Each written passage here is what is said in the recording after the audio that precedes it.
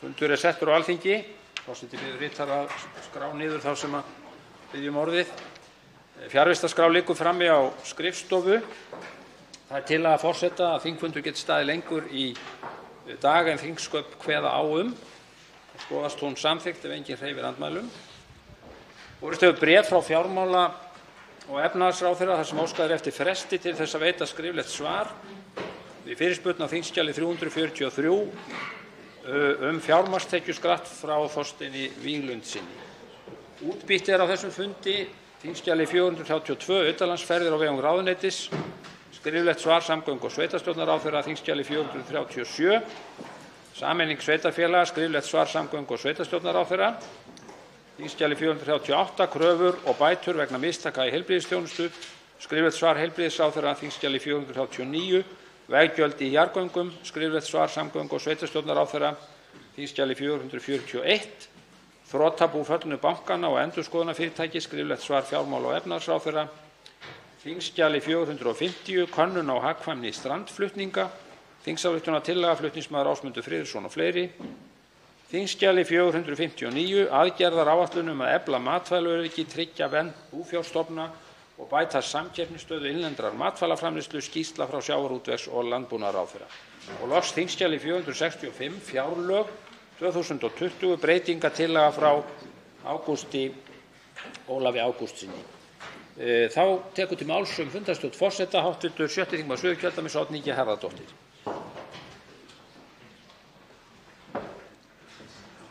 Herra forseti, það var sláandi að fylgjast með fréttaþættinum Kveik í gærkvöldi og lesa fréttirnar í Stundinni af starfsemi Samherja í Afríku. Mútur, skattaskjól, peningaþvætti, spilling, græðgi og áhrif og undirtök auðmanna á land og þjóð. Það mér efst í huga eftir þessar sjokkerandi fréttir. Hæstv. forsætisráðherra hefur tekið vel í beiðni Pírata sérstaka umræðu spillingu á morgun og vonandi kemst hún á dagskrá. En því til viðbótar óska ég eftir því að hæstv. sjávarútvegs- og landbúnaðarráðherra verði hér til svara í óundirbúnum fyrirspurnatíma á morgun. Til máls tekur hv. 11. þingmaður Reykjavíkurkjördæmis norður, Halldóra Mogensen. Forseti, já, ég tek undir þá ósk að sjávarútvegsráðherra verði viðstaddur óundirbúnar fyrirspurnir á morgun og einnig forsætisráðherra. Og mér skilst að forsætisráðherra hafi gefið vilyrði fyrir því eða hafi áhuga á því að ræða hér spillingu á morgun í sérstökum umræðum sem við Píratar báðum strax eftir Kveikþáttinn í gærkvöldi. Að nú sé það einungis í höndum forseta að forgangsraða dagskrána á morgun og þá taka ákvörðun hversu mikilvægt það að ræða spillingu hér eftir þennan frekar rosalega þátt sem við sáum í gærkvöldi og fréttir Samherja. En mér finnst mikilvægt að við tökum þessu umræðu því að það orðið nokkuð ljóst að þessi mýta saklausa, spillingarlausa litla Ísland dauð og við þurfum að ræða þessi mál af miklum alvara hér á morgun. Til máls tekur hv. 7. þingmaður Reykjavíkurkjördæmis norður, Hanna Katrín Friðriksson. Suður. Herra forseti, ég kem hingað upp fyrst og fremst og eingöngu til þess að taka undir orð kollega minna hér beiðni til forseta að hann hafi, ef mögulegt forgöngu það að sjávarútvegsráðherra annars vegar, hæstv. og hæstv. forsætisráðherra verði hér meðal ráðherra til svara á morgun með liðnum óundirbúnar fyrirspurnir.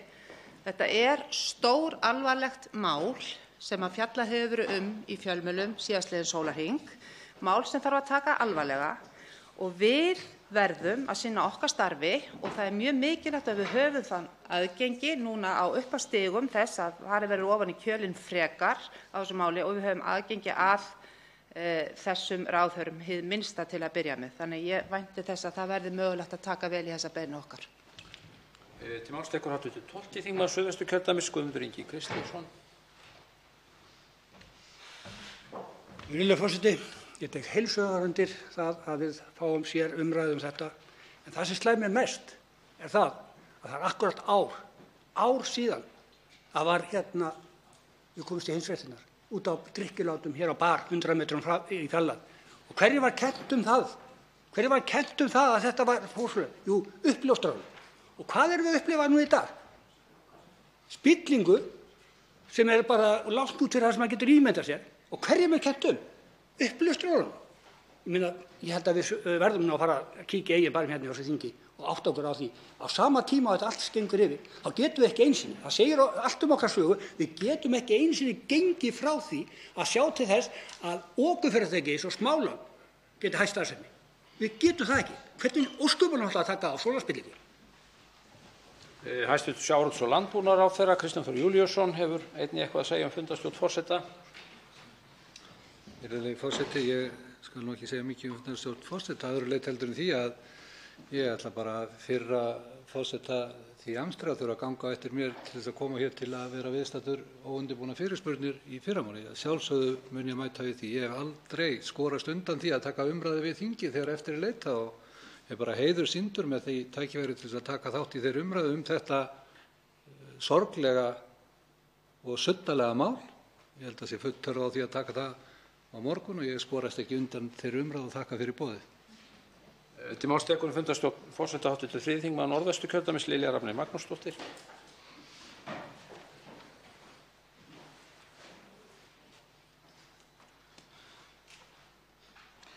Já, herra forseti, ég held að þingheimur allur sé flemmtri sleginn yfir þeirri mynd sem var dregin upp af íslensku fyrirtæki í Afríku og hvernig það hagaði sér og vonandi landsmenn allir sem ég efast ekki um. Og ég er ánægð með það að forsætisráðherra hefur samþykkt það að taka umræðu hér á morgun um spillingu. Það er full ástæða til þess að við ræðum það í þessu sal hér, hvað þarna er á ferðinni og hvað má bæta. Og ég er ánægð með að hæstv. Sjávarútvegsráðherra verður hér í fyrirspurnum á morgun. Það taka allir þessi mál mjög alvarlega og við þurfum að gera það öll og horfa til þess að réttarríki hér á Íslandi virki vel sem það gerir og þessi mál eru komin inn á borð saksóknara sem ég tel vera rétt og það sé skoðað það þar alveg í grunninn. Forseti vill fagna því að hæstv. sjávarútvegs- og landbúnaðarráðherra hefur þegar orðið við þeirri beiðni sem hér var framsett í byrjun af hv. þingmanni Oddnýju G. Harðardóttur, formanni þingflokks Samfylkingar. Og sömuleiðis vill forseti þá upplýsa að hann hefur samskiptum í morgun út af þeirri beiðni að hér geti farið fram sérstök umræða um þessi mál á morgun og vonandi tekst að koma því þannig fyrir. En það er auðvitað svolítið háð framvindu annarrar umræðu um fjárlög og atkvæðagreiðslu um þau sem við höfðum ætlað okkur að reyna á morgun. En forseti vill líka þá upplýsa að hann hyggst boða til fundar með formönnum þingflokka svona um kvöldmatarleytið til að fara þá yfir stöðuna og þá má ræða þessi mál og önnur og það hvernig við getum tímasett þessa hluti á morgun.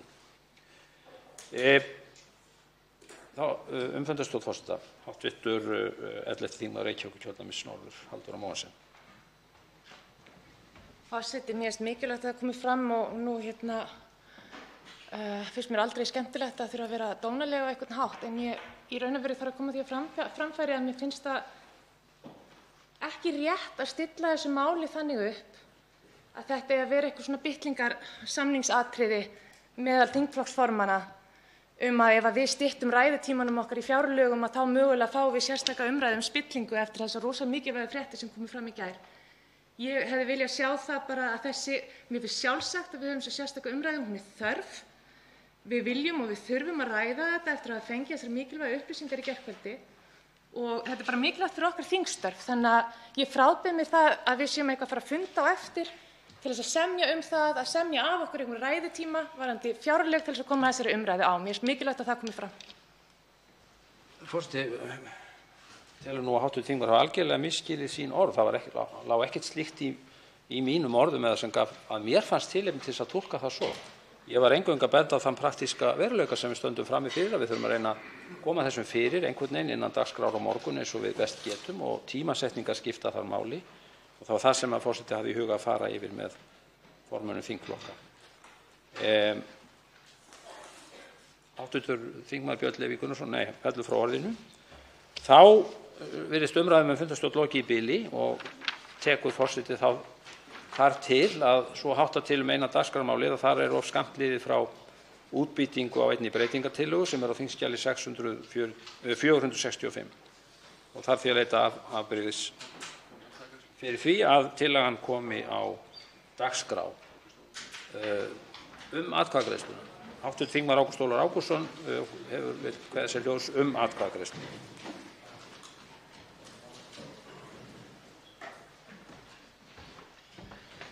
Herra forseti, hér erum við að biðja þingheim að veita afbrigði svo við getum lagt fram 2 glænýjar breytingartillögur við fjárlögin.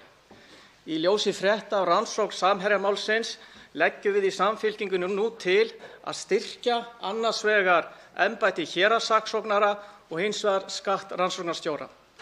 Bæði þessi embætti ná vart að sinna þeim málum sem þau þurfa að sinna í dag og nú bætist flókið milliríkjamál við sem krefst aukins mannafla og fjármagns.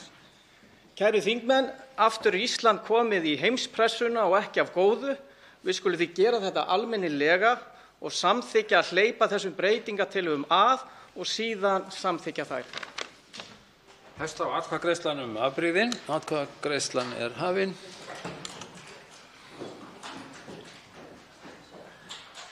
Atkvæðagreiðsla stendur yfir. Atkvæðagreiðslu lokið. Afbrigðin eru samþykkt með 43 samhljóða atkvæðum. Og heldur þá fram 2. umræða fjárlög fyrir árið 2020 og gilda það ræðutímareglur samkvæmt þingsköpum. Tekið fyrir eina dagskrármálið fjárlög 2020, stjórnarfrumvarp, 1. mál á þingskjali 1. Nefndarálit eru á þingskjölum 443, 448, 451, 452 og 453. Breytingartillögur á þingskjölum 444, 445, 446, 447, 449, 454, 455, 456, 457 og 465. Framhald 2. umræðu. Til máls tekur hv. 12. þingmaður Suðvesturkjördæmis Guðmundur Ingi Kristinsson.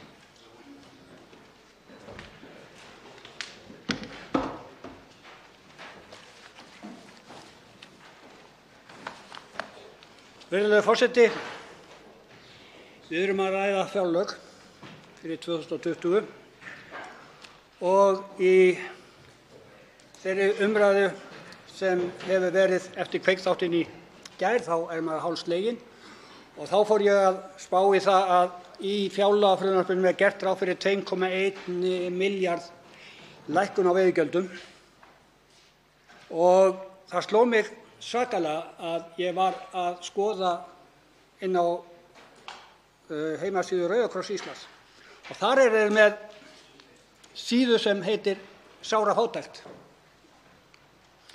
Og þar segir orðrétt með leyfi forseta: Rauði kross hefur stofnað sjóð sem veitir neyðarstyrki til þeirra sem búa í sárafátækt. Tímabundið átaksverkefni að ræða en stofnun sjóðsins vill Rauði krossinn efla stuðning og vera málsvari þeirra sem búa við mikil skort. Horft hefur verið til tekna og eigna til að meta rétti styrks. Umsækjendur yngri en 18 ára eiga ekki rétt á styrki né námsmenn á lánshæfi námi hjá LÍN. Einstaklingur fær 40.000 krónur í styrk. Hjón í sambúð 50.000 krónur í styrk. Styrkurinn hækkar í 10.000 krónur fyrir hvert barn yngri en 18 ára og forræði umsækjenda og á sama lögheimili og umsækjandi. Að hámarki hægt að veita styrkin til umsækjenda 2 sinnum á almanaksári og ekki verður veittur styrkur lengur aftur í tímann en 2 mánuði frá því að umsókn er lögð fram. Og umsókn er hægt að setja inn á heimasíðunni. Í sjálfu sér er ágætt fyrir þá sem best hafa í þessu þjóðfélagi að vita því að þarna er smá hjálp. Og þar kemur líka fram að það er hægt að leita til fataúthlutunar Rauða kross Íslands, til Fjölskylduhjálpar Íslands, Mæðrastyrksnefndar, Hjálparstarf kirkjunnar, Söfnuðu kirkja, Samhjálp og Félag einstæðra foreldra. Og ekki veitir af því meðal þeir sem eru á lægstu og flestir fá borgað sem öryrkjar á mánuði eru 214.519 krónur eftir skatt. Og eldri borgarar þessa lands er að fá, stór hluti er að 212.902 kr. útborgaðar til að lifa af. Það segir sig sjálft að á sama tíma og þetta lítur svona út, þá eru skerðingar gigantískar í þessu kerfi. Lífeyrissjóðir eru skertir 80% hjá öryrkjum og rúm 60% hjá ellilífeyrisþegum. Munurinn liggur þar eingöngu í því að ellilífeyrisþegar hafa fengið 25.000 kr. Frítekjumark á lífeyrissjóðstekjur. Og því ber að mörgu leyti að fagna og þakka að í núverandi fjárlagafrumvarpi frá meirihluta ríkisstjórnarinnar og nefndarinnar er 10.000 kr. eingreiðsla í jólabónus í desember. Skatt- og skerðingarlaus. En það sem er alvarlegast í þessu máli, á sama tíma og við erum að setja þessar litlu peninga inn, þá er verið að skerða öryrkja 80% af lífeyrissjóðstekjum þeirra. 50.000 kr. lífeyrissjóðstekjur skila 10.000 kr. En það er ekki nóg. Það furðulegasta við þetta kerfi er það að þessar lífeyrissjóðsgreiðslur, 50.000 kr. sem skila bara 10.000 kr. er einnig notaðar til að skerða jólabónus og orlofsuppbót. Og ég spyr mig á sama tíma og við þingmenn og aðrir launþegar erum að fá meira en helmingi hærri jólabónusa heldur en öryrkjar og ellilífeyrisþegar án skerðingar, þá spyr ég hvernig í ósköpunum höfum við getað búið til svo ómannúðlegt kerfi að það sé hægt að fyrst skerða 50.000 kr. lífeyrissjóð niður í 10.000 kall og síðan nota þess að búið að skerða frá mánuði til mánaðar, þá líka nota til þess að skerða orlofsuppbót og jólabónus. Og ég hélt ræðu það hérna fyrir á í síðustu fjárlögum og þá benti ég líka á að það væri fullt af fólki sem fengi ekki krónu jólabónus út af þessu ótrúlegu skerðingum. En núna, sem betur fer, fá þau þó allan að 10.000 kr. En því miður þá held ég að það dugi skammt vegna þess að það er búið að yfirleitt að taka þessar hækkanir tilbaka með gjöldum og sköttum. Og í umsögn Öryrkjabandalags Íslands frumvarp til laga fjárlög 2020 kemur margt fróðlegt í ljós. Og með leyfi forseta þar stendur meðal annars orðrétt: Allir málaflokkar sem varða fatlað fólk og örorkulífeyrisþega eru sveltir. Þrátt fyrir að stjórnvöld tali fjárlega kaupmáttaraukningu öryrkja og að veruleg fjármuni hafi verið bætt í málaflokk fatlað fólks og öryrkjar, þá vantar enn stólu upp á að fólk geti lifað með reisn í íslensku samfélagi. Afar brýnt er að lítið verði til sérstaklega til mannréttinda þessa hóps. Íslenska ríkið ber að tryggja samfélaginu án mismunans. Samfélag þar sem fatlaðir og langveikt fólk á rétt á að lifa til jafns við aðra. Til þess að svo megi verða þarf að gera ráð fyrir verulega aukningu fjármagns inn í alla málaflokka varðar fatlað fólk. SFR var samningur Sameinuðu þjóðanna var fullgiltur haustið 2016. Málefni mikilvægt er að tryggja fjármagn sérstaklega til innleiða samningsins í íslenska rétt. Samningurinn felur meðal annars sér skyldu ríkisins til þess að huga sérstaklega stöðu fatlaðs fólks við alla lagagerð og ekki síst fjárlagagerð. Það veldur því sérstökum vonbrigðum að sjá að ekki er bætt í þrátt fyrir ríka þörf og sá beini niðurskurður sem lagður er til með frumvarpinu er óásættanlegur. Tryggja verður einnig fjármagn til fjölgunar NPA-samninga sem eru fyrir marga lykillinn að því að geta notið réttar síns til hjálpar og lifað samkvæmt 19. gr. samnings Sameinuðu þjóðanna um fatlaða. Örorka og málefni fatlaðs fólks hafa því miður setið eftir og einnig stór hluta ellilífeyrisþega sem lifa við fátæktarmörk. Í frumvarpinu til fjárlaga hefur að litlu leyti verið tekið tillit til þess sem Öryrkjabandalag Íslands hefur farið fram á. Og meðal annars hafa þeir bent á að það á einungis að hækka 3,5% til öryrkja og ekki að fara eftir launaþróun eins og ber að gera samkvæmt 69. grein almannatryggingalaga. Og við erum að tala mjög lágar hækkanir og þar erum við að tala 8.651 krónur á óskerta lífeyri eða úr 247.000 krónum í 255.834 krónur fyrir skatt. Ef launavísitalan hefði verið notuð þá var það 5,5% og ef þessi ríkisstjórn, núverandi ríkisstjórn, hefði farið eftir launaþróun þá væri mun meira að fara til öryrkjanna heldur en er gert ráð fyrir. Í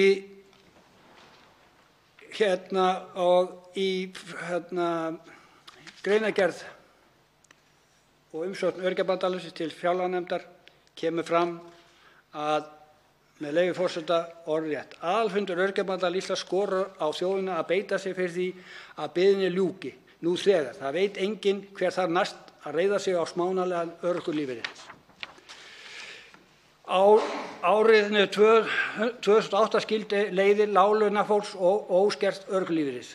Árið 2019 örorkulífeyrir 70.000 krónur lægri en lágmarkslaun. Í því fjárlagafrumvarpi sem nú liggur fyrir Alþingi engar breytingar að sjá og því mun bilið aukast eða 90.000 krónur á mánuði. Þarna verða munur, gígantískur munur á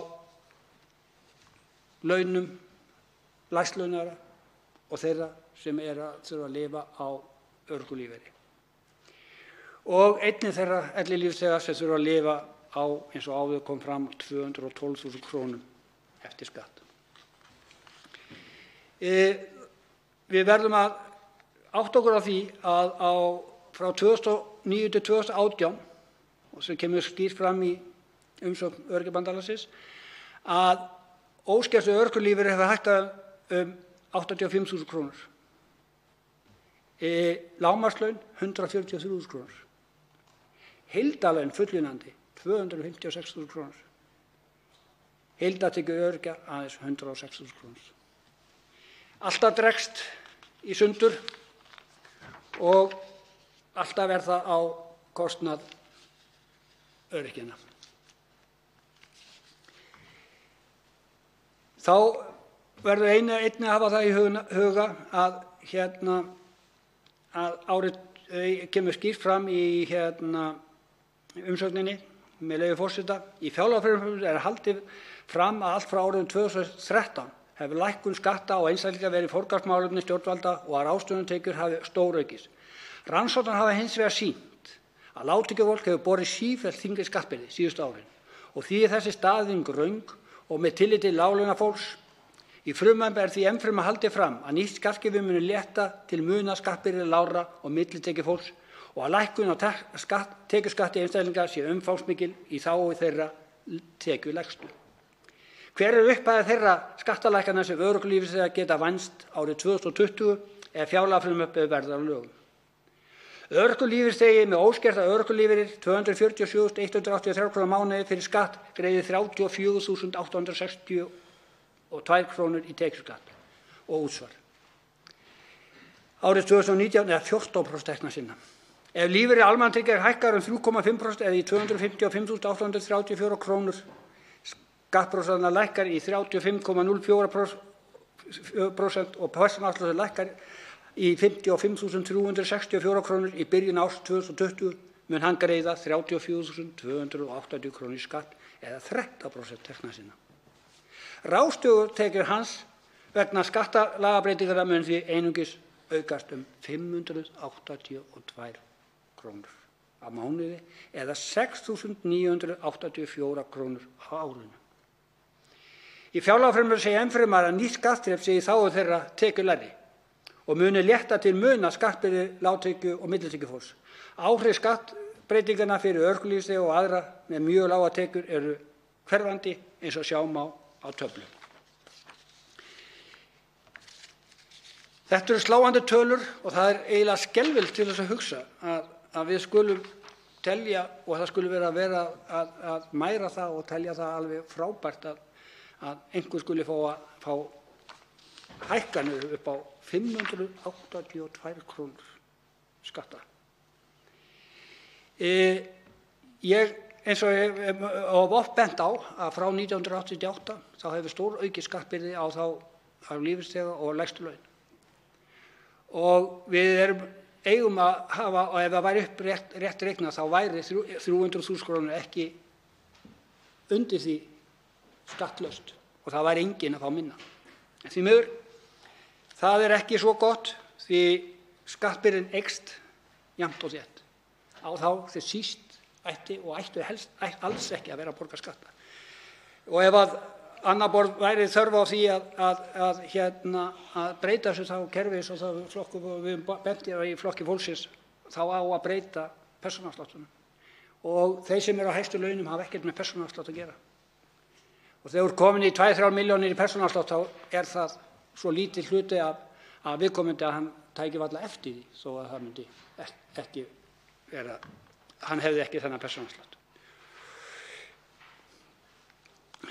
Og síðan er annað sem kemur líka skýrt fram í umsögn Öryrkjabandalagsins, með leyfi forseta: ef frítekjumark atvinnurekenda hefði hækkað í samræmi við hækkun launavísitölu frá 2009 væri frítekjumark komið í 207.000 krónur á mánuði í stað 109.600. Þetta stingur rosa í stúfuna miðað við það að ríkisstjórnin er alltaf að tala starfsgetumat. Ef það væri einhver vilji og hefði verið til þess að leyfa öryrkjum að vinna, þá væri búið að hækka frítekjumarkið nú þegar. Þá væri það í þessari tölu sem það ætti að vera 207.000 krónur. En það sýnir sig að það er ekki vilji til þess. Og í fjárlagafrumvarpinu eða í nefndaráliti meirihlutans kemur skýrt fram, og það er eiginlega eitt af því merkilegasta sem maður hefur séð lengi í þessu kerfi, og það er að skuli ekki hafa verið rætt meira vegna þess að þar kemur fram orðrétt með leyfi forseta: samkvæmt nýjustu tölum hefur hins vegar hægt mjög á fjölguninni sem hlutfall af mannfjölda og lækkun hlutfalla öryrkja lítillega úr 9,9% í 9,8% í janúar síðasta ári. Þarna erum við að tala um fækkun öryrkja. Það er ekki nema nokkrir mánuðir síðan að ráðherrar og aðrir komu hérna upp í þennan stól og fullyrtu það að ef það væri ekki hægt að troða upp á öryrkja starfsgetumati þá færi allt til annað endan. Það eru tugi milljarða hækkun sem þyrfti að leggja inn í kerfið til þess að halda uppi fjölgandi öryrkjum. Og hverjir áttu að fjölga mest? Jú, ungir öryrkjar. Þeir voru að fjölga alveg rosalega. En það kom nú skýrsla, nýleg skýrsla sem sló þetta allt út af borðinu. Og þar kemur fram að þeir sem eru að fjölga mest í hópi öryrkja eru konur á 50 ára og uppi 65 ára. Og hvers vegna í ósköpunum skyldi það nú vera? Jú, láglaunastörf, börnin eru yfirleitt á þeirra herðum og jafnvel 2-3 störf til að standa undir. Síðan er það stór hluti kvenna sem er í vaktálagi og við hljótum líka að spyrja okkur í þessu samhengi hvers vegna nálægt 1000 hjúkrunarfræðingar vilja ekki starfa sem hjúkrunarfræðingar. Hversu mikið inn í því er álagið? Hversu stór hluti af því er vaktavinna? Hversu stór hluti af því er léleg kjör?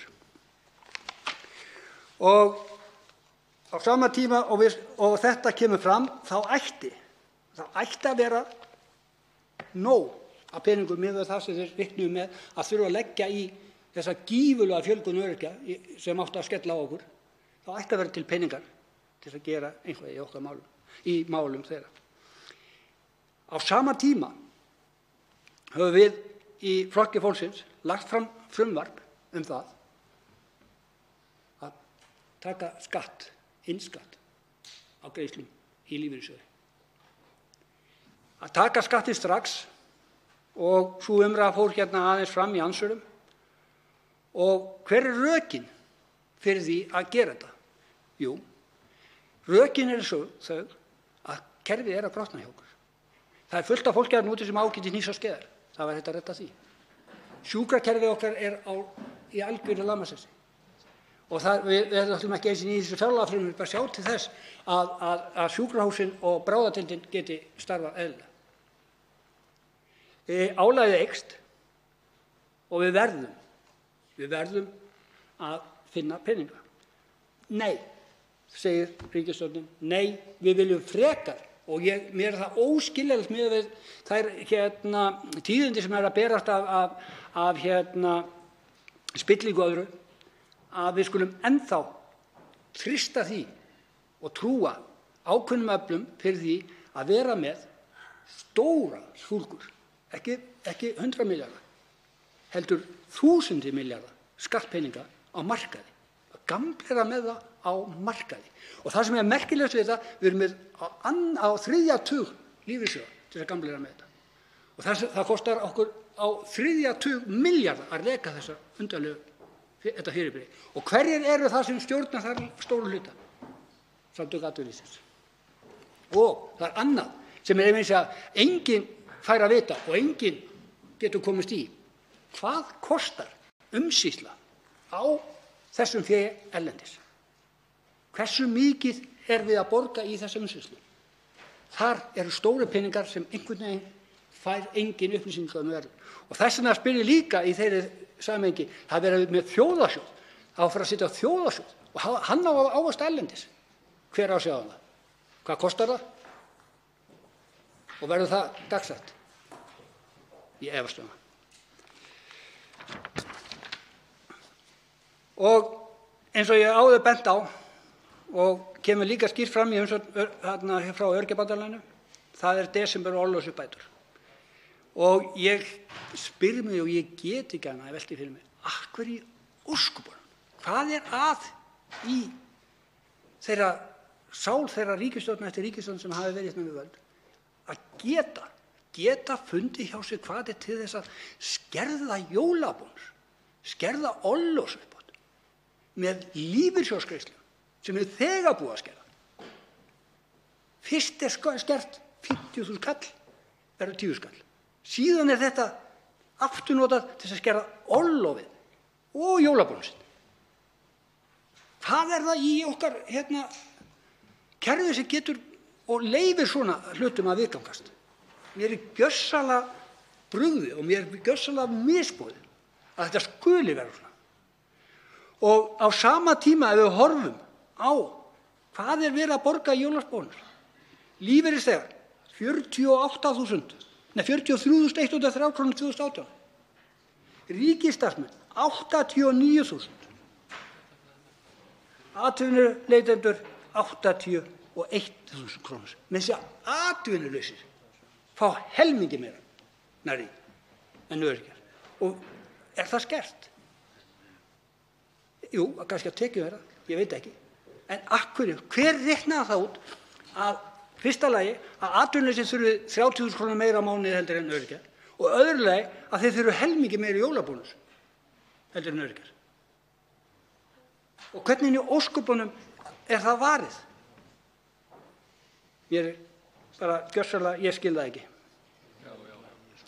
Og með leyfi forseta ætla ég að fara ofan í umsögn Öryrkjabandalagsins og rétt mikilvægt er að hafa í huga að einungis hluti lífeyrisþega fær desember og orlofsuppbót óskertar, þar sem þær eru reiknaðar sem hlutfall af tekjutryggingu og heimilisuppbót og einungis 29% örorkulífeyrisþega fá greidda heimilisuppbót. Lífeyrissjóðir greiða ekki orlofs- eða desemberuppbót. Hluti lífeyrisþega fær því enga eða mjög skerta desember og orlofsuppbót.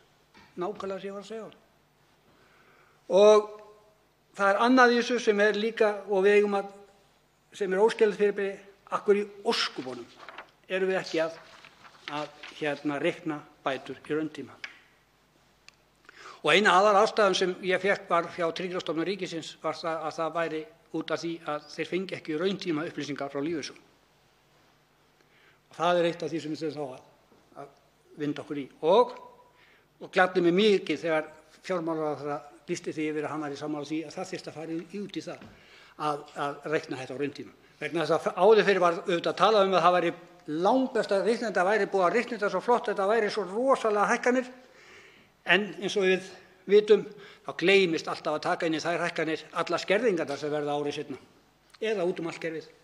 Vegna þess að það er ekki nóg að við þurfum að reikna út skerðingarnar sem verða innan Tryggingastofnunar, við þurfum líka að reikna skerðingarnar sem verða út í sveitarfélögunum. Við búum til stórförukerfi sem er keðjuverkandi ofan og í þeim virðist eina tilgangi að skerða bætur öryrkja og lífeyrisþega. Við höfum líka stórförukerfi sem hefur komið mér mikið óvart og er eiginlega okkur til háborinnar skammar, og það voru búsetuskerðingarnar. Sem betur fer tók umboðsmaður Alþingis á því, en það er því miður, eins og segir orðrétt í umsögn Öryrkjabandalagsins, það er annað dæmi um það mál sem einstaklingar hafa verið festir í sárafátækt án þess að slíkt byggist á lagastoðum. Einstaklingar hafa þurft að reiða sig á tekjur sem eru langt undir öllum tekjumiðum, þar með talið framfærsluviðmið samkvæmt lögum um félagslega aðstoð. Árið 2017, spáið það, árið 2017 voru 92 lífeyrisþegar með heildartekjur undir 80.000 kr. á mánuði. Hvernig í ósköpunum getum við gert það? Hvernig getum við borgað einhverjum og sagt honum, heyrðu, nú átt þú að lifa á 80.000 kr. á mánuði? Ég hélt við værum löngu búin að afnema tekjutengingu maka. Kannski gæti þetta einhver einstaklingur lifað á þetta ef hann á maka, en ég spyr mig einstaklingur sem á ekki maka. Hvernig í ósköpunum eiga þessi 92 lífeyrisþegar að lifa á 83? Þeir þurfa að fara á bæjarfélagið. En spurningin er, fá þeir þar sína framfærslu? Ég veit það ekki.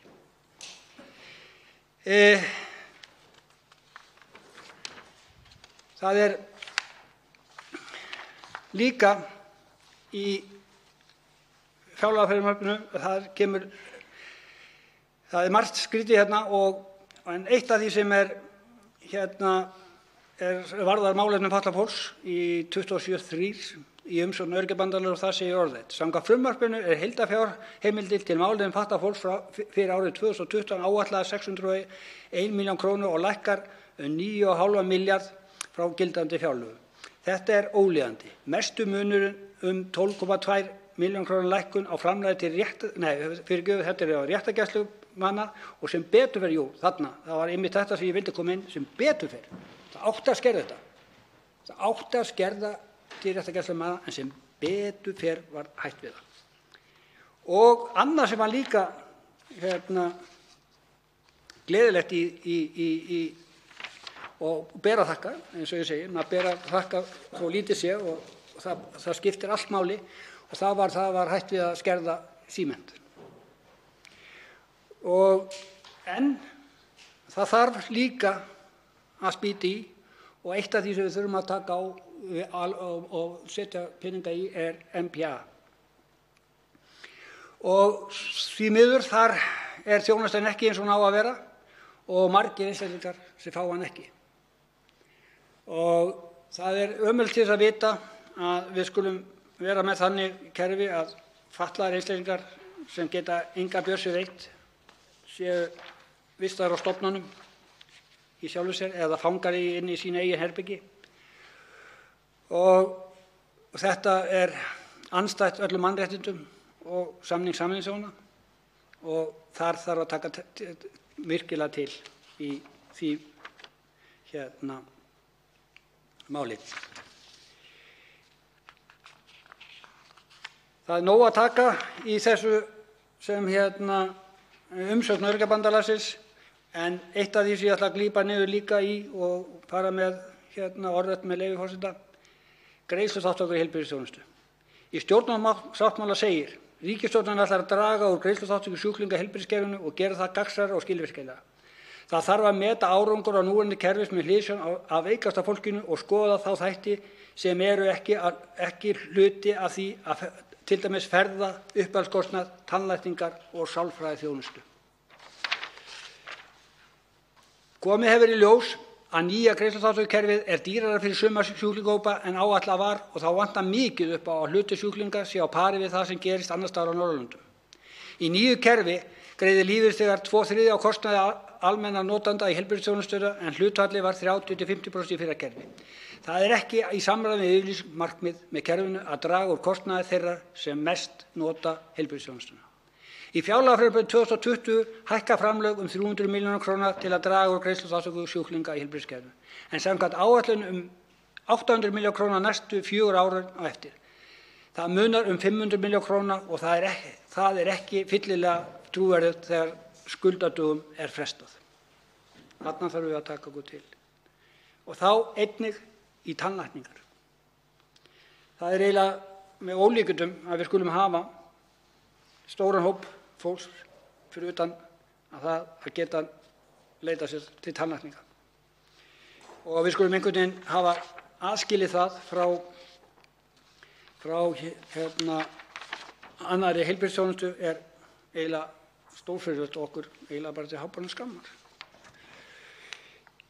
Síðan er annað sem er komið upp í háa loft og það er sjúkraþjálfun. Það er grafalvarlegt mál að það skuli vera búið að rústa því kerfi í sjúkraþjálfara sem var komið á mjög góðan skrið. Vegna þess að ég tel að stór hluti þess að það er að draga úr örorku og hún sé komin í jafnvægi er einmitt vegna þess að það voru stór hópur sem fór í sjúkraþjálfun sem hafði gefnaði áður. En á sama tíma og sjúkraþjálfun fór einhverja 600 milljónir framöður á fjárlögum, þá hringi allar viðurabjöllur og allt er sett á annan endan í því kerfi. En á sama tíma og við erum að því, þá hringja enga viðurabjöllur þegar kerfið þenst út stjórnlaust. Og það er eiginlega stórfurðulegt að til dæmis bara, og ég hef nefnt það áður og það má nefna það eins og oft og mögulegt er, að fjölmiðlanefnd er að fá 500 milljónir. Fjölmiðlanefnd sem er þessi að Blaðamannafélag Íslands held ég hafi örugglega, ef ég man rétt, í mars dró stjórn Blaðamannafélags Íslands sinn fulltrúa úr starfi fjölmiðlanefndar. Ég tel þetta vera eina af þessum nefndum sem er óþarfar og þarna þyrfti að taka til. En einhvern veginn virðist vera að eftirlitsnefndirnar mega þenjast út algjörlega stjórnlaust. Að það skuli hafa tvöfaldast á 10 árum og starfshlutfallið fara úr 226 í 691. Og hver er skilvirknin af þessu? Það virðist ekkert vera að fylgst með hverju þetta skila, en það virðist vera nóg peningar í það að þenja kerfið út, en það virðist lítið fara fyrir peningum í því að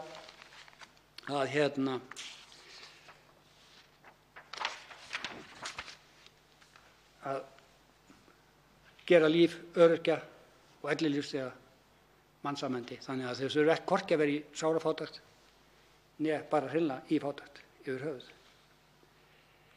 Við í Flokki fólksins lögðum líka fram frumvarp um það að hætta að vera með virðisaukaskatt af hjálpartækjum og einmitt í umsögn Öryrkjabandalagsins kemur skýrt fram að þeir gera þá kröfu að það er eiginlega óskiljanlegt í því samhengi og sérstaklega ef við horfum til þess að fram undan er að koma inn frumvarp starfsgetu frá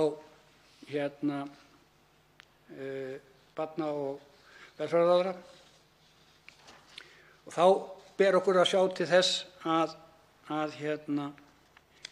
hjálpartæki sé ekki skattlögð, en það dugir samt ekki til vegna þess að það undarlegasta við það og þetta fyrirhugaða starfsgetum að það er störf er ekki í boði yfirleitt hvorki á ríki né bæjarfélögum fyrir þetta fólk.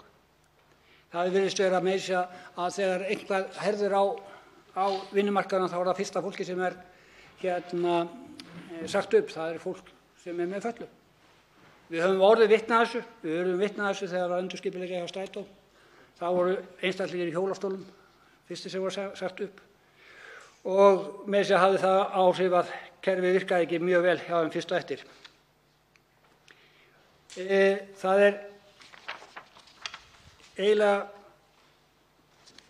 annað sem er undarlegt í og þarf að taka á og það er barnabætur. Við byrjum að skerða barnabætur alveg ótrúlega snemma í ferlinu.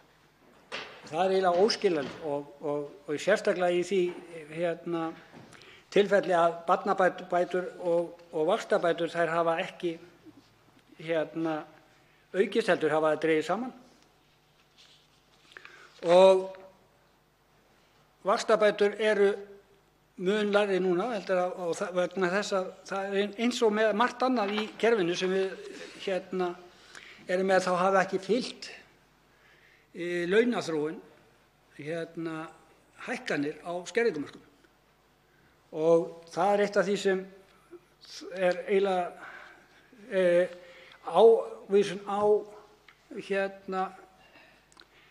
hvað maður segja ákveðinn skatt vegna þess að það gerir að verkum að það byrjar að skerðast fyrir hjá fólki og þar af leiðandi eru framfærslutekjurnar minni. Og ég held að maður myndi reyna að hugsa vel barnafólkið vegna þess að þjóðin er að eldast og ekki veitir af að sjá til þess að fólk geti átt börn án þess að setja fjárhagslega grunn sinn í uppnám, en því miður það þarf að gera mun betur þar. Það er annað í þessu og ég ætla að grípa niður með leyfi forseta orðrétt í umsögn Öryrkjabandalagsins. Við þessa verður ríkisvaldið að bregðast með markvissum aðgerðum. Í frumvarpinu er lagt til útreikningar á vaxtabótakerfinu verði óbreytt, sem er mjög miður. Sama fjárhæð er áætlað fyrir árið 2020 og var ráðgert fyrir árið 2019 eða 3,4 milljarðar króna. Framlög til vaxtabóta rýrna því enn eitt árið. Þá voru rúma 6 milljarðar krónur árið 2017 og 12 milljarðar árið 2010. Hvað er þetta að segja okkur? Þetta er að segja okkur það að það er að þrengja að þeim sem síst skyldi og það er annað í þessu sem er líka, sem kemur líka orðrætt með leyfi forseta. Ennfremur þarf að hækka tekjuviðmið en vaxtabætur til einstaklinga með 4 milljónir króna árstekjur skerðast 340.000 krónur vegna tekna. Það er veruleg skerðing ef ekki hærri tekjum og ekki er að sjá að nokkuð breyting eigi að gera þar á. Hefur tekjutengi vaxtabóta aukist og er í dag 8,5% tekjum dregið af vaxtagjöldum við útreikning en var 6% 2009. Og svona er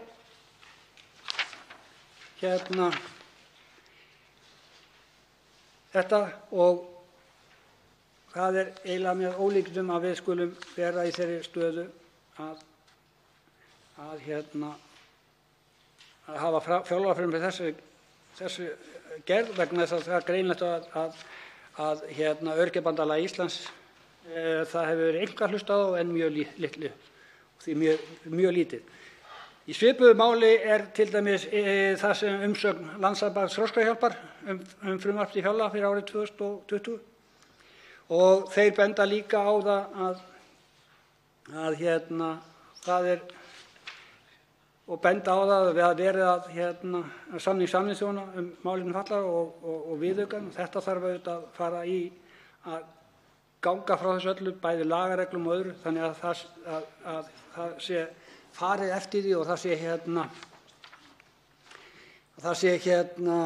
sé til þess að réttindi fatlað fólks sé virtur þannig að þeir geti lifa mannsæmandi lífi.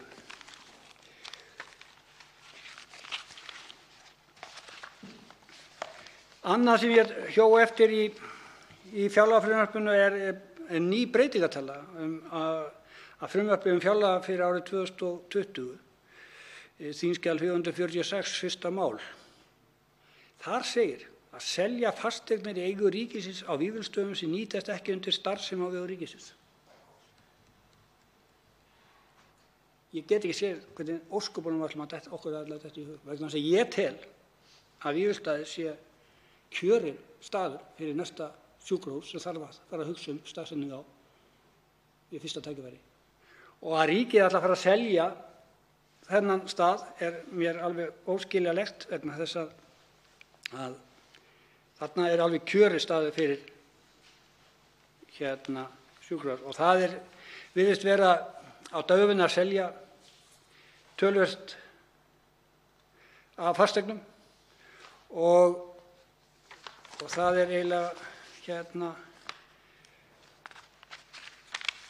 undarlegasta mál. En síðan eins og ég segi, við viljum í okkar breytingartillögum og nefndaráliti Flokkur fólksins að við viljum stórefla SÁÁ. Fíkniefnamálin eru mjög alvarlegt mál, eins og kom fram hjá hv.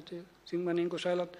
Þá það alveg skelfilegt tilhugsun ef við höfum að ná bara 10% af því innflutningi af fíkniefnum sem eru í markaðnum og það sé vel á 3. tonn af fíkniefnum sem flæða hérna inn í landið. Það þarf að stórauka löggæslu, það þarf að stórauka tollgæslu, en því miður það hvergi neitt í frumvarpi þessar ríkisstjórnar sem það verið að gera. Og það eiginlega að mörgu leyti stórfurðulegt, en við erum með styrkja einkarekna fjölmiðla 400 milljónir. Alveg stórfurðulegt. Á sama tíma og við segjum að við höfum ekki peninga til þess að sjá til þess að fólk þurfi ekki að sækja fátæktarstyrk eða sára fátæktarstyrk, þá erum við að auka fjármuni til fjölmiðla 400 milljónir. Ég sé það núna að tími minn að verða búinn og ég gerir mér nú ekki háa vonir að verði miklar breytingar á hjá þessari ríkisstjórn, en það verður vonandi einhvern tímann fljótlega hægt að sjá til þess að allir hér á Íslandi geti lifað við reisn. Þá tekur næsti máls hv. 6. þingmaður Norðausturkjördæmis, Njáll Trausti Friðbertsson.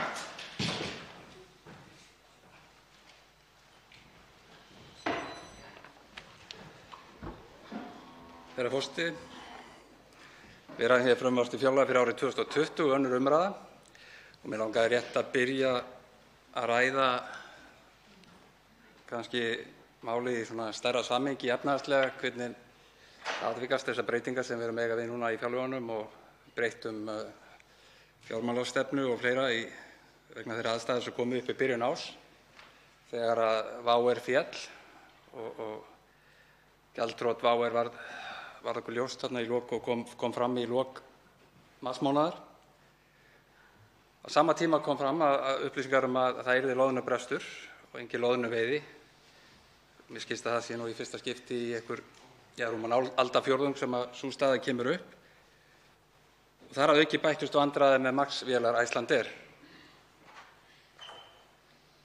Icelandair er væntanlega flugfélag heims sem að lent verst í þessum málefnum sem að snúa að MAX-vélunum og kyrrsetningu þeirra. Og þar með eiginlega Ísland sjálfstætt land efnahagslega sem hefur komið verst út úr kyrrsetningu MAX-vélanna, hafði mest áhrif.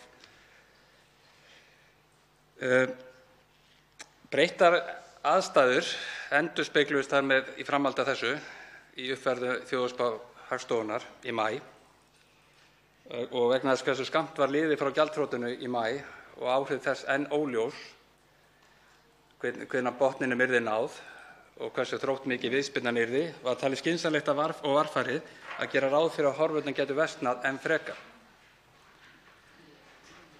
Það og ég fer betur í það síðar hér rétt á eftir. Það sem eiginlega samt stóra breytingin og sem orðið á gjaldeyrissköpun Íslendinga og hefur komið fram af fullum krafti núna á síðustu árum, þá sérstaklega síðasta áratug rúmum, er það að gjaldeyrisskapandi greinar Íslendinga og atvinnulífsins hafa breyst gríðarlega mikið á mjög skömmum tíma.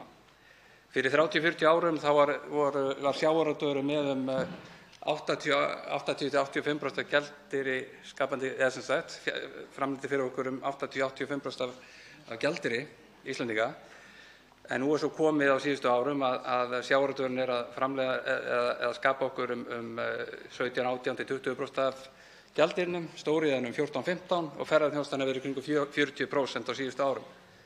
Þessi gríðarlega breyting hefur raunverulega umbreytt íslenskum efnahagsmálum sem ég tel koma nokkuð sterklega fram núna í þessari niðursveiflu eða mjúku lendingunni sem að eiga sér stað á þessu ári, þar sem reiknað með að halli ríkissjóðs verði 0,3%. Það í öllu svona sögulegum, þetta hefur aldrei gerst áður, þar sem að miklar kollsteypur hafa átt sér stað á Íslandi á sirka 7–8 ára fresti frá stofnun lýðveldisins. Þannig að þessi aðstæða sem skapast núna með allt öðrum hætti heldur en við höfum séð áður.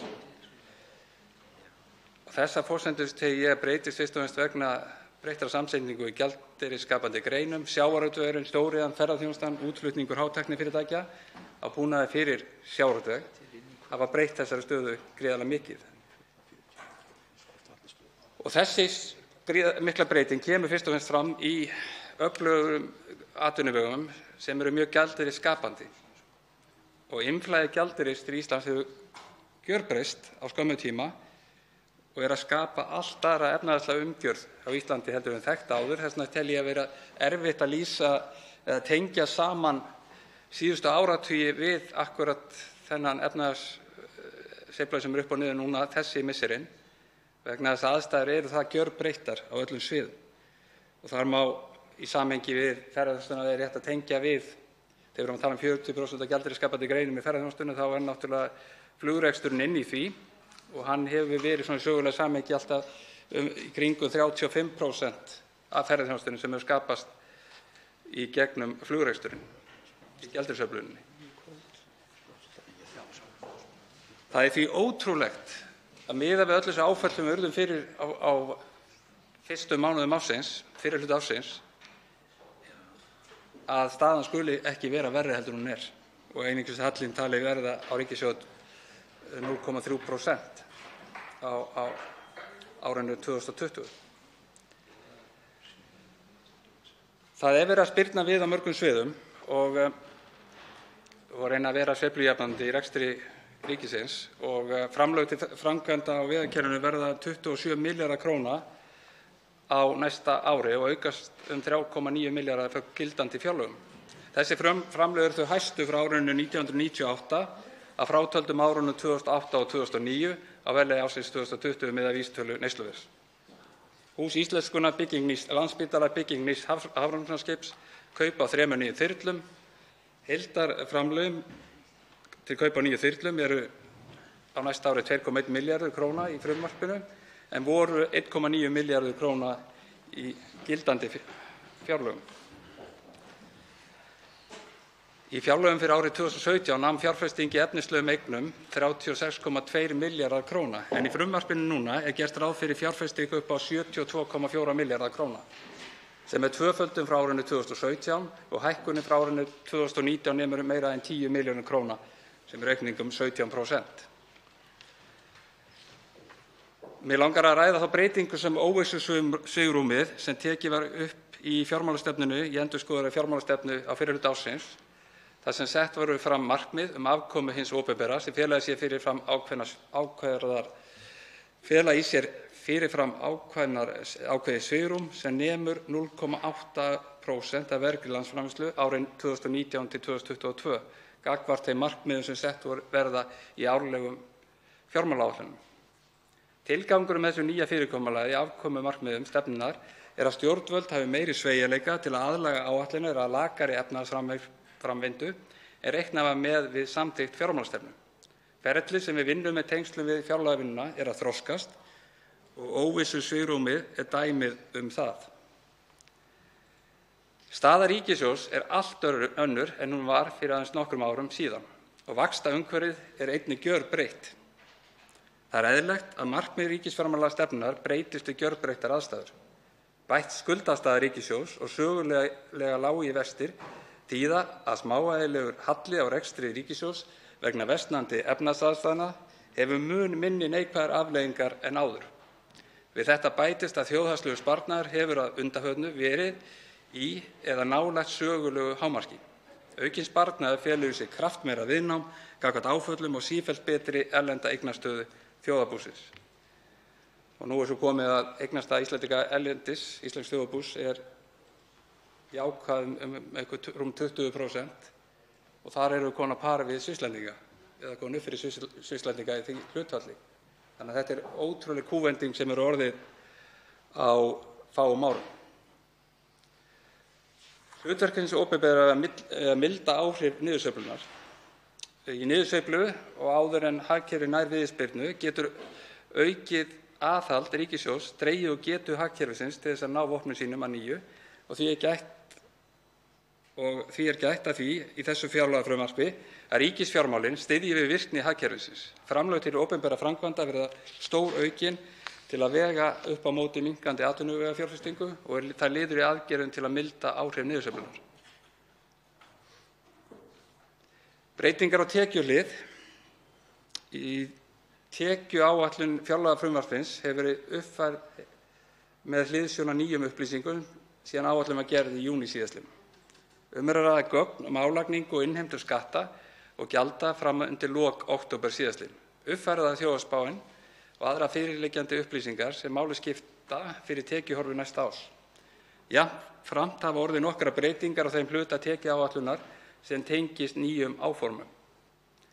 Niðurstaða endurmatsins í heild er svo að heildartekjur ársins 2020 verði 10,6 milljarðar krónur minni en í áætlun frumvarpsins. Allar tegundir skatta og tryggingargjöld lækka nokkuð frá fyrri áætlun vegna lakari þjóðhagsspár 2020, þar sem bæði raun og nafnstærðir hækka minna frá fyrri ári en í fyrri forsendum. Launastofn næsta árs verður 2,5% lægri vegna minni atvinnu og lægra launastigs allt frá síðari hluta 2019 og út næsta ár.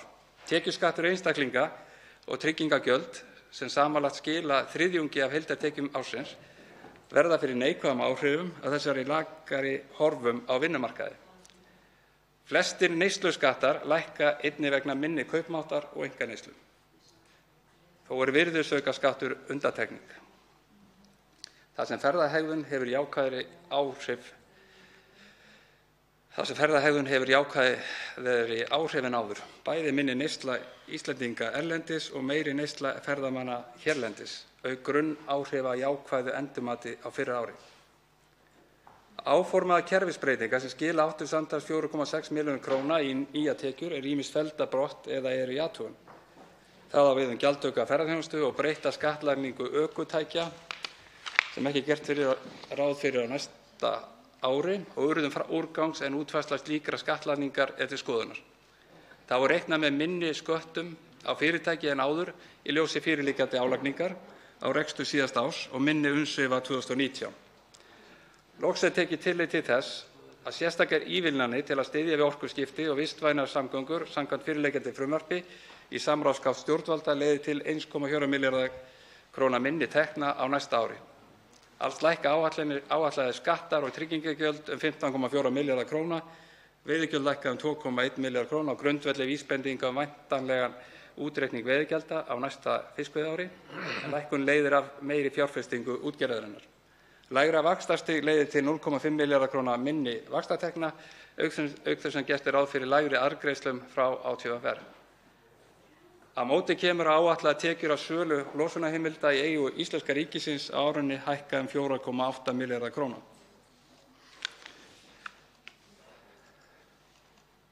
Mig langar hér aðeins að vinda mér í skýrslu Alþjóðagjaldeyrissjóðsins sem var birt og kynnt síðastliðinn föstudag. Það kemur fram í umfjöllun Alþjóðagjaldeyrissjóðsins stöðu íslensks efnahagslífs sem kynnt var síðastliðinn föstudag að slökun í aðhaldi ríkisfjármála og lækkun stýrivaxta í kjölfar efnahagsáfalla fyrr á árinu voru rétt hagstjórnarviðbrögð af hálfu stjórnvalda og hafa mildað höggið á hagkerfið. Stoðir íslensks efnahagslífs eru sterkar og grundvöllur er fyrir því að hagvöxtur taki senn við sér. Á meðal þess sem fram kemur í áliti sendinefndar AGS eru eftirfarandi. Það tiltaka hér nokkra punkta sem koma fram í kynningu sjóðsins frá því helgina. Það kemur fram til dæmis að hagstjórnarviðbrögð stjórnvalda í kjölfar falls WOW air og fleiri efnahagsáfalla fyrr á árinu voru í senn rétt og hröð. Það er vísað til slökunar í aðhaldi ríkisfjármála til skamms og millilangs tíma ásamt lækkun stýrivaxta. Hóflegar launahækkanir í kjarasamningum hafa einnig stuðlað að því að atvinnuleysi er minna en það hefði ella orðið. Jöfnuður á íslenskum vinnumarkaði er með þeim mesta í þróuðum hagkerfum. Einnig tiltekur AGS og getur sérstaklega að stoðir íslensks efnahagslífs eru styrkar og trúverðugleiki hagstjórnaraðila hefur leitt til þess að niðursveiflan nú er mildari en ella. Hagkerfið er í stakk búið til að taka við sér á ný. Útlit er fyrir að hagvöxtur aukist í 2% til millilangs tíma. Hagstjórnaraðilar hafa nægt svigrúm til að bregðast við ef hagvöxtur reynist lakari en nú er búist við. Umgjörð ríkisfjármála er til þess fallin að auka svigrúm og trúverðugleika ríkisfjármálastefnunnar. Búist er við því að skuldahlutfall hins opinbera lækki enn frekar til millilangs tíma, trúverðugleiki peningastjórnar er einnig mikill og verðbólguvæntingar nálægt markmiði. Þetta er góður vitnisburður Alþjóðagjaldeyrissjóðsins stöðu efnahagsmála á Íslandi. Og mér er til efs að hann hafi verið jafn góður í nokkur skýrslu AGS. Einnig fyrir nokkur dögum kom mat frá Moody's sem ég langar líka að vitna hér í forseta hér í ræðu. Og kemur í máli Moody's sem var kynnt fyrir nokkrum dögum, þá er matið á Íslandi hækkað á skuldum og efnahagslegri stöðu. Það tilgreinaði tvær meginástæður fyrir hækkuninni, annars vegar umtalsverð og viðvarandi skuldalækkun ríkissjóðs og góð staða í samanburði við önnur ríki með sama lánshæfismat. Og hins vegar aukinn viðnámsþróttur efnahagslífs sem eykur þol hagkerfisins gagnvart áföllum. Stöðugar horfur endurspegla væntingar að áfram verði byggt á þeim árangri sem náðst hefur. Í tilkynningu bendir matsfyrirtækið á að skuldir ríkisins hafa lækkað verulega síðan 2011 og frá fjármálahruni mest allra meðal ríkja sem fyrirtækið metur. Bætt umgjörð ríkisfjármála, meðal annars með innleiðingu laga opinber fjármál, hjálpa til við að varðveita þann árangur. Ávinningur af einkavæðingu fyrirtækja í opinberri eigu gæti styrkt efnahagsreikning ríkisins enn frekar að mati Moody's. Það er full ástæða til að staldra hér við og ítreka það sem kemur fram í mati Moody's að Ísland á heimsmetið í lækkun ríkisskulda frá bankahruninu á heimsvísu, að öllum þeim löndum sem Moody's hefur metið. Íslensk stjórnvöld brugðust hárrétt við frá 2013 og við höldum áfram á þeirri braut. Við lækkum skatta á fólkið í landinu og lækkum við tekjuskattinn sem nemur 21 milljarði króna á ári, 21 milljarður sem verður eftir hjá íslenskum heimilum en rann áður til ríkisins. Skattarnir lækka mest hjá lág- og millitekjufólki en einnig hjá öðrum tekjuhópum. Við erum líka að lækka tryggingagjaldið og veita fyrirtækjunum í landinu meira svigrúm í rekstrinum sem gæti nýst til þess að ráða fleira fólk til starfa, fara í fjárfestingar eða annað. Við viljum að svigrúmið sé meira til að grípa með í tækifærin, efla atvinnulífið og auka fjölbreytnina í samfélaginu. Mig langar síðan að ræða sérstaklega 2 málefnasvið hér í dag. Annars vegar málefnasvið 11, það er samgöngu- og fjarskiptamál, og síðan málefnasvið 14 sem er ferðaþjónusta. Ég ætla að byrja hér á málefnasvið 11. og vitna hér með leyfi forseta í nefndarálit meiri hluta fjárlaganefndar. Í samræmi við fjármálaáætlun er aukið verulega við fjárfestingu og viðhald í samgöngumálum. Frá árinu 2017 nemur aukningin 11,6 milljörðum kr. eða 32% að raungildi. Stærstu hluti hækkunar kemur fram á næsta ári þegar sérstök 3,9 milljarða kr. aukning kemur til framkvæmda og viðhalds þar sem sérstök áhersla er lögð á að auka umferðaröryggi. Með þessari fjárveitingu verða heildarframlög til viðhalds vega 10,5 milljarðar kr. og framlög til stofnframkvæmda 16,5 milljarðar kr. Þróun útgjalda málefnasviðsins sýnir glögglega hve mikið hefur verið bætt í fjárfestingu á síðastliðnum árum. Ef skoðað er tímabilið lengra aftur en frá árinu 2017 kemur í ljós að raunvirði miðað við vísitölu neysluverðs hafa gjöldin aukist stöðugt frá því sem þau voru nálægt lægst árið 2012. Þessi aukna áhersla á innviðauppbyggingu er í samræmi við stjórnarsáttmála ríkisstjórnarinnar og fellur vel að nauðsyn þess að ríkið dragi ekki úr framkvæmdum þótt spár hagvöxt lækki. Einnig er þetta í samræmi við niðurstöður úr umsögnum fjölmargra aðila sem komið hafa á fund nefndarinnar. Það er ánægjulegt að stigvaxandi fjármagni hefur verið varið til vegamála á undanförnum árum, eins og lögð er áhersla á í meirihlutaáliti fjárlaganefndar. Það sem hins vegar vantar upp á er það fjármagn sem varið hefur verið til viðhalds og nýfjárfestinga í flugvallakerfi landsins hefur verið ákaflega takmarkað og þá sérstaklega frá árinu 2011 þegar fjármögnun kerfisins hrynur þegar þáverandi varaflugvallagjald var lagt af og þær tekjur sem áður runnu til alþjóðaflugvalla landsins fyrir utan Keflavíkurflugvöll. Við þessa breytingu breyttist varaflugvallagjaldið í þjónustugjöld sem runnu til Keflavíkurflugvallar. Hér var til millifærsla þar sem tæplega milljarður var fluttur árlega sem tekjur til Keflavíkurflugvallar og inn í reikninga Isavia. Eftir sat vanfjármagnað flugvallakerfi utan Keflavíkurflugvallar. Í skýrslu sem starfshópur skilaði í byrjun desember í fyrra til ráðherra samgöngumála er bara yfirskriftina uppbygging flugvallakerfisins og efling innanlandsflugsins var lagt til að frá og með 1. janúar 2020 yrðu millilandaflugvöllurinn Keflavíkurflugvöllur, Reykjavíkurflugvöllur, Akureyrarflugvöllur og Egilsstaðaflugvöllur skilgreindir sem kerfi flugvalla með sameiginlegan kostnaðargrunn og Isavia.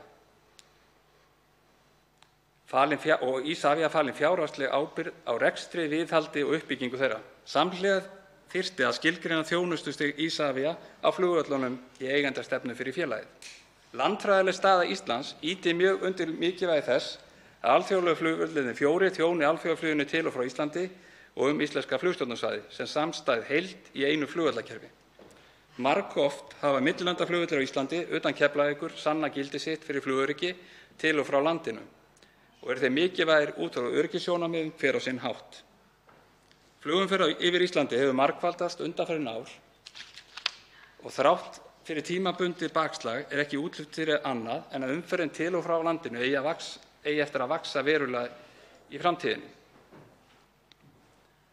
Í samþykktum fyrir hlutafélag Isavia ohf. Dagsettum 2. maí 2013 er tilgangur félagsins meðal annars að annast rekstur og uppbyggingu flugvalla, rekstur eigna svo og aðra skylda starfsemi.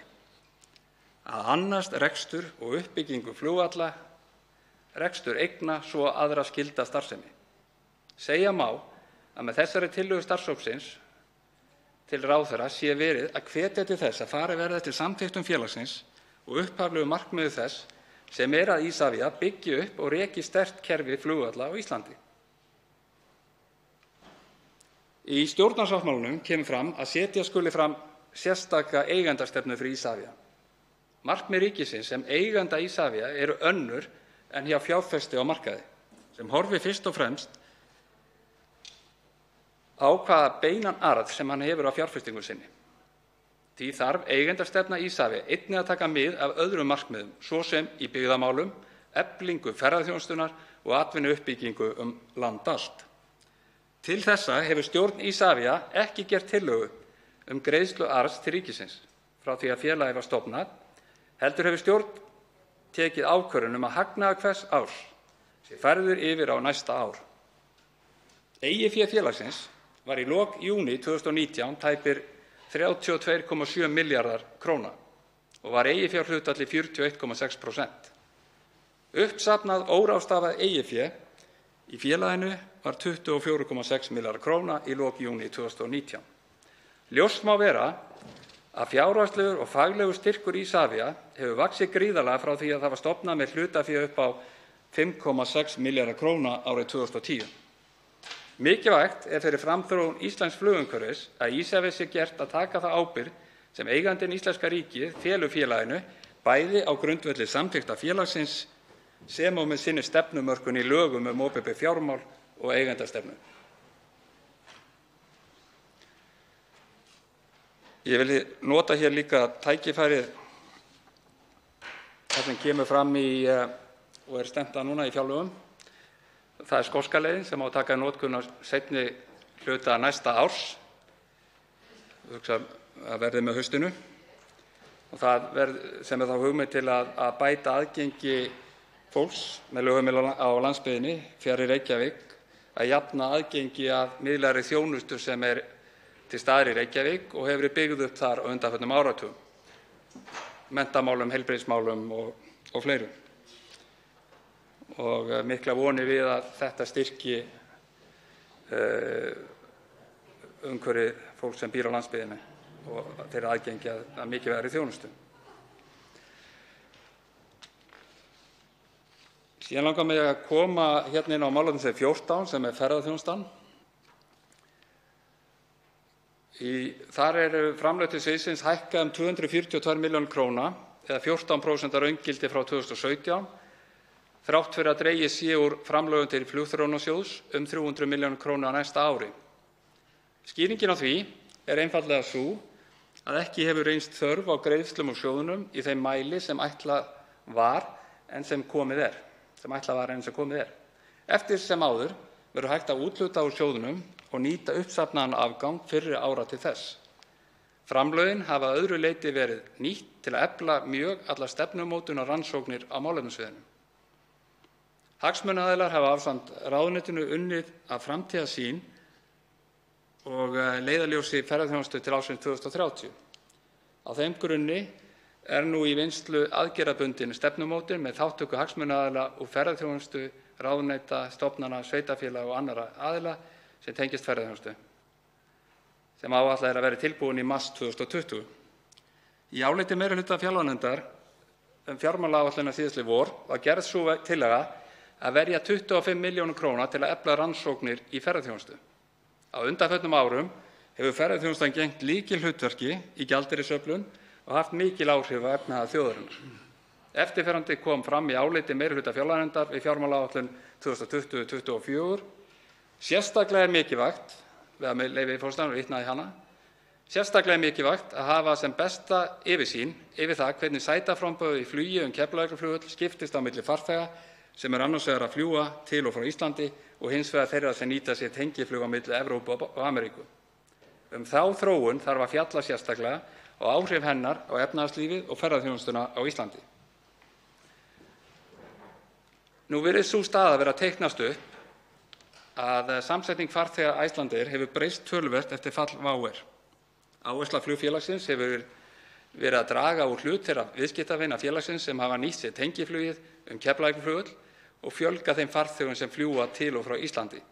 Miðað við tölur sem voru kynntar vegna uppgjörs þriðja ársfjórðungs hjá Icelandair hafa orðið töluvert miklar breytingar á samsetningu farþega félagsins. Þetta hefur dregið verulega úr áfallinu sem ferðaþjónustan lenti í við fall WOW air. Og þarna má segja að sé enn ein sveiflujöfnun komin inn í íslenskt efnahagslíf sem tengist því hvernig farþegum yfir hafið hvernig er beint og þá mögulega til Íslands, enda hefur þessi hlutföll gjörbreyst núna á allra síðustu mánuðum frá sem var kannski fyrir 1 eða 2, 3 árum. Ég vil líka fagna hér því sem kemur fram sem eina af breytingartillögum undir 6. grein í breytingartillögum frá meirihluta fjárlaganefndar, það sem eru nokkrar breytingar, en ég sérstaklega fagna 6. gr. heimild sem er 625, sem er að leigja eða kaupa húsnæði sem nýtist sem stækkun á flugstöðinni á Akureyrarflugvelli. Þarna er sem sagt verið að gefa þá möguleika á því að ríkið geti þá leigt eða keypt af aðilum viðbyggingu við flugstöðina á Akureyri, sem er náttúrulega mjög ferðaþjónustu tengt til að ýta undir og styrkja gáttina inn til landsins fyrir norðan Akureyrarflugvöll og nauðsyn þess að hafa aðstöðu til staðar á flugvellinum þannig að fólk sé ekki að bíða í röð langt út á bílastæði eða koma til landsins og komast ekki inn í flugstöðina eins og dæmi eru Þannig að þetta er mikið fagnaðarefni og vonandi náum við að þróa þetta áfram á næsta ári. En það er gott að heimildin er komin inn kemur hérna frá fjárlaganefnd og vonandi verður þetta allt samþykkt í fjárlögum fyrir 2020.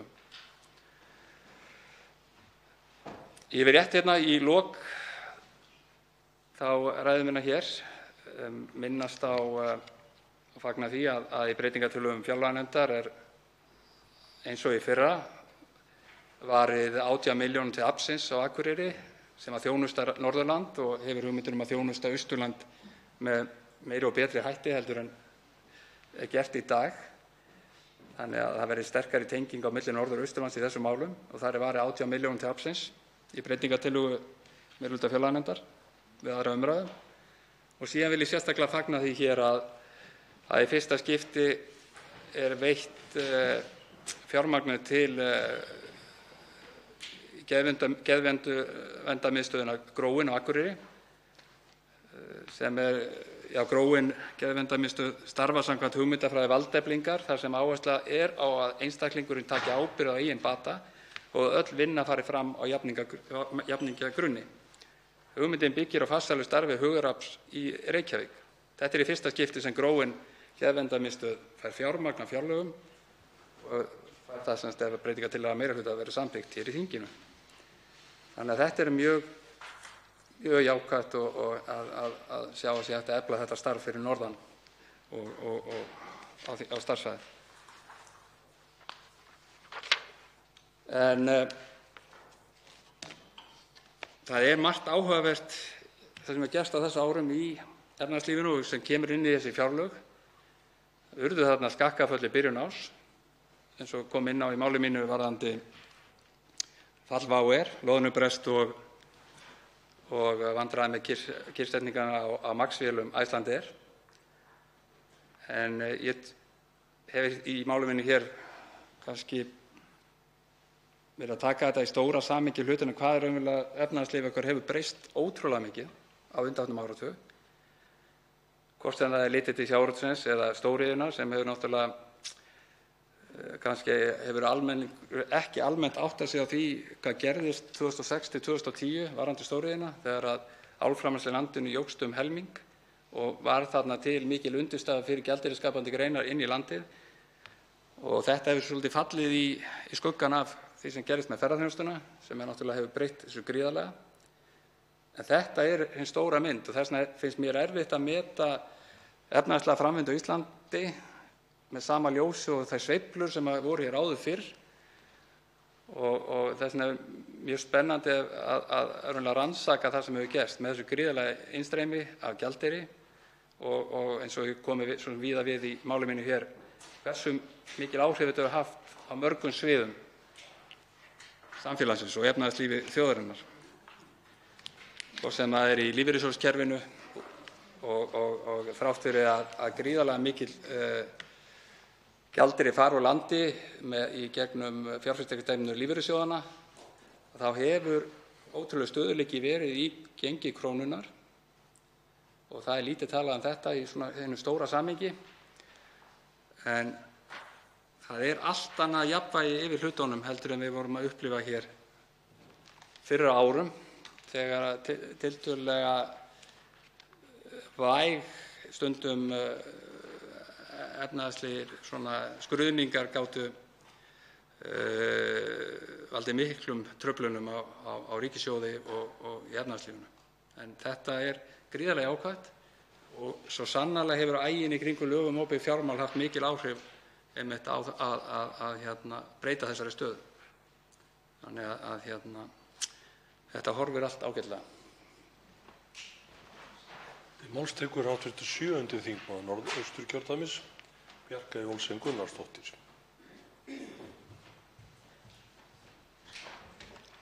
Já, herra forseti, við erum hér að fjalla fjárlagafrumvarpið okkar eftir umfjöllun í fjárlaganefnd á milli umræðna, þar að segja frá, og ég ætla kannski að drepa aðeins á nokkrum atriðum í meirihlutaálitinu og svona segja það að því ég nú í fyrsta sinn frá því ég byrjaði á þingi, ekki í þeirri nefnd, heldur sita eða það sem varamaður. Þannig að maður er svona svolítið að reyna að hafa puttana ennþá á púlsinum hvað varðar störfin þar inni. Og hér hefur aðeins verið rætt verklag og annað slíkt og það er fjallað það bara hér á fyrstu síðu þessa frumvarps og alltaf eitthvað sem við erum að reyna að finna betur út hvernig við getum gert það sem skilvirkast og best. Og mér finnst, hvað ég segja, það hefur í rauninni bara skánað ár frá ári eftir að þessi lög tóku gildi og ég verð að hrósa nefndinni fyrir það að koma fram með, það er að segja að önnur umræða geti hafist á þeim tíma sem hún var áætluð. Og það hefur svona verið svolítið lenska bara fjöldamörg ára að þetta hefur dregist en bæði kom frumvarpið mjög tímalega fram og við fengum tíma til að lesa og skoða áður en að fyrsta umræða hófst og svo kemur þetta núna hálfum tíma og ég held að það sé mjög gott. En félagar mínir hér í meirihlutanum hafa nú farið svona vítt og breitt yfir og ég ætla svona rétt að stikla á stóru því að það eru hér fleiri á eftir sem ætla svona að taka kannski fyrir einstaka þætti og mér er ekkert í mun að tala neitt sérstaklega lengi. En það eru auðvitað kannski þessar helstu áherslur samt sem að koma hérna fram sem eru markvissar skattalækkanir og breytingar á tekjuskatti sem að mér finnst vert að nefna sem á að innleiða á skemmri tíma heldur en að gert var ráð fyrir í upphafi og ekki bara það heldur að breytingarnar eru þess eðlis að tekjuskattsþrepin eru samræmd og eru þá bæði miðuð við vísitölu neysluverðs og koma þar af leiðandi betur við alla. Það gliðnar ekki bilið eins og það gerði áður. Tryggingagjaldið er að lækka. Það hjálpar atvinnurekendum til þess að gera betur og standa við kjarasamninga. Fæðingarorlofið lengist á tímabilinu úr 9 í 10. Það er eitt af okkar baráttumálum okkar Vinstri grænna sem við höfum talað fyrir mjög lengi, sem og að framlag til barnabóta eykst og stofnframlög til íbúðabygginga hækka líka verulega. Og svo eins og hér hefur verið rakið er verið að fara í töluverðar fjárfestingar hins opinbera á komandi árum. Og við erum auðvitað stöndum frammi fyrir því að frumvarpið er í halla. Það er þessi, kannski maður sér að lögin er að virka eins og maður hefði viljað sjá þau virka. Það er að segja að þessi sveigjanleiki sem maður gerir ráð fyrir því að við getum innan þessara ramma farið í mínus ef að það er það sem þarf í svona litlu samfélagi þar sem að tekjur sveiflast töluvert. Afkomumarkmiðin sem að koma fram í þessari stefnu eru einmitt til þess fallin að leyfa þá þessum sjálfvirku sveiflujöfnurum að virka á meðan við erum svona að ná okkur upp úr þeirri lægð sem að varð hér eins og við þekkjum sökum meðal annars falls WOW og loðnubress og annarra svona utanaðkomandi þátta sem við ráðum lítið en ég held að þetta sé af henni góða en við þurfum samt sem áður að mínu mati enn frekar að horfa til þess að laga lögin. En ég ætla nú ekki að fara í það. Forsendurnar byggjast auðvitað á þjóðhagsspá Hagstofunnar eins og ævinlega þó að við horfum til fleiri spáa og þær hafa nú breyst svolítið hratt eðli máls samkvæmt kannski í ljósi þess sem að hér hefur gengið á.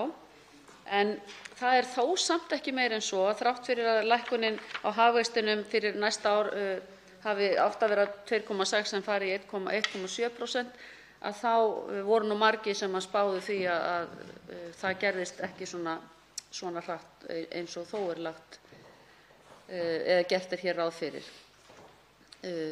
Þessar aðgerðir sem hér er verið að leggja til eru samkvæmt þeim hagspám sem ansi margir gefa út, eins og ég sagði hér áðan, þá eru þær til þess fallnar að auka ráðstöfunartekjurnar hjá heimilunum og örva eftirspurn með lækkun skatta og auknum tilfærslum sem felast í tryggingum og atvinnuleysisbótum og fleiru. Og Seðlabankinn áætlar að þetta muni skila 0,5% í framlagi til hagvaxtar og 2% í einkaneyslu á árunum fram undan 2020–2022. Afkoma ríkissjóðs, þ.e. þessar breytingar sem hér eru gerðar, eru auðvitað fjölmargar en þó ekki. Það er svona svolítið hagrænar tilfærslur eins og gjarnan gerist á milli umræðna, en þó eru hér líka viðbætur og annað slíkt, meðal annars vegna fæðingarorlofssjóðs, ekki bara vegna lengingarinnar, heldur sú jákvæða frétt að fleiri foreldrar eru að nýta sér réttindin í sjóðnum og við hljótum öll að gleðjast yfir því. Það er hér talað um að útgjalda aukningin, þar að segja hjá ríkissjóði frá því að ríkisstjórnin tók við 2017, að hún hefur hækkað í kringum 158 milljarða sem tæp 19% að raungildi. Ég ætla aðeins að koma hér inn á örfáa málefnasvið og ég verð að koma inn á sýslumennina sem ég hef ævinlega talað töluvert mikið fyrir.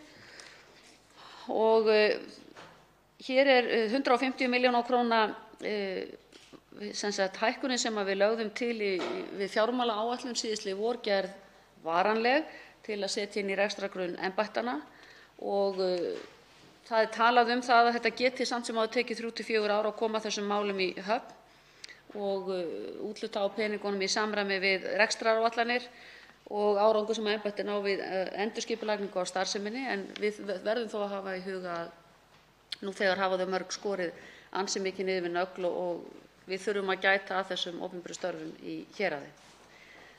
Það er gríðarleg aukning í samgöngumálin og frá sama tíma þá nemur aukningin tæplega 12 milljörðum eða 32% að raungildi og það var auðvitað orðin gríðarleg og er gríðarlega mikil uppsöfnuð þörf, ekki bara í samgöngum heldur í margs konar innviðum, hvort sem það tekur til hafna eða annarra þátta. Ferðaþjónustan, það var aukið töluvert til sviðsins, þar að segja ferðaþjónustusviðsins, og hagsmunaaðilar hafa unnið á sem ráðuneytinu að því að sjá fyrir sér reyna að búa til eitthvert leiðarljós til framtíðar, allavega til næstu 10 ára. Og í áliti okkar fjármálaáætlun síðastliðið vor voru lagðar til 25 milljónir króna til að efla rannsóknir í ferðaþjónustu sem ég tel að þurfa að gera enn meira af vegna þess að það er jú auðvitað þetta sem hefur haldið okkur á floti í gjaldeyrisöflun og auðvitað haft gríðarlegan áhrif á okkar efnahag. Varðandi umhverfismálin sem ég ætla ekki að fara djúpt í vegna þess að ég geri ráð fyrir því að Ari Trausti Guðmundsson sem hér á eftir að ræða á eftir fari svolítið ofan í þann málaflokk enda heyrir undir hans nefndarvinnu hér í þinginu. En ég verð þó að segja að það er gríðarleg aukning í þessu og hefur aldrei verið meiri, enda komumst við ekki hjá því að setja í þetta mikla peninga.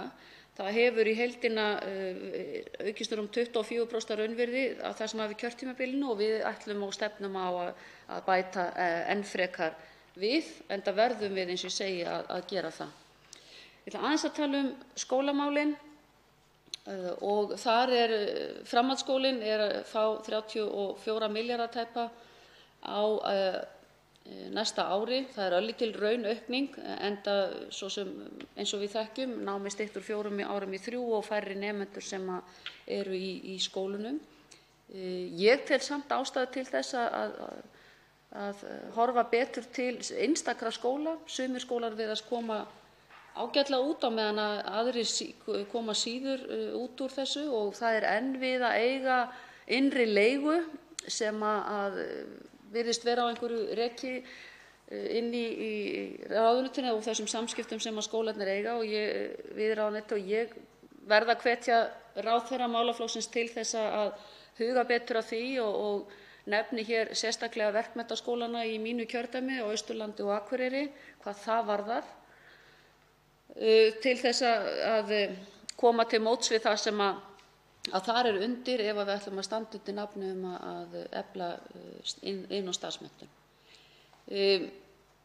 Það aukning líka til háskólanna ef við tökum LÍN frá þær leiðréttingar, og ég verð spennt að sjá hvernig þingið afgreiðir hið nýja frumvarp fyrir stuðningskerfi fyrir námsmenn.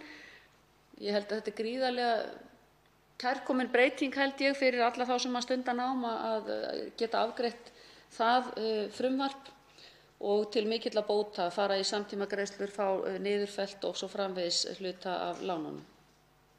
En að heilbrigðismálunum, það sama þar og kannski umhverfismálunum. Það hafa verið settir gríðarlegir fjármunir í heilbrigðismálin. Áfram ætlum við að bæta í heilsugæsluna vegna þess að við viljum auka eða sjá til þess að það verði fyrsti viðkomustaður fólks í heilbrigðiskerfinu, og það eru settar hér 200 milljónir í viðbót við það sem áður hefur verið bætt við og sem sérmerkt af því verkefni. Og það þarf að horfa á þetta til lengri tíma af því að þetta leið og heilsugæslan verður öflug, og þá erum við líka að létta álagið á sjúkrahúsunum. Og það hlýtur að vera það sem við stefnum að geta afgreitt á fyrsta stigi sem allra flest, en ekki séu allir að fara á bráðamóttöku þar sem hægt að leysa á heilsugæslu. Það líka lögð áfram áhersla á uppbyggingu geðheilsuteymanna allt land. Á þessu ári voru settar 650 milljónir til rekstursins og nú verða settar 100 milljónir til viðbótar, meðal annars til þess að mæta enn frekar þeirri þörf sem við þekkjum að gríðarlega mikil þar, og það sama þar að það getur leið og þetta fer svona alltaf að ná einhverjum styrk, að þá léttir þá öðrum kerfum. Það á að styrkja heilsugæsluna hvað varðar aldraða, sérstaklega til þess að innleiða heilsueflandi heimsóknir. Það held ég sé líka mjög brýnt. Það er margt þar undir sem getur orðið til þess að létta eldri borgurum lífið, og auðvitað líka bara til þess að styðja við á heilsufarslega séð, andlega og líkamlega. Heilbrigðisþjónusta fanga, það sérstaklega geðheilbrigðisþjónustan, þar viðbótarframlag upp á 90 milljónir, og það lögð áhersla á að draga úr greiðsluþátttöku sjúklinga, og það 300 milljónir settar undir í það, því að það jú þetta afgerandi þáttur til þess að jafna aðgengi fólks að heilbrigðisþjónustu. Og það á að reyna að fjölga dagdvalarrými fyrir fólk með heilabilun og sveigjanlegri dagdvöl, sambærilega því sem var opnuð á Akureyri á þessu ári. Áfram verður haldið við uppbyggingu hjúkrunarrýma, en við þekkjum það líka að það tekur allt sama tíma, og eins og ég segi, þegar að svona kannski málin verða komin í þann farveg sem að þeim ætlað, og þá held ég að þetta standi hvert með öðru. Það kemur hér fram í nefndaráliti meirihlutans að nefndin hafi skoðað Landspítalann sérstaklega, og það eiginlega búið að gera það alveg frá því í vor að fara vel yfir stöðu spítalans, og af því að það framlögin hafa frá 2017 aukist 13 milljarða til sjúkrahúsþjónustunnar, 14%. Og við þekkjum það að það aldrei einhver einhlít skýring á því hvað veldur því að staðan eins og hún Það bæði hjúkrunarþyngdin, það mönnun og svo framvegis, en það verið að reyna að ræða þetta og fara yfir, og við verðum að vona að við náum einhvern veginn utan þetta.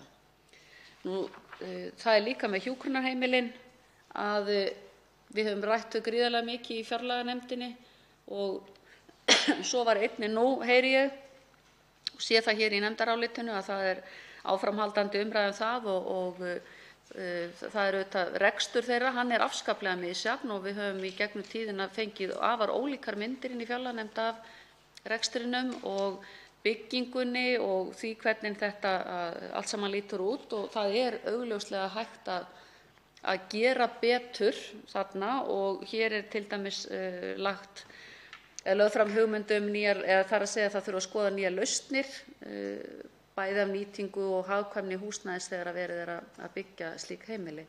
og undir það get ég tekið. Það er skrítið að hlusta á aðila koma fyrir nefnd sem eru með sambærileg heimili en það er gerólíkur rekstur. Af því að því miður gerðist það aftur eins og síðast varðandi nýsköpun, rannsóknir og þekkingargreinar, það er að segja rannsóknarsjóðurinn að hann var skorinn niður. Hér eru lagðar til 50 milljónir til framlög til rannsókna og ég held að það er, ef við ætlum að standa okkur í stykkinu til framtíðar, þá held ég að þetta sé nú eitt af því sem er alveg nauðsynlegt að hlúa vel að ef eins og ég segi, við ætlum að standast bara samkeppni til framtíðar. Það er margt annað sem ég geti farið hér ofan í, en ég ætla bara, eins og ég segi, að stikla á mjög stóru. Það er hér sveitarfélögin og jöfnunarsjóð og annað slíkt sem hér er undir, löggæslan og fleira. Svo er hér varðandi samstarfsverkefni sem við auðvitað skuldbundum okkur til að gera. Það er að segja á milli landbúnaðarráðuneytisins annars vegar og heilbrigðisráðuneytisins hins vegar. Það sem er verið að veita fjármunum til þess að hægt sé að ráðast í 3 ára átaksverkefni þar sem markmiðið er að draga úr útbreiðslu sýklalyfjaónæmra baktería sem kom hér meðal annars vegna þess að þegar að heimiluð var samkvæmt dómi að við þyrftum að gangast undir innflutning á ófrosnu kjöti. Talandi umhverfismál, þá verðum við einhvern veginn að taka svo margt saman. Það er ekki bara landgræðsla og skógrækt og votlendi, það er svo ótrúlega margt annað sem er þar undir og hér er meðal annars í orkumálunum í lið 15 gert ráð fyrir 50 milljóna tímabundnu framlagi vegna orkuskipta á Kýli og það er til viðbótar við það sem er hér, blaðsíðu 25, það sem hér er nú þegar í frumvarpinu. Þannig að það er margt sem þarf að horfa til. Mig langar aðeins að nefna hérna áðan ég hætti örfáa bara örfá atriði sem fjárlaganefnd hefur kannski tekið upp á sína arma og gerð hefur verið grein fyrir í nefndaráliti oft og mörgu sinnum að einhvern veginn gengur illa að fá ráðuneytin mörg hver til þess að taka þetta til sín og búa til úr þessu eða gera einhvers konar samninga eða eitthvað slíkt. Rannsóknarstöðin á Rifi fær 10 milljónir tímabundið framlag sem er á Raufarhöfn og hefur verið í gríðarlega miklu rannsóknarstarfi og er eitt af þessu kannski þegar maður getur talað opinbert starf í hinum dreifðu byggðum og þetta er líka brothætt byggð, þannig að það er mikilvægt að halda úti þessum störfum og ég hef haft á skoðun að þetta sé starf þessara stofnunar nær inn á ansi, eða hvað segja, hefur tengingu í ansi mörg ráðuneyti og ég er svona einföld kona, mér er ekki þótt að vera flókið mál þó að 4 ráðuneyti eða eitthvað settust niður og gerðu með sér samstarfssamning upp á örfáar krónur til handa svona starfi, en stjórnkerfið er augljóslega mjög ferkantað og getur átt afar erfitt með að horfa út fyrir kassan virðist vera til þess að búa svona til. Þannig að það er eitthvað sem að mér finnst bara þurfa að breytast. Ég ætla aðeins að fara inn í að hér er undir menningarlistur íþrótta og æskulýðsmál, það er 6 milljónir sem eru settar fram til Flugsafns Íslands og þar er nú nýtekin við nýr forstöðumaður og ég held að þetta er eitt af þessu sem skiptir miklu máli, viðhalda sögunni okkar. Það er líka 20 milljóna króna framlag hér til Vínlandsseturs í Búðardal, 8 milljóna króna framlag til endurbóta og uppsetningar Ólafsfjarðarstofu á efri hæð Pálshúss í Ólafsfirði. Síðan er hér það sem að kannski tilheyrir skólamálunum og ég mér finnst svona ástæða til þess að nefna að það eru 30 milljónir sem eru settar af til MR og til MA vegna þess að þeir eru svona ljúka sinni styttingarferlinu og það hefur tekið gríðarlega á hjá þessum skólum sem hafa verið svona frekar fastir í sínu formi, en allt þetta nú að hafast. Það settar hér inn 20 milljónir til framhaldsskólans á Laugum og það meðal annars vegna þess að það hefur verið, eins og ég nefndi hér áðan, varðandi húsnæðisliðinn. En það eru fleiri skólar sem þarf að skoða með tilliti til þessa. Austurbrú það hér lagt til 30 milljónir til hennar og þar vil ég líka segja að ráðuneytið á að taka þetta til sín og á að gera langtímasamning. Við erum með slíka samninga út allar koppagrundir og það er mjög sérstakt að eitt apparat sem að þjónustar eins og í þessu tilfelli yfir stórt landsvæði hefur sýnt framúrskarandi rekstur núna síðustu ár, hefur tekið vel utan stóran fjórðung og sameinað mjög margt undir og eru svona ákveðið fordæmi sem kannski margir aðrir mættu taka til sín. En einhverra hluta vegna þá hefur ráðuneytið ekki tekið þetta til sín með þeim hætti sem að þarf að gera.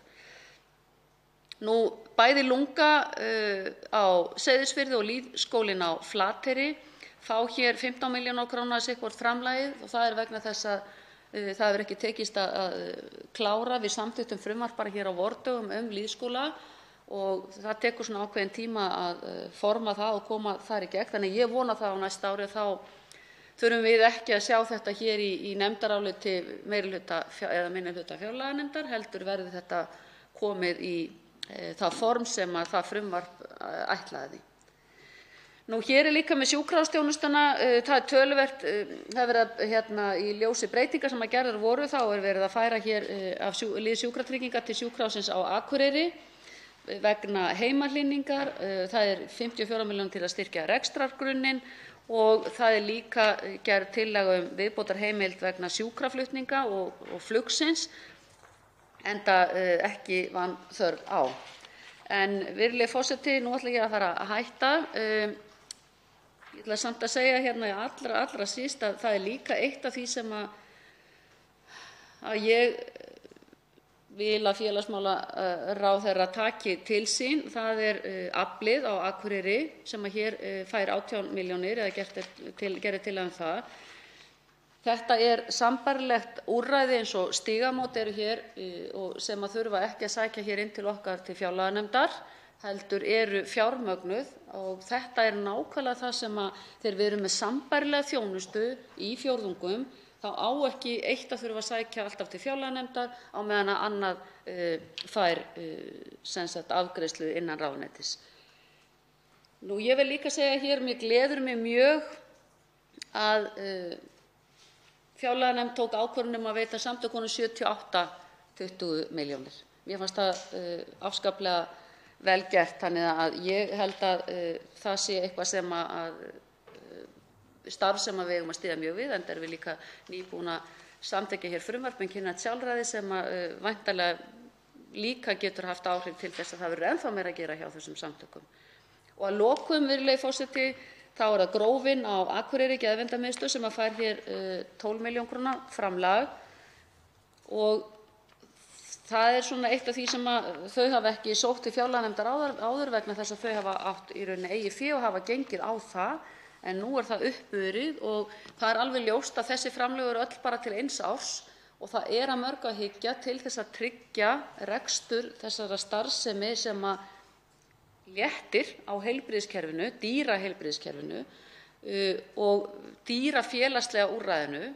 Þannig að það ár fram undan til þess að sjá til þess að þessi úrræði sem við erum hér búin að vera að leggja til fjármuni fái fastan sess inn í ráðuneytunum. Helga Vala Helgadóttir, 84. þingmaður Reykjavíkurkjördæmis norður, veitir andsvar.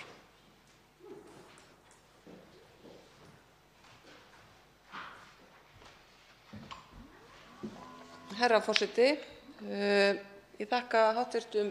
þingmanni kærlega fyrir hennar yfirferð og hennar sýn og þá sýn Vinstri grænna í fjárlaganefnd. Mig langaði aðeins að koma hérna upp til þess að spyrja hv. þingmann út í afstöðu hennar til breytingartillögu sem fulltrúi Samfylkingarinnar í fjárlaganefnd hefur lagt fram, snýr að þeim tíðindum sem bárust núna á síðustu klukkutímum varðar framkomu Samherja í Namibíu.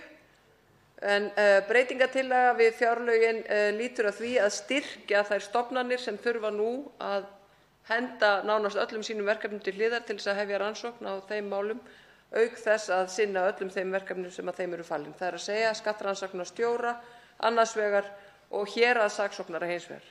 Það liggur fyrir að starfsmönnum héraðssaksóknara hefur fækkað jafnt og þétt og hefur fjárveitingavaldið ekki hlýtt á bænaköll þaðan þar sem þau hafa óskað eftir að fá frekara fjármagn til starfsins. Þannig að starfsmönnum hefur fækkað mjög mikið og þeir starfsmenn lögreglumenn sem nú annast efnahagsbrotamálin hjá héraðssaksóknara eru einungis 30 en starfsmenn sérstaks saksóknara voru tíma 110 og hefðu þurft að vera 150.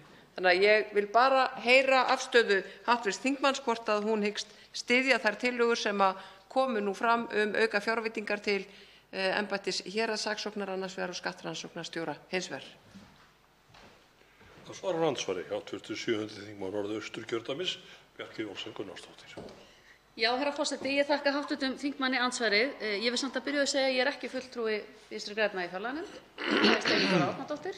Þannig að ég er hins vegar búin að vera það fram til þessa hausts. En varðandi þetta afskaplega dapurlega mál sem við heyrðum öll af hér eða flest allavega í gærkvöldi og höfum þó haft minnsta tækifæri til að sjá í dag og heyra, þá ég í sjálfu sér birtist auðvitað mín afstaða varðandi atkvæðagreiðslu. Hún kemur bara í ljós hér þegar við greiðum atkvæði og svo sem ætla ekkert að gefa hana upp fyrirfram. Það er alveg ljóst að þetta veldur auknu álagi. Ég tek undir það með hv. þingmanni. Þetta veldur auknu álagi á þessi embætti og það getur vel farið svo að það þurfi að huga að því hvort sem það er gert núna eða síðar. Ég verð bara að játa það að ég þekki ekki nákvæmlega stöðuna, það er að segja hvernig fjárhagsstaða embættanna er. Ég veit ekki til þess að þau hafa leitað á náður fjárlaganefndar eða hafa fengið synjun í ráðuneytinu eða eitthvað slíkt eins og hv. þingmaður er hér að gefa til kynna, ef ég skil hana rétt. Þá hafa þau allavega ekki borið það á borð fyrir fjárlaganefnd. Ég held að það sé alveg rétt hjá mér. Ég hef nú lesið umsagnirnar nokkuð vel. En það er alveg ljóst að þegar svona risamál kom upp að þá lendir það óhjákvæmilega á kerfinu okkar með einhverjum hætti og ég held að, eins og ég segi, við þurfum bara að taka það til skoðunar. Það getur vel verið að það verði gert hér á milli umræðna eða eitthvað slíkt, að fólk þurfi bara að átta sig betur á stöðunni hjá embættunum, hvort að það þurfi að bæta eitthvað í. En ég er ekki viss um að það takist fyrir morgundaginn, en það er þá alltaf hægt að skoða það í framhaldinu. Það veitir andsvar öðru sinni hv. 4. þingmaður Reykjavíkurkjördæmis norður, Helga Vala Helgadóttir. Já, ég þakka hv. þingmanni kærlega fyrir svarið. Mig langar að vinda mér aðeins yfir í þann málaflokk sem tilheyrir velferðarnefndinni. Nú áttaði ég mig á því að hv. þingmaður situr ekki þar heldur, en væntanlega verður hún vör við þá umræðu hafandi setið í fjárlaganefnd, þá umræðu sem hefur verið árum saman varðandi stöðu Landspítala. Og nú er það svo að stofnanir allt land hafa brugðið að það ráð á undanförnum árum að loka deildum og hætta þjónustu við landsmenn bara hvar sem landið, hvort sem í dreifið eða þéttbýli þannig séð, vegna fjárskorts og þar hefur því miður ríkisstjórnin ekki svarað ákalli nauðsynlegar fjárveitingar, hvorki í fyrra þar sem óskað var eftir 800 milljóna innspýtingu né núna, allavega ekki milli 1. og 2. umræðu. Þannig að maður veltir fyrir sér, af því að stofnanir landið þurfa þá að draga úr þjónustu sem leiðir eingöngu til þess að Landspítalinn fær þetta allt inn til sín. Af því að Landspítalinn er endastöð. Landspítalinn getur því miður ekki sagt bara nei, við sinnum þessu ekki. þeim stendur það ekki til boða sem þjóðarsjúkrahús. Þess vegna vil ég heyra afstöðu hv. þingmanns til þess að annars vegar samþykkja tillögur 1. minnihluta, þ.e. fulltrúa Samfylkingarinnar, varðar það að auka við fjárheimildir til Landspítala – háskólasjúkrahúss og hins vegar auka fjárheimildir til þeirra heilbrigðisstofnana sem eru víða land. Af því við hljótum að vera sammála því að það sjúklingi betra ef ekki að ræða enn flóknari aðgerð en svo að fá þjónustuna í heimabyggð. Bjarkey Olsen Gunnarsdóttir, 37. þingmaður Norðausturkjördæmis, svarar andsvari síðara sinni. Virðulegi forseti, ég þakka hv. þingmanni spurningarnar og reyna að gera mitt besta. Hér kemur ágætlega fram í meirihlutaálitinu að nefndin hefur haft lengi til umfjöllunar málefni Landspítalans og búið að setja gríðarlega aukna fjármuni þar inn og það alveg rétt og það var eins og ég nefndi kannski áðan að það tekur töluverðan tíma fyrir einhvern veginn kerfið að fara að fúnkera almennilega. Við erum að setja mikla peninga í heilsugæsluna til þess að gera hana að fyrsta viðkomustað. Við erum að gera það út allt land og þannig að við erum að reyna að draga þjónustuna þangað inn, eins og ég sagði í minni ræðu, sem á ekki heima á bráðamóttöku eða einhvers staðar, en allt tekur þetta tíma. En það eru 13 milljarðar samt sem hafa farið til viðbótar frá árinu 2017. Það eru þetta gríðarlega miklir fjármunir sem hafa farið í sjúkrahúsþjónustuna og nefndin búin að kanna til dæmis starfsmannakostnað Landspítalans frá árinu 2014 til 2018. Laun og annar starfsmannakostnaður hefur hækkað 19 milljarða rúma á því tímabili og það 55% hækkun á 4 árum. Launavísitalan hækkaði á sama tíma 36%. Ársverkunum fjölgaði úr 3.700 í 4.300 15% og ef þeim hefði ekki fjölgað hlutfallsleg hækkun starfsmannakostnaður í samræmi við þróun launavísitalunar, eins og hér segir í nefndarálitinu. Og það verið að leggja hér áherslu á að það þurfi að greina þetta þannig að við náum líka utan að þetta ekki bara það að við erum með aukna öldrun sem kemst ekki í hjúkrunarrými og svo framvegis. Það eru margir þættir sem eru þarna undir sem þarf að fara. Svo þetta ágreiningurinn eins og við þekkjum kostnaðarmat kjarasamninga sem liggur fyrir.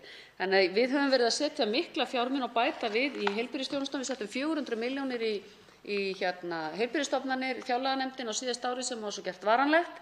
Þannig að við erum búin að vera að bæta heilmikið í, en eins og ég segi, þetta tekur tíma áður en þetta fer að virka eins og við viljum að það virki. Andsvörum lokið. Til máls tekur hv. 4. þingmaður Reykjavíkurkjördæmis norður, Helga Vala Helgadóttir.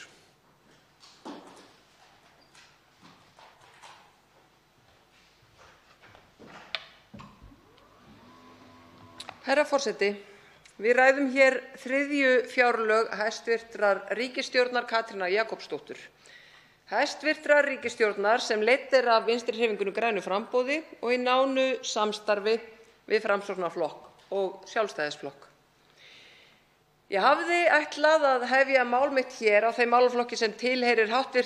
velferðarnefnd en get í ljósi nýjustu tíðinda ekki látið hjá líða að minnast á löggæsluna í landinu og nauðsyn þess að við sem förum með fjárveitingavaldið tryggjum þeim sem koma að rannsókn sakamála nauðsynlega fjármuni svo ekki verði réttarspjöll.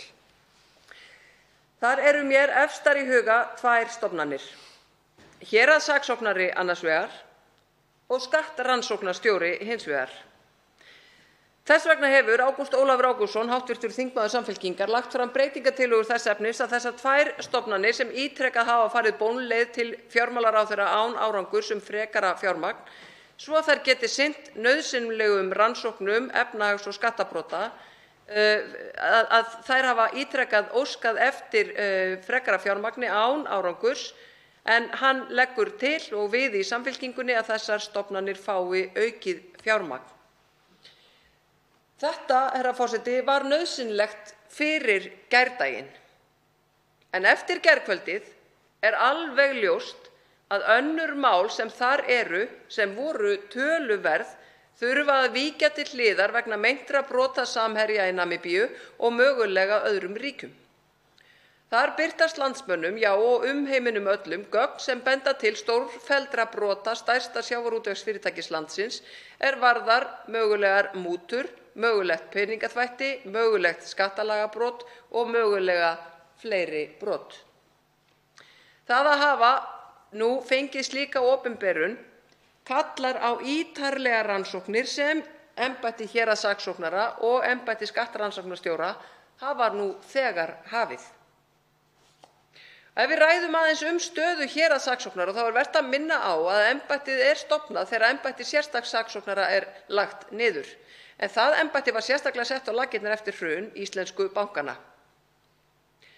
Embættið tók við öllum verkefnum, það að segja embætti héraðssaksóknara, tók við öllum verkefnum sérstaks saksóknara og skal samkvæmt lögum meðferð sakamála annast rannsókn ýmissa alvarlegra brota gegn ákvæðum hegningarlaganna, einkum brot gegn ákvæðum auðgunarbrotakafla laganna, en þá annast héraðssaksóknari líka rannsókn alvarlegra brota gegn skatta- og tollalögum, brota gegn lögum sem varða gjaldeyrismál, samkeppnismál, verðbréf, lánsviðskipti og aðra fjármálastarfsemi, brot varðar umhverfisvernd, vinnuvernd, stjórn fiskveiða og annarra alvarlegra, óvenjulegra eða skipulagðra fjármunabrota sem tengjast atvinnurekstri, verslun eða viðskiptum.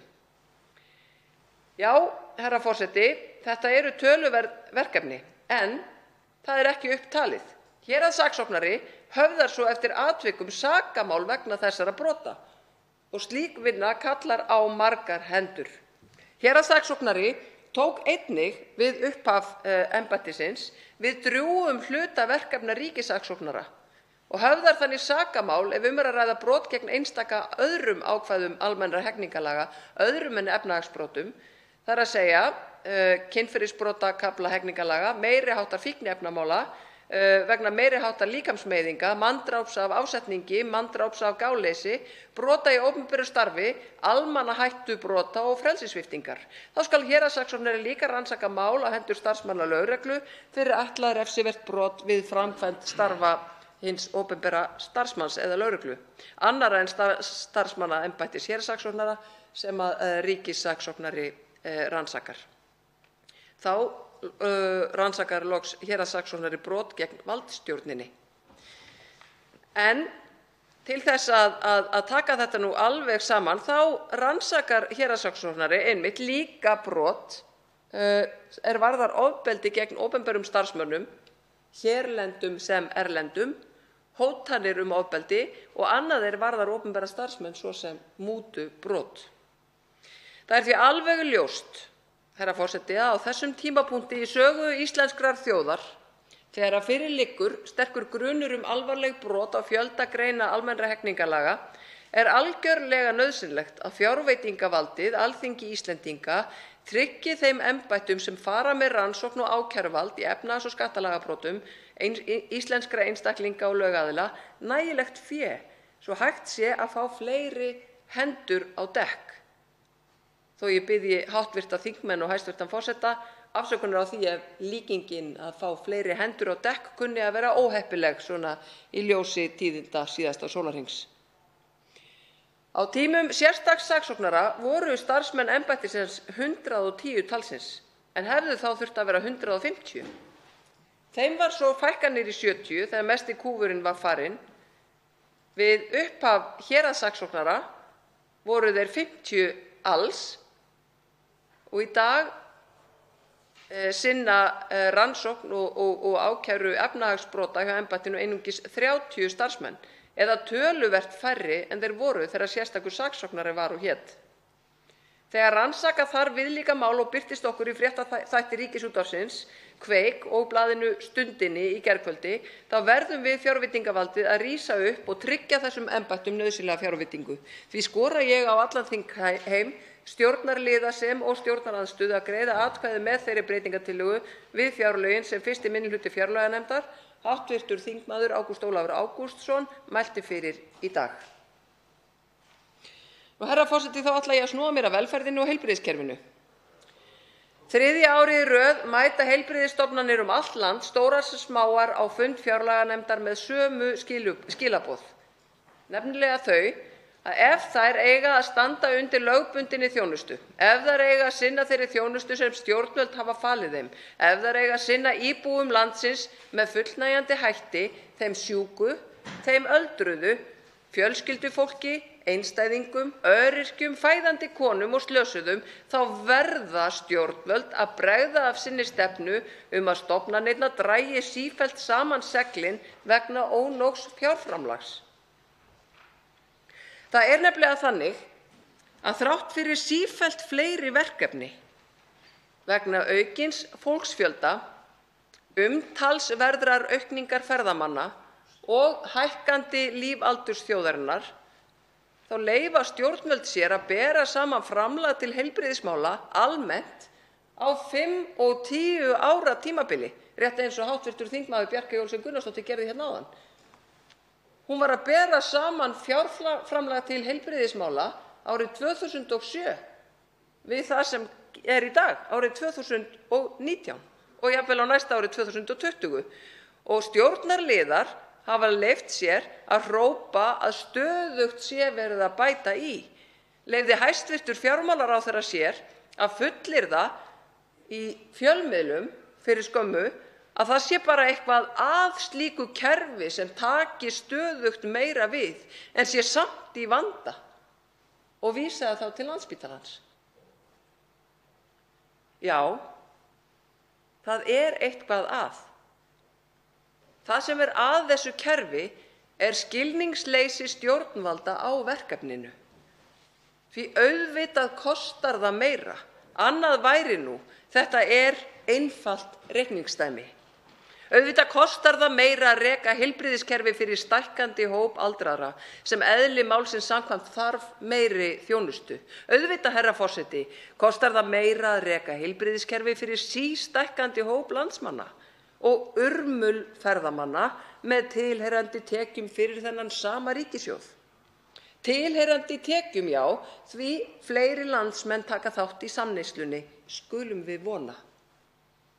Með skatttekjum sínum og urmull ferðamanna skapar ríkissjóði líka miklar tekjur.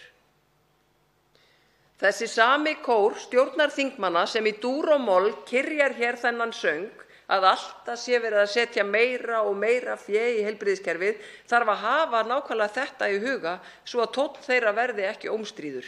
Þau verða að hafa í huga að með auknum fólksfjölda og fleiri ferðamönnum skapast verkefni en líka tekjur. Verkefnin kosta fjármuni og sé það vilji ríkisstjórnarinnar að halda hér úti lágmarks velferðarkerfi, þá verða þau bara að tryggja þetta fjármagn. Herra forseti, tölum aðeins þjóðarsjúkrahúsið okkar, Landspítala háskólasjúkrahús, sem vegna stefnu stjórnvalda í heilbrigðismálum hefur á undanförnum árum fengið sífellt fleiri verkefni til sín.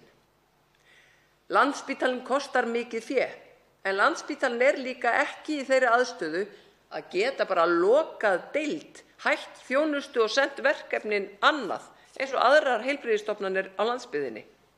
Landspítalinn er endastöðin þegar aðrar heilbrigðisstofnanir neyðast til að senda verkefnin frá sér vegna vanfjármögnunar og skilningsleysis stjórnvalda. Landspítalinn fær ekki bara verkefni vegna þessara stöðu, heldur bæta stjórnvöldum betur og færa verkefni sem rekin hafa verið með hreint ágætum árangri af sjálfstæðum aðilum inn á Landspítala, eins og nýlegt dæmi sýnir leitarstöðu Krabbameinsfélagsins, sem nú á að loka og færa alla krabbameinsleit annað. Já, herra forseti, nú á sem sagt Landspítali að sinna krabbameinsleit í brjóstum en áður var búið að færa leghálsskoðun til Landspítala sem reyndar gat ekkert sinnt því og bað því leitarstöðuna aftur að taka verkefni að sér, að minnsta kosti fyrst sinn. Nú hafa stjórnvöld aftur fært þá nauðsynlegu skoðun núna til heilsugæslunnar sem á að sinna þessu, en brjóstaskoðunin hún fer þá til Landspítala sem þá væntanlega óskar eftir því við leitarstöðina og hún sinni því sinn af því það er jú ekkert pláss á Landspítalanum, hvorki pláss né mannafli. Herra forseti, mig langar helst að biðja hæstv. Ríkisstjórn að hætta þessari skemmdarstarfsemi en vegna hófsemdar er ég að hugsa að velja mér háttvísari orð og biðja hæstv. Ríkisstjórn að fara sér hóflega í ruglinu. fara sér hóflega í því hvernig þau ætla sér að breyta heilbrigðisstarfsemi án þess að sjá fyrir endann á því hver á að leysa af hendi nauðsynlega þjónustu. Já, krabbameinsskoðun er nauðsynleg þjónusta. Án slíkrar nauðsynlegrar þjónustu enda allir í 3. stigs heilbrigðisþjónustu. Við þurfum á öllum höndum að halda, það er alveg ljóst. Það þýðir ekki að ætla Landspítala að taka við öllum verkefnum hvaðanæva af landinu á sama tíma og spítalinn er vanfjármagnaður. Á sama tíma og launabætur vegna kjarasamninga eru ekki fjármagnaðar af hálfu ríkisins. Á sama tíma og vegna fjármögnunar er ekki verið að tryggja nauðsynlega mönnun. Yfirfullar deildir vegna fráflæðisvanda eru alfarið á ábyrgð stjórnvalda, ríkisstjórnarinnar. Öryggi sjúklinga er ekki tryggt og meðan svo er get ég heils hugar tekið undir orð hæstv. Fjármálaráðherra að það sé eitthvað að þessu kerfi. Já, en á því ber hæstv. Fjármálaráðherra ábyrgð og hann þarf bara að fara að átta sig á þessari ábyrgð. Hvar erum við stödd, herra forseti? Hvers vegna liggur gamalt fólk sólarhringum saman á ganginum á bráðadeild Landspítala? Jú, vegna þess að það kemst ekki út. Það er allt stútfullt. Við fögnum að sjálfsögðu auknum fjármunum ríkisstjórnarinnar til byggingar hjúkrunarheimila, en hjúkrunarheimilin þau verða ekki rekin án fjármagns í reksturinn.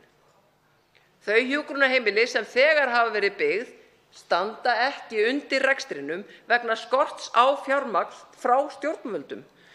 Telja þau sig þurfa 800 til 900 milljónir króna bara til að halda í við núverandi rekstur. En ríkisstjórnin, hvað gerði hún? Hvað gerði hún milli 1. og 2. umræðu fjárlaga? Ekki orð, ekki króna. Það bættist ekki 1 króna, herra forseti, við fjárlögin milli 1. og 2. umræðu og því mun ástandið á þjóðarsjúkrahúsinu okkar, Landspítalanum, ekkert breytast. Það mun versna. Það mun áfram vera fráflæðisvandi. Þar mun ríkisstjórnin frekar geyma fólk á ganginum á bráðamóttökunni þar sem sólarhringurinn kostar 250.000 krónur í stað þess að tryggja fjármagn í rekstur hjúkrunarheimila þar sem sólarhringurinn kostar á bilinu 30.000 til 40.000. Skoðum nú þetta reikningsdæmi. Við viljum frekar borga 250.000 krónur sólarhringinn fyrir veikt fólk heldur en 30.000 til 40.000 sólarhringinn fyrir veikt fólk. Þetta, herra forseti, er að mínu mati óhemju heimskuleg ráðstöfun á fjármunum og verður að segjast eins og er að líklega þarf hæstv. Ríkisstjórn á endurmenntun í fjármálalæsi að halda. Þarna er mjög illa farið með fjármuni borgaranna. Það er líka mjög illa með þá farið þegar ekki er tryggt að fólk fái nauðsynlega heilbrigðisþjónustu mánuðum og árum saman, þannig að það getur ekki verið virkir þjóðfélagsþegnar. Þar stendur ríkisstjórnin sig líka illa. Loks verði ég líka að lýsa yfir miklum áhyggjum af því hvernig Sjúkratryggingar Íslands er að standa sig í því að kostnaðargreina þá þjónustu sem sjálfstæðir aðilar sinna, hjúkrunarheimilin í landinu, endurhæfingarstofnanir og fleiri stofnanir sem sinna bráðnauðsynlegri þjónustu víða um land. Bráðnauðsynlegri þjónustu, já, því hún leiðir til aukinnar hagsældar, leiðir til þess að færri einstaklingar lenda á örorku, færri lenda í algjöru óvirkni, heldur geta átt lengra gott líf, eins og það er kallað í nýrri skýrslu Kolbeins H. Stefánssonar nýgengi örorku.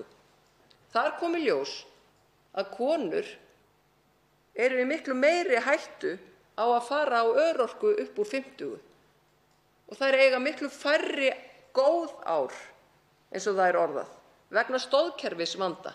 Þar er mesta fjölgunin vegna stoðkerfisvanda sem svo vel væri hægt að fyrirbyggja með því að standa þétt við bak þeirra stofnana sem að veita endurhæfingarþjónustu. Þar má nefna stofnanir eins og Náttúrulækningafélag Íslands sem rekur Heilsuhælið í Hveragerði og einnig Reykjalund. Þessar stofnanir hafa ítrekað kvartað yfir hversu illa gengur að vera í samskiptum við stjórnvöld raunhæfar greiðslur ríkisins vegna þjónustu þeirra við allan almenning í landinu. Þessu þarf að sinna en því miður þá virðast stjórnvöld ekki vera að sinna þessu sem skyldi. Þá verður að víkja máli aðeins að öryrkjum. Herra forseti, ég held að við séum öll sammála að öryrkjar eru sá hópur sem hefur helst orðið fyrir barðinu á misskiptingunni í samfélaginu. Það bara verður að hækka grunnlífeyri. Það er grátlegt hvernig þeir sem lifa á örorkulífeyri þurfa að horfa á aðra hópa sem líka hafa það skítt. Það er að segja þá sem eru á lágmarkslaunum annars vegar og atvinnuleysisbótum hins vegar, sem vonandi bara tímabundið ástand, horfa á þá vera að stinga lífeyrisþega af hvað varðar fjárhæðir. Verið er að skapa hér umhverfi fyrir 2 þjóðir í einu landi eða mögulega 3, herra forseti. Þá þjóð sem er ofsalega efnamikil, á miklar eignir og greiðir oft og tíðum lægri skatta en launafólk í formi fjármagnstekjuskatta. Svo er það þessi þjóð sem hefur það ágætt, fjölskyldufólk og þorri almennings, og svo þessi hópur sem í hverjum einasta mánuði á ekki fyrir nauðþurftum. Öryrkjar tilheyra langflestir því miður þessum síðastnefnda hóp og enn á að skilja þau eftir. Enn fá þau að bíða eftir réttlætinu nú og á nýju ári, því þá breikkar bilið milli þeirra og þeirra áðurnefndu hópa sem ég minntist á áðan sem að einnig hafa það skítt, atvinnulausra og tekjulægstu. Bilið á milli þessara hópa, öryrkja og þeirra tekjulægstu, verður í hverjum einasta mánuði 90.000 krónur. Grunnlífeyrinn og tekjulægstu 90.000 krónur. Þetta gengur auðvitað alls ekki, bara alls ekki, og ég vil hvetja þingmenn til að íhuga hvort þeir treysti sér nú ekki til þess að hækka framlag til öryrkja svo þeir nálgist að minnsta kosti þá hópa sem hafa það líka hvað verst í samfélaginu.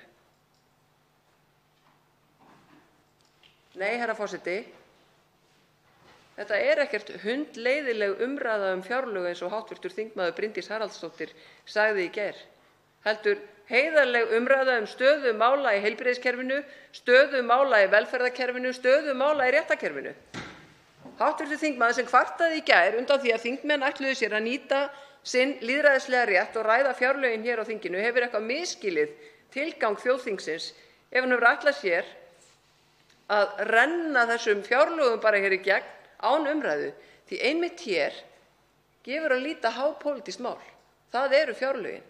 Það er nákvæmlega pólitíkin sem á að vera að ræða hérna í þinginu. Þetta snertir daglegt líf alls fólks í landinu. Það er fjölmargt annað sem þarf að ræða. Ég hef ekkert ennþá komið inn á þá stefnu stjórnvalda sem hafa leitt til lækkunar veiðigjalda sem útgerðin í landinu greiðir fyrir að fá að nýta í sína þágu sameiginlega auðlind landsins.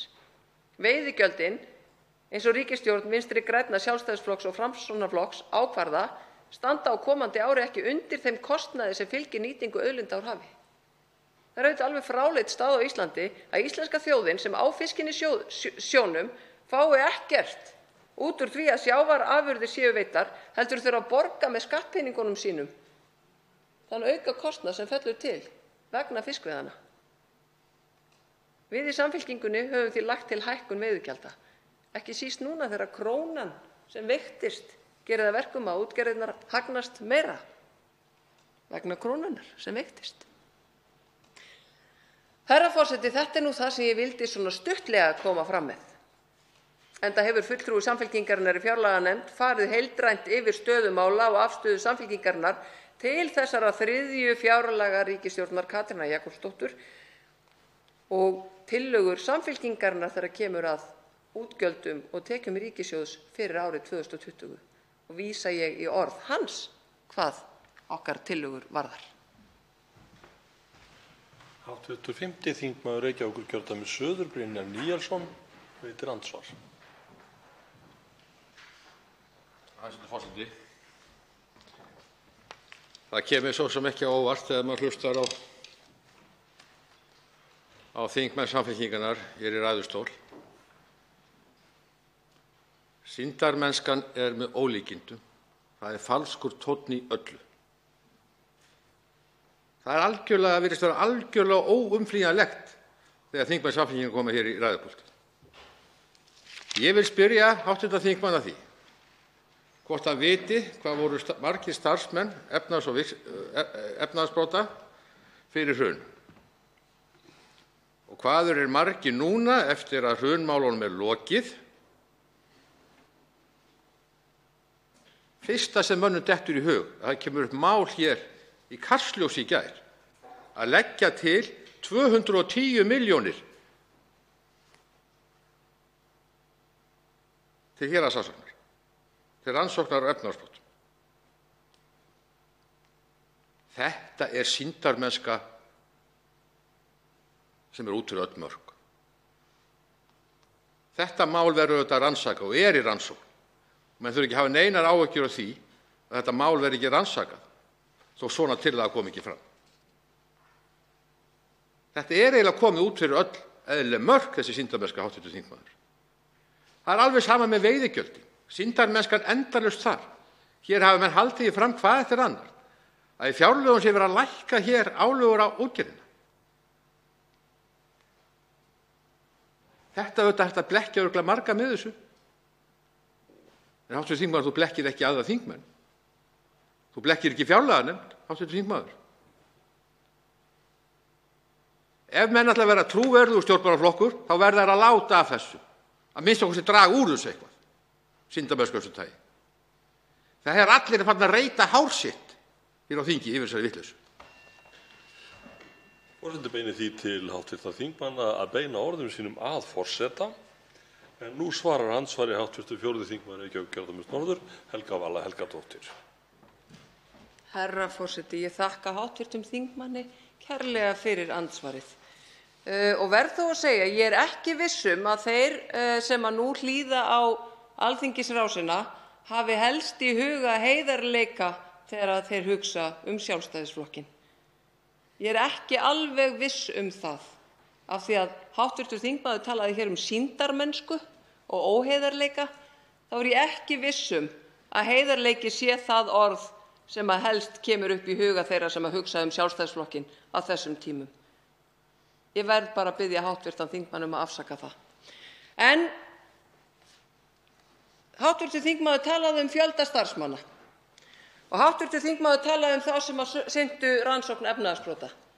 Þá er það mér ljúft og skylt að greina svo frá að lögreglan sjálf hefur metið það svo að ef ætti að fjölga lögreglumönnum sem að annast rannsókn mála upp í þá tölu sem var fyrir hrun árið 2007, þá þyrfti að fjölga þeim svona 100.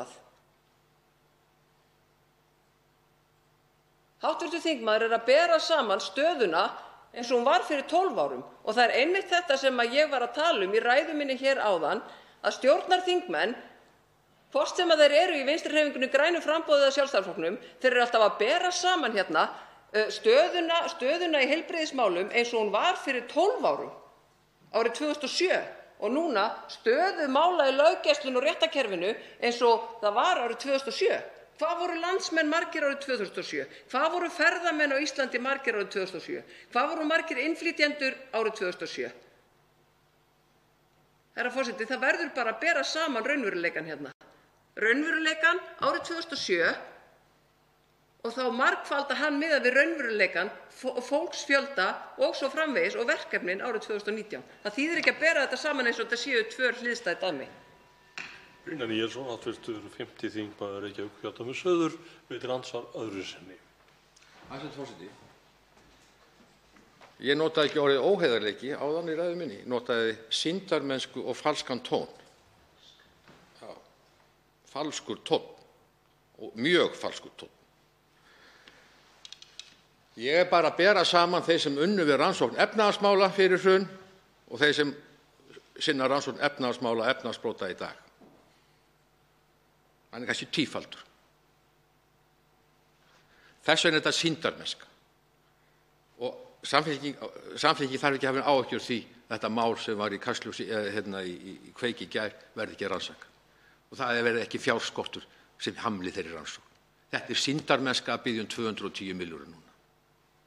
Það er það sem ég er að segja. Og það er líka sýndarmennska að halda því fram að hér sé verið að lækka veiðigjöld. og það skynja það flestir, en kannski skynja það ekki allir og Samfylkingin ætlar að stóla á það að það sé nógu stór hópur sem skynji það ekki. Ég bara að segja mína skoðun á því. Samfylkingin farin algjörlega fram úr sér við þessari syndamennsku og lýðskrumi sem annað orðið við þetta asana. Og ég held að ef Samfylkingin ætlar að lifa til lengri tíma og ekki hugsa bara alltaf skemmri tíma, að þá væri mikilvægt fyrir Samfylkinguna að breyta málflutningi sínum í þessum málum og fleiri málum. Hvort sem það talað breytt kjör og öryrkja, það sem hefur verið gert á þessu eina ári eru 9 milljarðar aukning á milli ára frá 2017 til 2019 núna. 9 milljarðar á ári.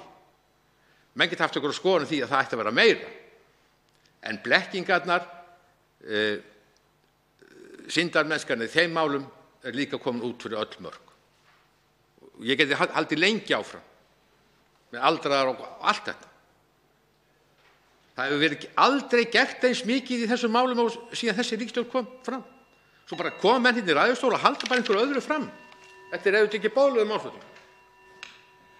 Nú svarar andsvari síðara sinni hv. 4. þingmaður Reykjavíkurkjördæmis norður, Helga Vala Helgadóttir. Herra forseti, ég þakka hv. þingmanni fyrir seinna andsvar. Eins og kom fram í ræðu minni, sem ég veit ekki hvort að hv. þingmaður hlustaði á, þá eru það 30 starfsmenn nákvæmlega sem starfa hjá héraðssaksóknara við rannsókn efnahagsbrota. 30 nákvæmlega, og ef að þingmaðurinn að halda því fram að þeir hafi verið 3 fyrir hrun, 3 sem rannsökuðu þetta, þá er það alveg ljóst að það var einhver tilgangur með því. Af því að þeir sem að vit hafa á segja að það sé ástæða fyrir því að þessi embætti skattrannsóknarstjóra og héraðssaksóknara séu vansvelt, séu svelt, séu vanfjármögnuð. Vegna þess að það eru ákveðnir aðilar hér í samfélaginu sem hagnast á því að málin fyrnist í rannsókn, að það sé ekki hægt að rannsaka þetta með fullnægjandi hætti.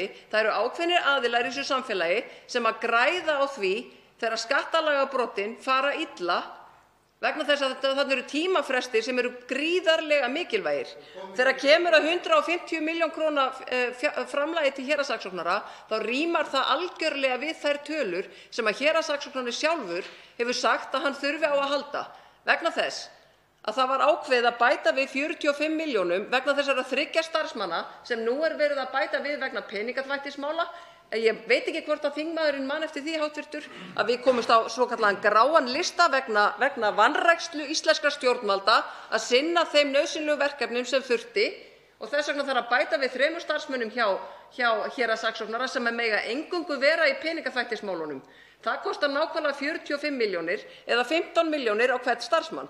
Þess vegna bætum við 150 af því að héraðssaksóknari sjálfur hefur sagt að það þurfi 10 milljónir til þess að þeir geti haldið haus núna. Þetta var áður en málið í Kveik kom upp. Þetta var áður en málið í Kveik kom upp. Forseti brýnir fyrir þingmönnum að gefa ræðumanni tóm til að tala. Ég skal upplýsa þingmanninn það hérna í hliðarherberginu hvers vegna málið kemur upp á þessum tímapunkti, og það skal ég gera með ánægju af því að tíminn er búinn. Andsvari er lokið og til máls tekur hv. 5. þingmaður Suðurkjördæmis, Ari Trausti Guðmundsson. Herra forseti, ég býst nú við að ég flytji hér einhverja styttri gerð af ræðu og hefur reyndar tengt það svolítið við breytt fyrirkomulag sem ég myndi vilja sjá á þessari umræðu yfir höfuð. Og ég hjó eftir því að hv. þingmaður Helga Vala Helgadóttir ræddi umræður. Við værum hér að ræða og þær væru svo sem ekki leiðilegar og ég tek alveg undir það. Þær eru það ekki, en umræður þyrftu að hafa hér fleiri þingmenn í salnum en verið hefur hér undanfarna klukkustundir. Hér er 1 og 2 og 3 þingmenn í sal og þessar umræður eru allar skráðar og þeim er líka útvarpað, en það væri hægt með öðru fyrirkomulagi. Ég ætla ekki að fara út í hvernig það gæti verið. Það væri þannig að hér væru líflegri umræður með fleiri þáttakendum og meiri skoðanaskiptum en verða með klukkutíma eða 40 mínútna ræðum, svo að það sé nú sagt. En við erum öll inn á því að þessar umræður séu mikilvægar og þær verða þá að fara þannig fram að það sé raunverulegar umræður að ræða. Andsvörin eru fín en ég er að biðja styttri og fleiri ræður. Gott og vel. Það hefur verið stöðuhækkun ríkisútgjalda rúmlega 150 milljarða á allnokkrum undanförnum árum og það er mjög auðvelt að útskýra hluta af því með auknum mannfjölda og ýmsum annarri þróun sem hefur farið fram. Það eru aukin verkefni sem að okkur snúa. Ég nefni bara umhverfismálin og almannatryggingar. Það er annað sem kemur við sögu líka. Það er vaxandi áhugi og vaxandi þungi á samfélagsrekstri, meiri samneyslu. Og það er atriði sem ég sem sósíalisti styð og ég er mjög ánægður með að þessi ríkisstjórn hagi sér nákvæmlega þannig. Samdráttarskeiðið sem við göngum núna í gegnum, því er mætt með hallarekstri upp á 0,3% af vergri þjóðarframleiðslu, sem er vart gagnrýnivert vegna þess að þetta er svo lág tala og hún skýrist af auknum framlögum, eins og ég nefndi, til sameiginlegra verkefna landsmanna og til kjarabóta af ýmsu tagi, enda þótt það sé auglýst eftir meiri kjarabótum sem ég styð einnig en tel að þurfi að koma fram á lengri tíma en oft er talað um. Og á svona tímum þá er rétt að auka opinberar fjárfestingar. Það eru ólíkar hagfræðikenningar til það en mjög margir líta svo á að þetta séu rétt viðbrögð við samdráttartímum. Og þessar fjárfestingar eru að fara í mjög brýn samgöngumál á öllum sviðum samgangna, líka fara til aukinna framlaga til félagslegra umbóta og ýmissa innviða. Og þarna koma mjög sterkt inn þessar rúmu 2 milljónir ferðamanna sem hingað koma og eru íbúar landsins í svo og svo langan tíma, að það liggur í augum uppi að ríkisútgjöld aukast af þeirra völdum. Það er afar jákvætt að á þessu tímabili sem þessi fjárlög ná yfir, að þá verður áfram haldið niðurgreiðslu skulda, kringum 70 milljarðar. Ég hef hins vegar stundum hugsað sem svo að það væri hægt að nýta hluta af þessu í uppbyggingu til gagnlegra fjárfestinga, jafnvel eingreiðslna, til dæmis í loftslagsmálum, því að þær eru, þegar allt kemur til aðstoðar, séu eingreiðslur, þær eru fjárfesting í mjög mörgum tilvikum. Það mætti líka hugsa sér að klípa af hagnaði ríkisfyrirtækja til þess arna. Og ég minni á upphæðir í öllu þessu samhengi. Við erum að tala í fyrsta skipti að ríkisfjármálin tekjur útgjöld, þetta hafi náð yfir 1000 milljarða markið. Og fjórðungur af þessari upphæð, það bil, langstærsti liður fjárlaga, hann gengur til heilbrigðismálanna og þar er margt vel gert í þessu frumvarpi, en það þarf að bæta enn frekar í. Og það er búið að rekja það hér í mörgum ræðum, hvort það eru nú hjúkrunarrými eða spítalar á landsbyggðinni, heilsugæslur, geðhjálp og svo framvegis. Og við þurfum vissulega að horfa til þess á næstu fjárlögum, hvernig það verður kleift. Önnur grunnþjónusta, svo sem menntamál og almannatryggingar og samgöngur, tosa útgjöldin svo vel yfir helming þess sem til reiðu er, langt yfir 500 milljarða. Þannig að þegar upp er staðið þá höfum við sem sagt fáein 100 milljarða króna til þess að sinna öllum opinberum framlögum utan þessara grunninnviða og grunnþjónustu sem ég hef nefnt, og það snúast 100 bundinna framlaga, samningsframlaga og óska ný framlög eða hækkuð framlög. Og þá kemur að þessu vandaverki að forgangsraða, að það vandaverk að því sé haldið hér til haga, vegna þess að það er alveg augljóst að þegar svona er komið að þá verða út undan mjög mörg misbrýn verkefni samt sem áður. Og í þessum fjárlögum þá telst mér að hafi tekist þokkalega til, en Ég er þó með þann fyrirvara af minni hálfu að það þarf að afla meiri tekna. Það þarf að auka tekjur ríkisins enn með þeim fyrirvara að það má vissulega hagræða víða og loks með þeim fyrirvara að nauðsyn krefst hærri framlaga í brýna málaflokka á borð við umhverfismálin og flokka á borð við skólamál, menningarsetur, svo ég nefni eitthvað og jafnvel til kynningar á íslenska hestinum erlendis, eins og ég sá nýtt erindi um. Ég ætla að víkja lauslega að 5 málasviðum sem ég annaðhvort vinn við eða tel mér sérlega skylda og byrja hér á nýsköpun, rannsóknum og þekkingaröflun.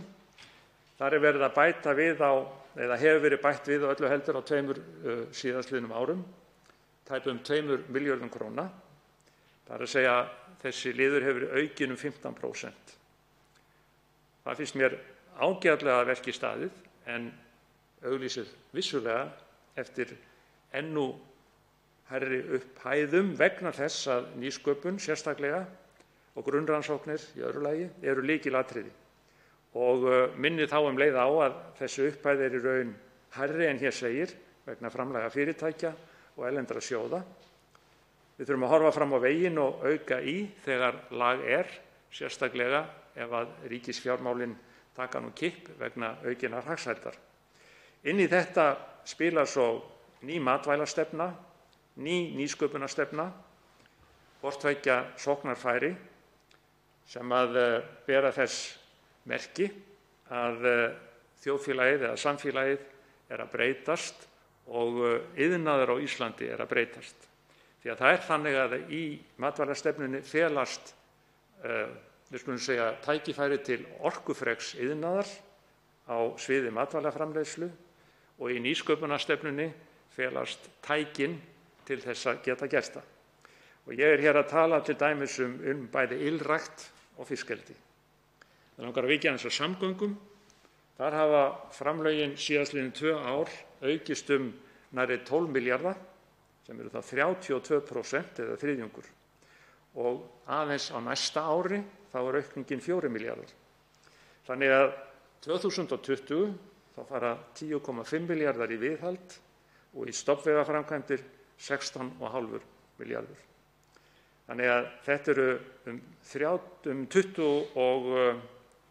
þetta er yfir 30 milljarðar allt í allt og það er vel í lagt. Þetta hefur verið stöðug aukning í samgöngur frá 2010 en aldrei sem nú eftir að þessi ríkisstjórn tók við. Lykilatriðin í þessum efnum er þessi nýja samgönguáætlun sem hefur þurft að leggja gríðarlega vinnu í vegna eðlilegrar endurskoðunar frá síðustu samþykkt þings. Þar kemur inn í höfuðborgarsáttmálinn svokallaði sem er tímamóta samþykkt. Þar inn í koma almenningssamgöngur sem er síaukin áhersla á. Þar inn í kemur flugið sem að flestar athugasemdir eða flestar umsagnir snerust Þar þarf að endurskoða stefnuna frá grunni og það er verið að móta flugstefnu eins og allir vita og styrkja bæði innanlandsflugið sem slíkt, það er að segja það sem snýr að farþegunum, gjaldahliðin og eins alla flugvelli í landinu sem að skipta máli. Og þar komum við að Isavia eða þessu ríkisfyrirtæki sem að hefur sett fram sínar hugmyndir um flugþjónustu á Keflavíkurflugvelli sem að snýst allt að því 20 milljónir farþega árið 2040 og 10 milljónir farþega inn til landsins á þeim sama tíma. Þar hef ég lagt mikla áherslu á að við þurfum að marka okkur þolmörk ferðaþjónustunnar yfir höfuð á Íslandi. Því að það gildir það sama hana eins og fiskveiðar eða hvað annað, að þolmörk eru til, íslenskt samfélag með sínar 300–400.000 sálir á næstu árum eða áratugum getur ekki tekið við óendanlega mörgum farþegum eða hvorki sem skiptifarþegar né farþegar hér innanlands. Þannig að við þurfum virkilega að huga að því hvað ferðaþjónusta á að vera stór hluti af íslensku samfélagi, félagslega, náttúrufarslega og efnahagslega. Við ætlum ekki að verða eins iðnaðarsamfélag eins og var í gamla daga. Inn í þetta spila svo þessi innlendu flugvallamál, meðal annars varaflugvellirnir sjálfir og svo aðrir flugvellir sem þurfa að vera í góðu lagi, bæði þeir sem eru notaðir mest í innanlandsfluginu og aðrir sem eru notaðir meðal annars í sjúkraflugi.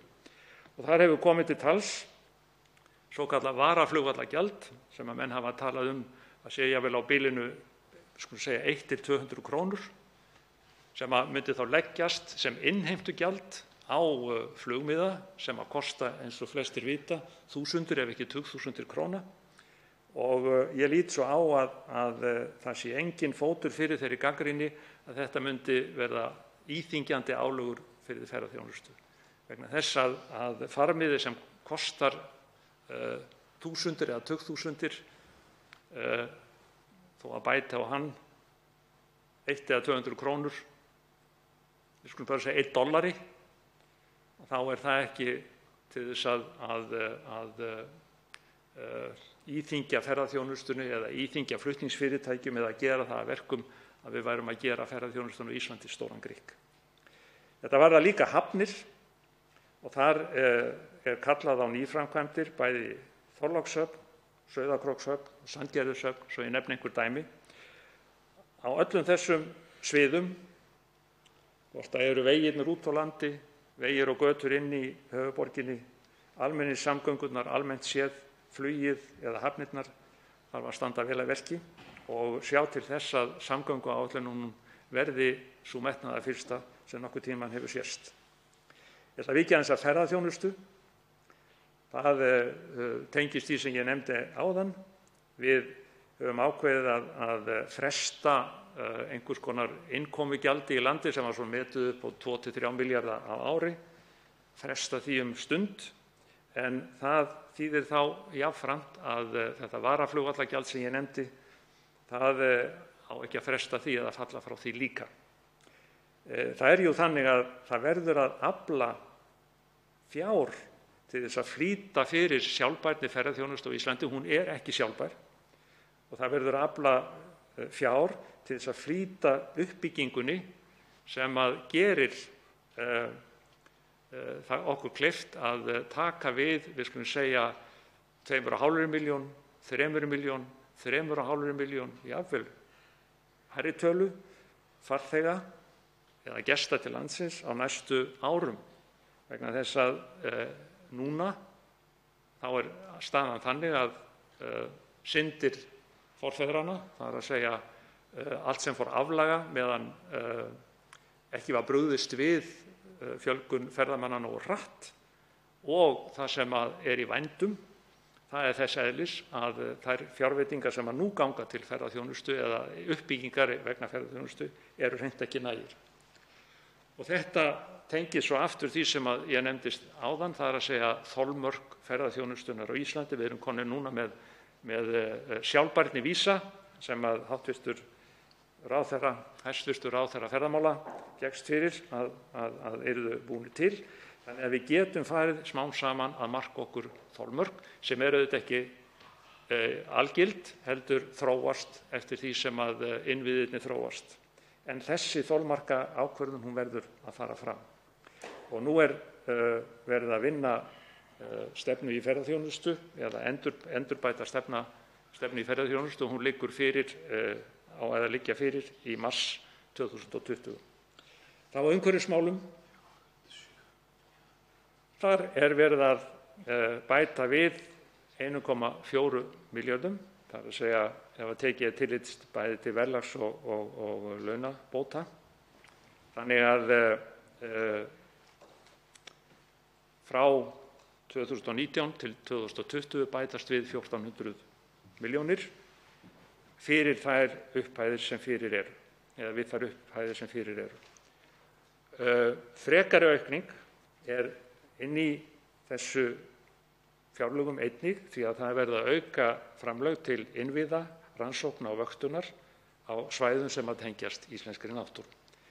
Þannig að þó að ég geti fullist það að ég vil gera betur, þá er þetta ásættanlegt ef við getum lofað okkur því sjálfum að stöðug hækkun þessara framlaga er eitt af brýnustu málum samtímans.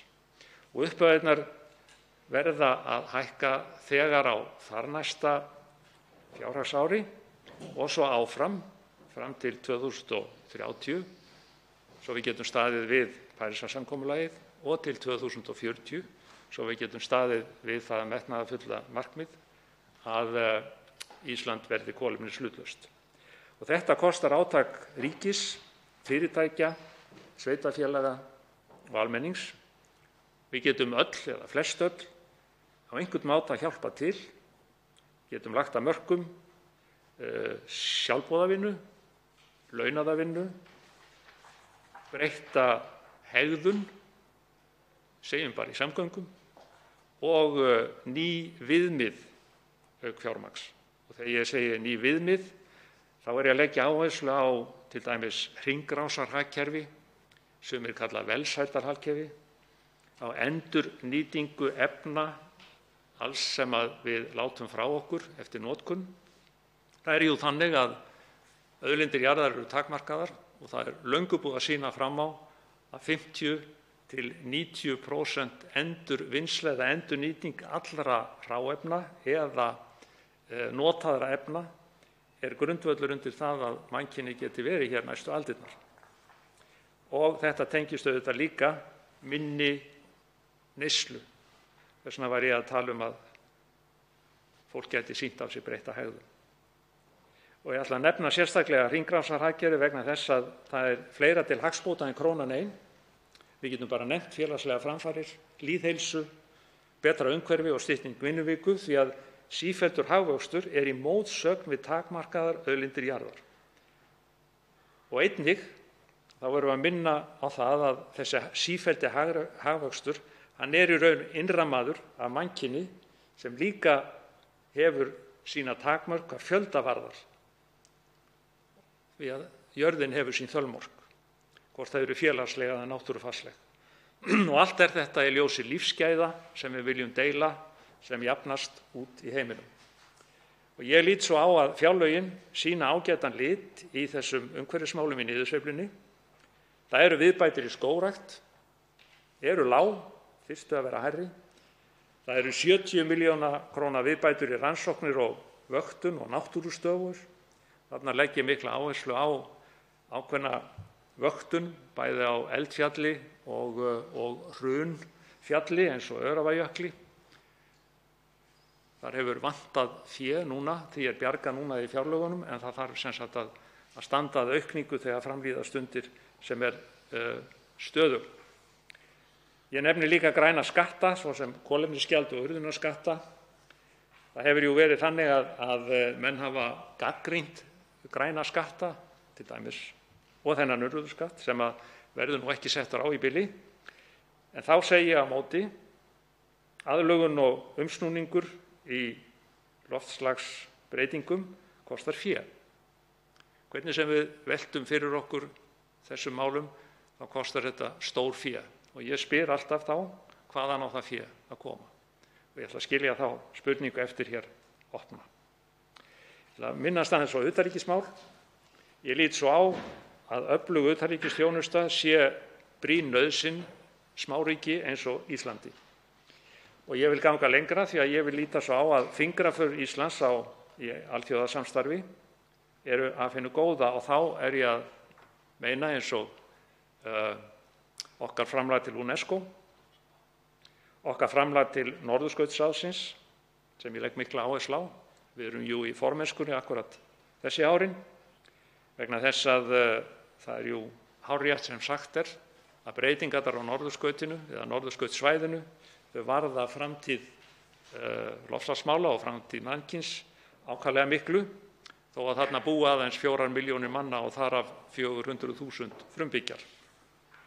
Og ég lít ennfremur á fyrirhugaða formennsku í Evrópuráðinu 2022-2023 mjög jákvæðum augum eins þótt að kostnaðurinn hlaupi á endanum á yfir 300 milljónum króna.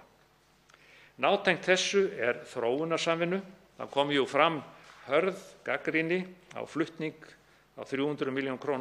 fjárhæð frá þróunarsamvinnunni yfir í framkvæmdir á öryggissvæðinu á Keflavíkurflugvelli, framkvæmdir sem þar áttu að fara fram eða að fara fram og eiga að fara fram í samræmi við samkomulag frá 2016 fyrir tíð þessarar ríkisstjórnar.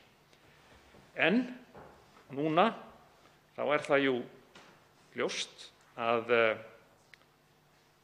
það búið að núlla þessa tilfærslu með því að bæta í fjárlögum 300 millj. kr. sem þá veitt í þróunarsamvinnuna og áfram stefnt að því að framlag okkar nái 0,35% af vergum þjóðartekjum og svo væntanlega í framhaldinu á einhverju árabili upp í 0,7% í samræmi við alþjóðamarkmið. Og auðvitað veitir ekki af þessu vegna þess að þróunarsamvinna Íslands hefur jú verið með lægra mótinu þrátt fyrir það að velsæld ríkir hér. Það eru margar skýringar á því sem ég ætla ekki að fjölyrða en það skiptir öllu máli nú orðið að það pólitískur vilji og vonandi hver svo sem ríkisstjórnin situr til þess að ná þessum markmiðum, alþjóðamarkmiðum OECD sem sett á oddinn.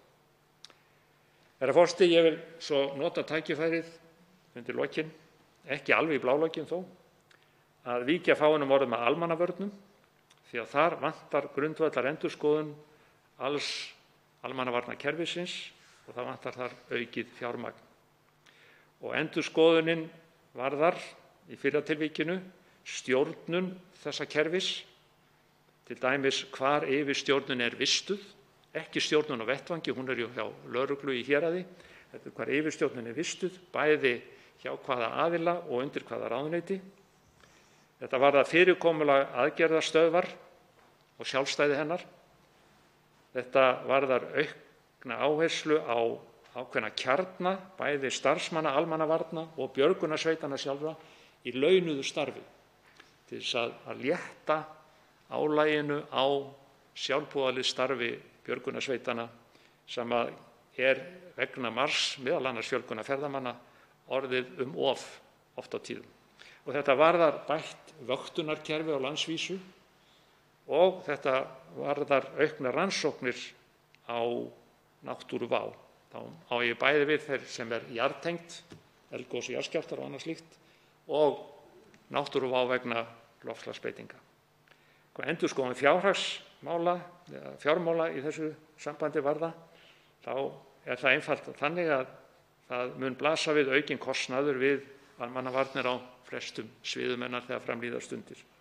Ég vil hvetja til þess að þessi endurskoðun fari fram sem allra fyrst og næstu fjárlög, það að segja þar næsta árs, virki saman við þessa endurskoðun.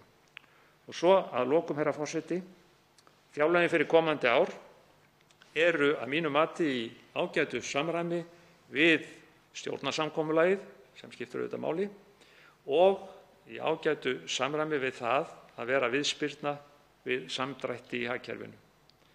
Engu að síður eru allmörg verkefni á sveimi sem þurfa opinberan stuðning en fá ekki. Og það miður því að íslenskt samfélagi þeirra gerðar, við sjáum það í gegnum söguna, að ríkis- eða samfélagsstuðningur við samfélagslega þörf verkefni nauðsynlegur. Það ólíku saman að jafna í samfélögum þar sem að búa, við skulum segja milljónir manna, fórum nú ekki lengra en það. Ef spá hægan bata kapitalíska hagkerfis á næsta ári rætist, þá eru æðimörg verkefni í ríkisfjármálum sem þarf að sinna. Þá get ég haldið aðra og enn bjartsýnni ræðu.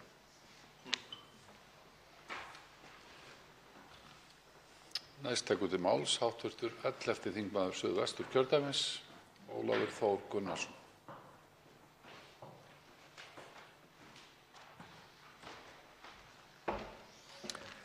Herra forseti, við ræðum hér fjárlög ársins 2020 við aðra umræðu Ég vil taka undir það sem hefur komið fram í máli allmargra þingmanna að þessi umræða er mikilvæg. Hún er langt í frá leiðinleg en hún gæti verið líflegri. Það er að segja það fer að verða skynsamlegt að taka snúning á því hvort að við gætum reynt að hafa umræðuna þannig að ræður væru eitthvað styttri og andsvör tíðari og svo framvegis, þannig að það væri svona aðeins meiri samræða í gangi heldur en þó raunverulega er. Það er alltaf svolítið hætt við því þegar að menn setja á afar langar ræður að samræðan í þessu verði meira á formi margra einræða og þá missir umræðan í rauninni svolítið marks. Ég ætla að reyna að halda mig frá því að fara yfir í smáatriðum þau mál sem aðrir þingmenn Vinstrihreyfingarinnar – græns framboðs hafa farið yfir. Það er þó rétt að taka fram að ég tek undir með þeim í þeim efnum sem þeir hafa komið að. Það eru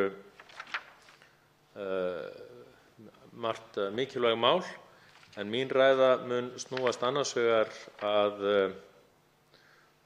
forsendum fjárlaga og hvernig við búumst við að allt þetta muni ganga eftir á næsta ári og síðan í lok ræðunnar mun ég fara kannski í örstuttu máli yfir nokkur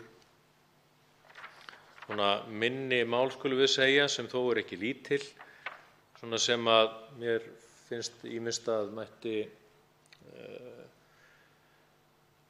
tala meira eða er kannski bara full ástæða til að nefna sérstaklega. Það dylst engum, herra forseti, sem að skoðar hvernig íslensk efnahagsmál standa þessi misserin, að heilt yfir litið þá er staðan nokkuð góð og ef menn eiga bágt með að trúa því sem að er sagt hér í þingsal það efni, þá geta menn litið ýmist út í samfélagið eða út fyrir landsteinana til að átta sig á því að margt hefur verið býsna vel gert. Það þýðir ekki að við lifum í einhverju fullkomnu samfélagi og það þýðir ekki að það sé ekki fullt af verkefnum eftir þar sem við getum gert betur. Nýleg hækkun á lánshæfismati íslenska ríkisins staðfestir þetta, nýleg skýrsla Alþjóðagjaldeyrissjóðsins sem að þó er kannski ekki besti vinur allra á Íslandi, að þá er engu að síður þá eru það gestsaugu sem að líta glöggum augum á hvernig staðan er, þó að fókusinn hjá Alþjóðagjaldeyrissjóðnum hafi kannski oftar verið meira á grjótharðar hagstærðir eins og þjóðarframleiðslu og þess háttar og kannski á þeim bæ minna fari fyrir þáttum eins og því sem að nú er talað og kallað velsældarhagkerfið. En það er mönnum kannski huggun að nú er þó farin af stað vinna í þá veru að reyna að nota þá mælikvarða líka á það hvernig við skoðum árangur í rekstri samfélagsins og hvernig við metum það hvaða þættir hafa áhrif og hvar við getum gert betur. Eins og kemur fram í áliti meirihluta fjárlaganefndar þá voru verðlagsforsendurnar sem lagðar eru til grundvallar í fjárlagafrumvarpinu 2,5% hækkun á næsta ári á þessi 2,6% verðbólga sem er lægra heldur en var í upprunalegu forsendunum og því breytast allar tölur lítið eitt og hreyfast aðeins til.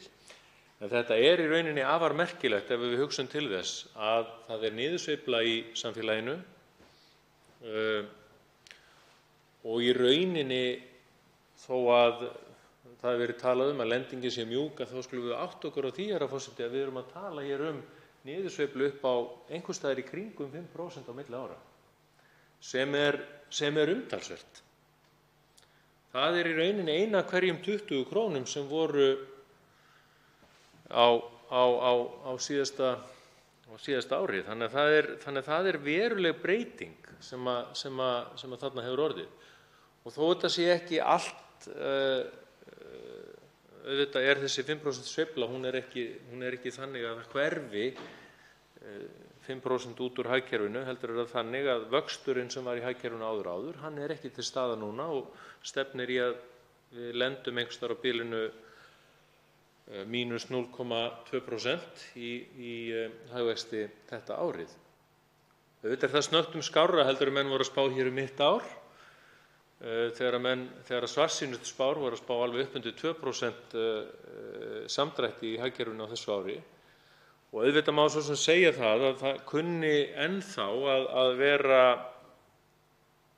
nokkur óvissa það hvar árið raunverulega lendir, en ég held að við getum að minnsta kosti ekki gert okkur miklar væntingar að breytingin til batnaðar á þessum 1,5 mánuði sem eftir árinu verði slík að við verðum í einhverjum blússandi plús á þessu ári. Þannig er ekki. Þess vegna er í rauninni sú nálgun sem er tekin í þessu fjárlagafrumvarpi að sætta sig hreinlega við það að við erum í tímabundinni niðursveiflu og ákveða þess vegna að ganga lítið eitt á óvissusvigrúmið sem formaður hv. fjárlaganefndar talaði í sinni ræðu þegar hann fylgdi úr hlaði meirihlutaálitinu. Ég tel að það sé afar mikilvægt. Auðvitað erum við þarna að tala um einhverja tæpa 10 milljarða sem við göngum á svigrúmið, eða 0,3 af landsframleiðslu, en engu að síður þá er engan veginn verið að fullnýta svigrúmið. Það er áfram, skulum við segja, borð fyrir báru, jafnvel þó við förum ekki alla leið. Ég er þó ekki að mæla hér með því að menn vissi sig eitthvað og fari að eyða langt efnið fram eða auka stórkostlega á útgjöld umfram það sem nú er, en þessi nálgun er að mínu mati hárrétt. Við erum að milda í rauninni það högg sem að samfélagið tekur á sig og við getum það vegna þess að samfélagið er þannig statt þessar mundir að það hefur efni á því. Það eru fleiri jákvæðir þættir sem eru í umhverfinu sem eru okkur til hagsbóta. Það er eins og gengið hefur verið tiltölulega stöðugt þetta árið. Vextir eru með því lægsta sem hafa verið og stýrivextir lækkað 1,5% á árinu. Allt þetta skiptir miklu máli. Gjaldeyrisvarasjóðurinn er óvenjusterkur eða stendur í einhverjum 800 milljörðum. Og skuldir ríkissjóðs eru ég veit ekki hvort það á að kalla sögulegu lágmarki, en eru engu að síður með því lægsta sem hefur verið og sannarlega það lægsta sem hefur verið frá hruni. Við stöndum nú þannig að heildarskuldir ríkissjóðs eru 26,7% af vergri landsframleiðslu, eða verða það samkvæmt frumvarpinu öllu heldur, og lækka einhverja 70 milljarða 72 líklegast á árinu, og skuldir ríkissjóðs miðað við skuldaregluna verða einhvers staðar á bilinu 22%. Og það má hreinlega velta því fyrir sér hvort að, sérstaklega með tilliti til þess að við viljum halda upp einhvers konar skuldabréfamarkað á Íslandi, það má hreinlega velta því fyrir sér hvort að sé einhver skynsemi í því að fara mikið lægra en þetta, og talandi hvernig við eigum að snúa hlutunum, að þá kannski einmitt í þessu ljósi þá kann einmitt að vera skynsamlegt að skoða af fullri alvöru þetta sem við erum nú með í vinnslu til að mynda í efnahags- og viðskiptanefnd, frumvarpið þjóðarsjóð, sem kannski er þá annað verkefni sem getur verið skynsamlegt að ráðast í einmitt í þeirri stöðu sem er núna.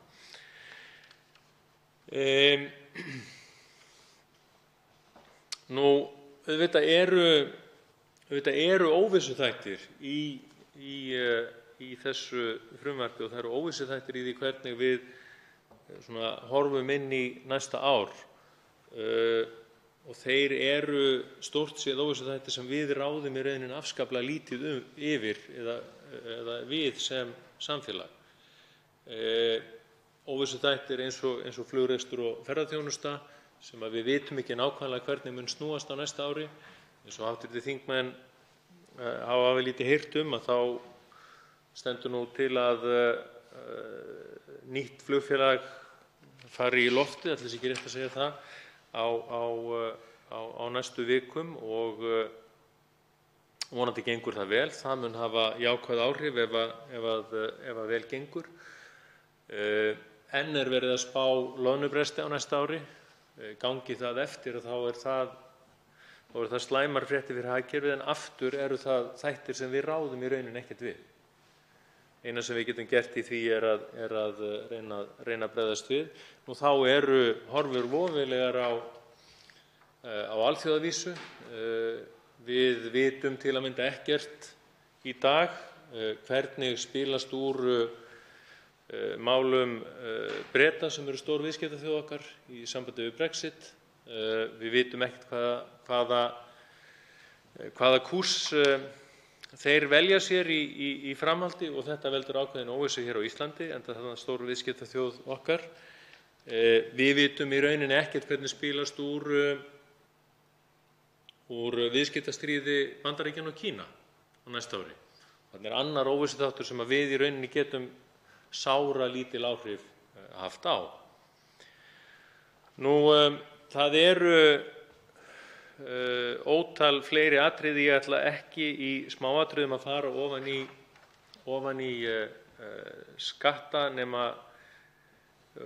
og gjöld nema því leyti að ég tel rétt að nefna það að sú vegferð sem hafin að setja upp 3 þrep í skattkerfinu með 9 þrepi fyrir lægstu launin, lægra þrepi fyrir lægstu launin. Ég held að það sé afar skynsamleg vegferð og eins og hv. þingmönnum kunnugt í raun hluti af lífskjarasamningunum þessi aðgerð og gott dæmi það hvað menn geta náð góðum lendingum þegar þeir bara leggja sig niður við það að tala saman og finna lendingar. Það er eitt sem veldur ákveðnum vonbrigðum í sambandi við skatta og gjöld á næsta ári og það er urðunarskatturinn. Það er að segja, ef ekki í bili að kalla það þessi óvissa útfærslu á skattinum. Ég tel að þarna sé á ferðinni afar mikilvæg græn aðgerð til að tryggja það að við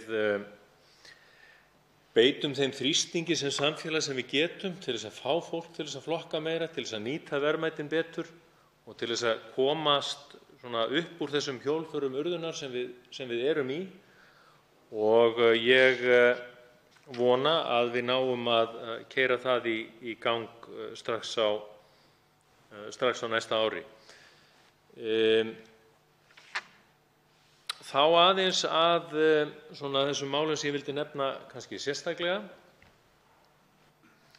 og þetta eru þá mál sem að mínu viti eru kannski svolítið út af standandi þó ég viti að það er ekki vegna fálætis háttvirtrar fjárlaganefndar heldur af öðrum þáttum. Eins og getið er í stjórnarsáttmálanum að þá eru á að gera gangskör að því á þessu kjörtímabili að endurskoða rekstrargrunn hjúkrunarheimila. Sú vinna er komin af stað og það var svo sem ákveðið við fjárlög þessa árs að bæta, ef ég man rétt, einhverjum 276 milljónum.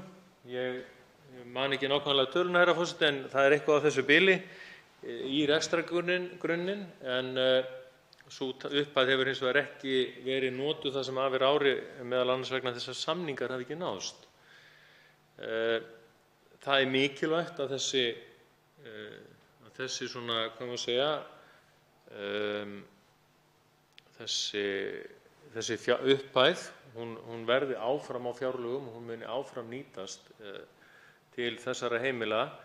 En þarna er ekki allt verkið unnið. Það þarf að halda áfram á þessari vegferð. Jafnhliða því að halda áfram, eins og raunar er talað hér í breytingartillögum meirihlutans, að auka áhersluna á dagdvalir og dagdvalarrými sem er afar mikilvægt og þá afleitt í rauninni að halda áfram að auka við þjónustu við eldra fólk í heimahúsum, styrkja þann grunn. Dagdvalirnar eru einmitt og dagþjálfun er einmitt stór þáttur í því að gera fólki þetta mögulegt. En þannig munum við líka til lengri tíma litið væntanlega minnka þörfina á hjúkrunarrýmum sem eru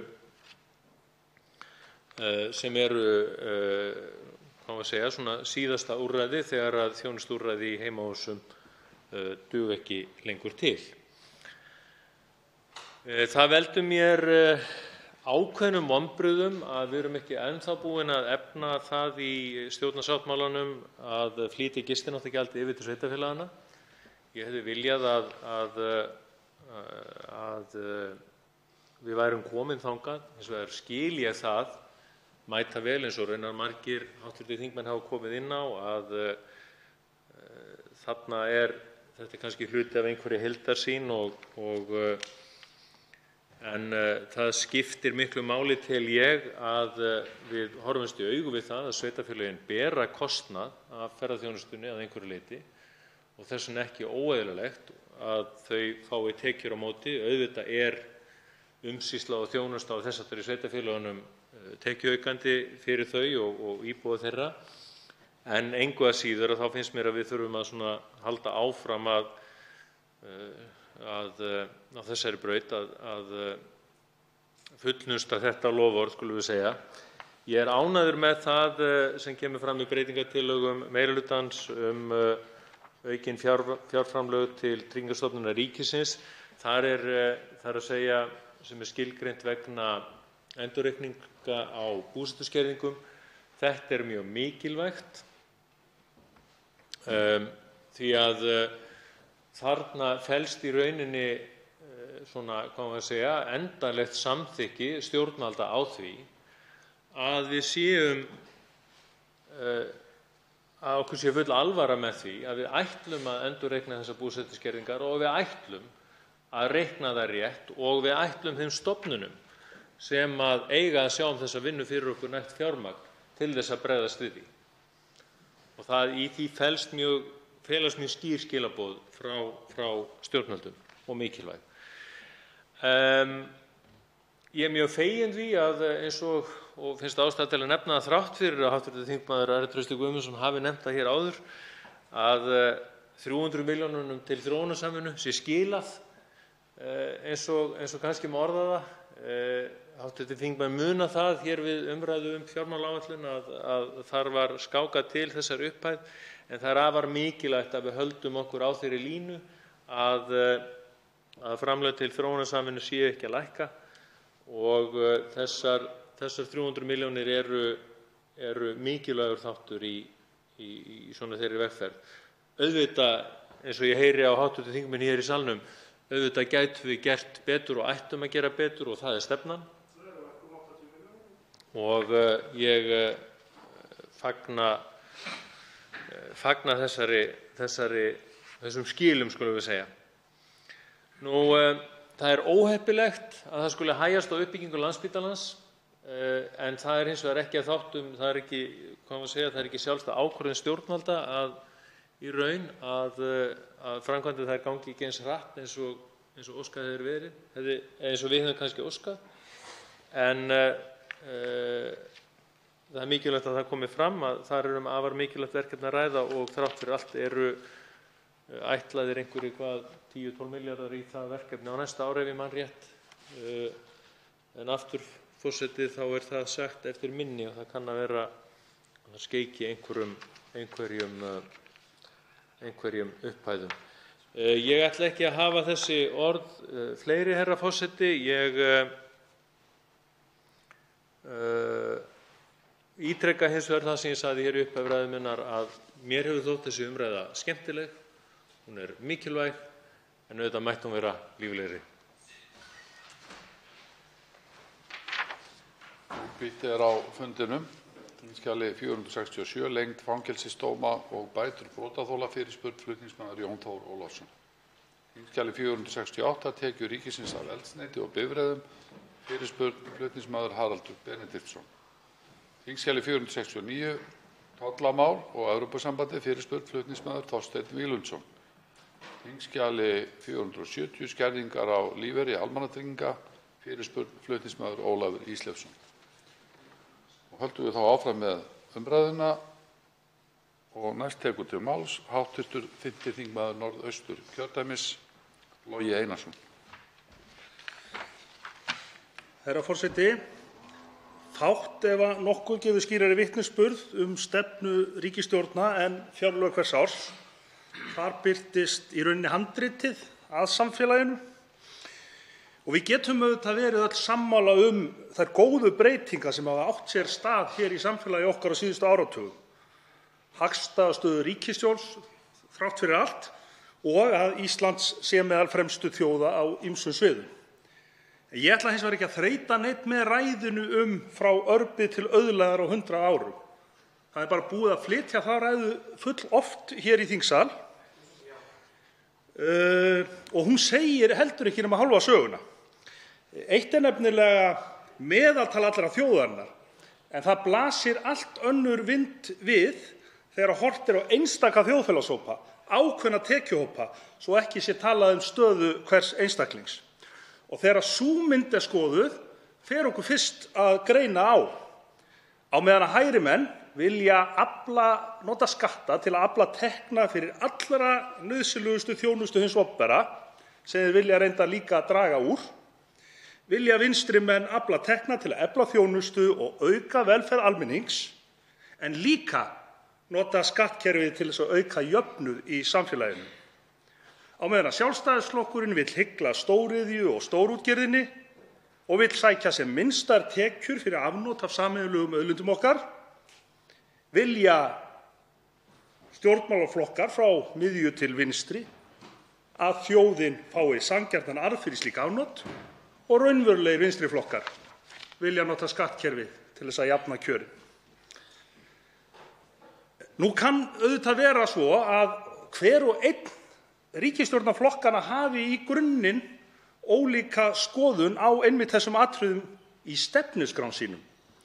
Og hæstv. Forsætisráðherra hefur einmitt margoft dregið það fram að flokkar í ríkisstjórn þurfi að gera málamiðlanir. En það þarf verulegt þurs til þess að átta sig ekki á því að eftir því sem skilur lengra á milli ýtrustu sjónarmiða flokka í upphafi, því stærra þurfa málamiðlanir að vera. En allir flokkarnir saman bera á endanum ábyrgð á lokaniðurstöðunni. Í þessu tilfelli kyrrstöðunni, vanmættinum og ráðaleysinu til að takast á við brýn samfélagsmál. Þess vegna eru öll fögru orðin, allar greinarnar, allar heimasíður einstakra flokka sem að hníga í aðra átt en það sem samþykkt verður í fjárlögum ekki pappírsins virði. Og ræða hv. þingmanns Ólafs Þórs Gunnarssonar hér áðan, fulltrúa Vinstri grænna, snerist lítilsháttar breytingar, blæbrigðin, en ekki þær grundvallarkerfisbreytingar sem við þurfum á því að halda til þess að jafna hér kjörin. Samfylkingin mun þess vegna eins og áður leggja fram breytingartillögur og benda á leiðir til tekjuöflunar í leiðinni. En þessar tillögur eru þó auðvitað mjög langt frá því að vera sú heildarmynd sem við helst vildum sjá í samfélaginu.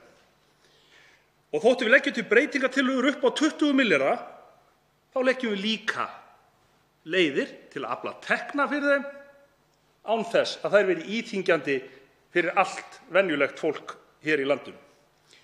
Og þar ber auðvitað helst að nefna veiðigjöld sem ríkisstjórnin hefur leyft sér að lækka svo að þau dekka varla lengur þjónustu við atvinnugreinina sjálfa, umsjón, rannsóknir og eftirlit.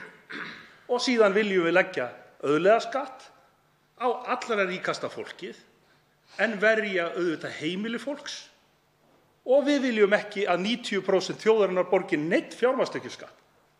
En þau 10% sem hafa nóg milli handanna og sýsla með fjármagnið frá degi til dags eiga auðvitað að græða bara hærri skatt af þeim.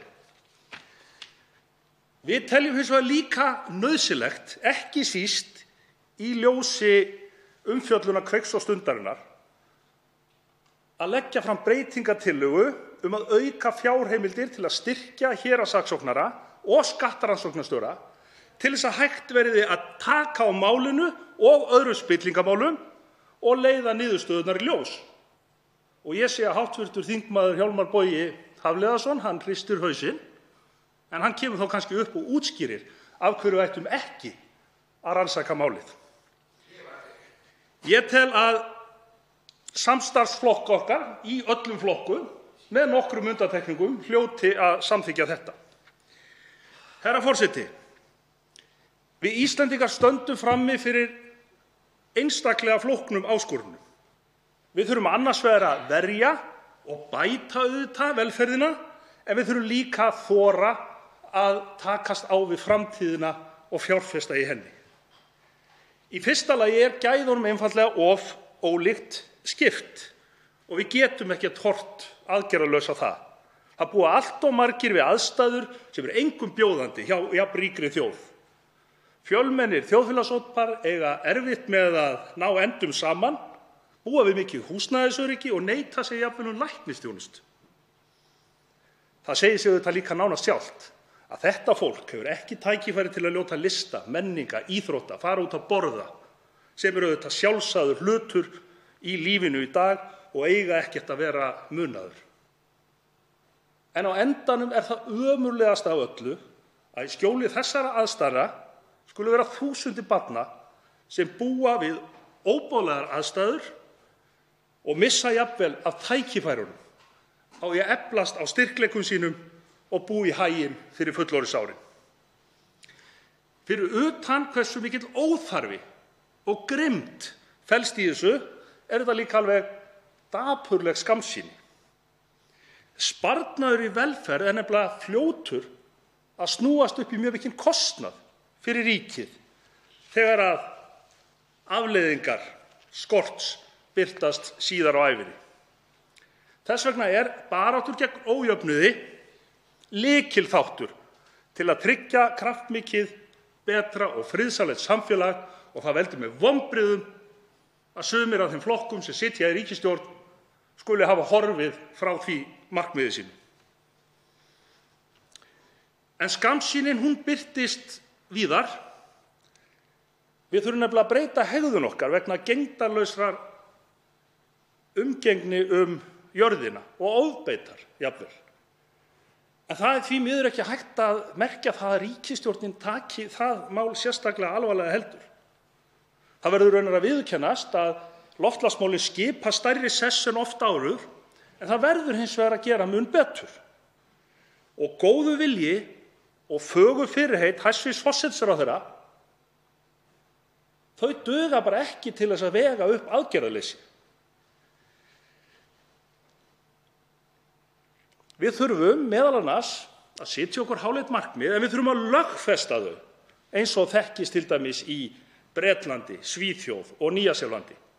Og fjárlögin þurfa á öllum sviðum, í öllum nefndum að endurspegla málaflokkinn. Það ríkir, herra forseti, neyðarástand í loftslagsmálum. Við leggjum því til breytingartillögu 4 milljarða aukalega í aðgerðir gegn hamfarahlýnun. Í þriðja lagi, herra forseti, birtist fullkomin skammsýni í viðbrögðum við þeim gríðarlegu samfélagsbreytingum sem að verða samfara hinni stafrænu tæknibyltingu. Störfum fækka, önnur breytast, einhverju verða til, en vera okkar á atvinnumarkaði mun taka stakkaskiptum. Við þurfum að venjast meiri hreyfanleika, temja okkur símyndun og rækta okkur eiginleika eins og góða samskiptahæfni, góð gildi, sköpunarkraft og frumkvæði. Og það ekki eingöngu nauðsynlegt til þess að halda samkeppnishæfi okkar í flókinni alþjóðlegri samkeppni, heldur líka til að bregðast við þeim lýðfræðilegu breytingum sem eru að verða á samfélaginu okkar þar sem fleiri og fleiri ná sem betur fer háum aldri en færri vinnandi hendur þurfa að standa undir verðmætasköpuninni. Þetta er auðvitað ein augljósasta ástæðan fyrir því að við verðum að ráðast í stórsókn í menntakerfinu. En erum við að sjá þessa stórsókn endurspeglast í fjárlögum, herra forseti? Nei, ekki aldeilis. Í fjárlögum standa framlög til háskólanna í stað og það er beinlínis raunlækkun til ýmissa mikilvægra menntastofnana og rannsóknastöða. Það nægir að nefna Menntaskólann í Breiðholti, Menntaskólann á Akureyri, á Egilsstöðum við Laugarvatn, Verkmenntaskólanum á Austurlandi og Akureyri.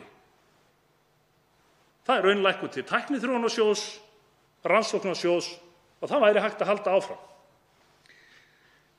Ríkisstjórninni er auðvitað svolítill vandi á höndum því á fordæmalausu hagvaxtarskeiði þá hirti hún hvorki að jafna leikinn í samfélaginu eða afla tekna til að geyma til magrari ára. Og það er vissulega flóknara verkefni í kólnandi hagkerfi. En Samfylkingin hefur hins vegar bent á leiðir til þess að afla þessa tekna. Leiða sem Vinstri græn hafa hingað til tekið undir með okkur. Og það væri bara fróðlegt að fá skýringu á því af hverju þær eru ekki lagðar fram.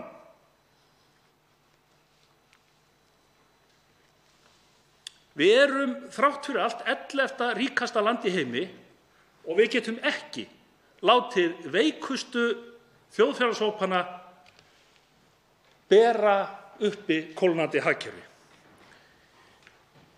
Ríkasta 1% landsmanna á meiri hreinar eignir en 80% landsmanna og þénaði meira en þriðjung allra fjármagnstekna sem urðu til í fyrra. Þess vegna eru skattabreytingar í þessa veru ekki bara skynsamlegar, heldur nauðsynlegar. Og þótt venjulegt fólk eigi auðvitað ekkert að þurfa að greiða háan fjármagnstekjuskatt og helst engan skatt af eðlilegum sparnaði eða stóreignaskatt af húsnæði sínu, þá er algjörlega hulin ráðgáta hvernig í ósköpunum ríkisstjórninni, að minnsta kosti hluta ríkisstjórnarinnar, finnst ekki eðlilegt að þau allra ríkustu leggi meira til samfélagsins. Þetta er fólk sem lifir sumt nánast eingöngu á fjármagnstekjum, á peningum sem búa til meiri peninga, á auði sem skapa möguleika til þess að ferðast milli landa og hagnast eftir því hvernig gengið sveiflast og borga síðan lægri skatt heldur vinnandi fólk af launum sínum. Þetta fólk borgar ekki einu sinni útsvar til sveitarfélagsins en heimtar nú samt mokstur á götunum sínum og pláss fyrir börnin sín á leikskólanum. Mér finnst þetta, herra forseti, svo ég segi það nú einu sinni enn því það er kominn nýr herra forseti í stólinn, að þetta sé umhugsunarefni á hvaða leið Vinstri græn eru. Það vekur líka furðu mína að stórútgerðarfyrirtæki sem hafa greitt sér 100 milljarða í arð á síðustu 10 árum, sem er helmingi meira en þau hafa greitt fyrir aðgang að takmarkaðri auðlind, geta ekki lagt meira af mörkum til samfélagsins. Svona til upplýsingar er þetta sömu fyrirtækin og hafa hagnast 400 milljónir á þessum sama árafjölda og það er tæplega helmingurinn af fjárlögunum sem við erum að ræða hérna. Þessi fyrirtæki og þeir örfáu einstaklingar sem að þau eiga greiða með öðrum orðum 5 milljarða í veiðigjöld í afnot af verðmætustu auðlind Íslendinga og það er það bil það sama og kostar ríkið að hafa eftirlit með greininni. Einn útgerðarmaður var meira að segja með sama hagnað í fyrra og öll þjóðin fær í veiðigjöld á næsta ári. Herra forseti, nú þegar það er samdráttur í hagkerfinu er miklu brýnna en nokkurn tímann áður að vel sé gætt að félagslegum innvinnum samfélagsins og hugað sé að jöfnuði. Því miður þá tryggir þetta fjárlagafrumvarp ríkisstjórnarinnar hvorki efnahagslegan né félagslegan stöðugleika. Við í Samfylkingunni höfum ítrekað bent á að með því að afla ekki tekna við mjög hagfelldar forsendur eins og hafa verið hér síðustu 7-8 ár, jafnvel gefa eftir tekjustofna eins og raunin hefur verið, skapist hætta á að þegar við lendum í niðursveiflu sé þrengt að viðkvæmri starfsemi, heilbrigðis, velferðarþjónustu, menntakerfinu, löggæslunni, rannsóknum, nýsköpun og svo framvegis. Og þetta að gerast. Og við sjáum þetta bara mjög glöggt og það eru til tölur þetta og þýðir ekki að þræta fyrir það. Ýmsar stofnanir eru að fá raunlækkanir. Opinberir starfsmenn samkvæmt fjárlagafrumvarpinu eiga líka að taka á sig þessa sveiflu því að þeim er reiknuð minni kjarabót en launafólk fékk á almennum markaði. Ef það á að breyta því, þá væntanlega kemur fram enn meiri halli á þessum fjárlögum en nú erum við að skila, ef þetta verður samþykkt svona, í fyrsta skipti hallafjárlögum frá 2013. Hjúkrunarfræðingar, kennarar, félagskarfakarar og aðrir þeir eru semst ekki að fá þessar sanngjörnu launabætur sem aðrir hafa fengið.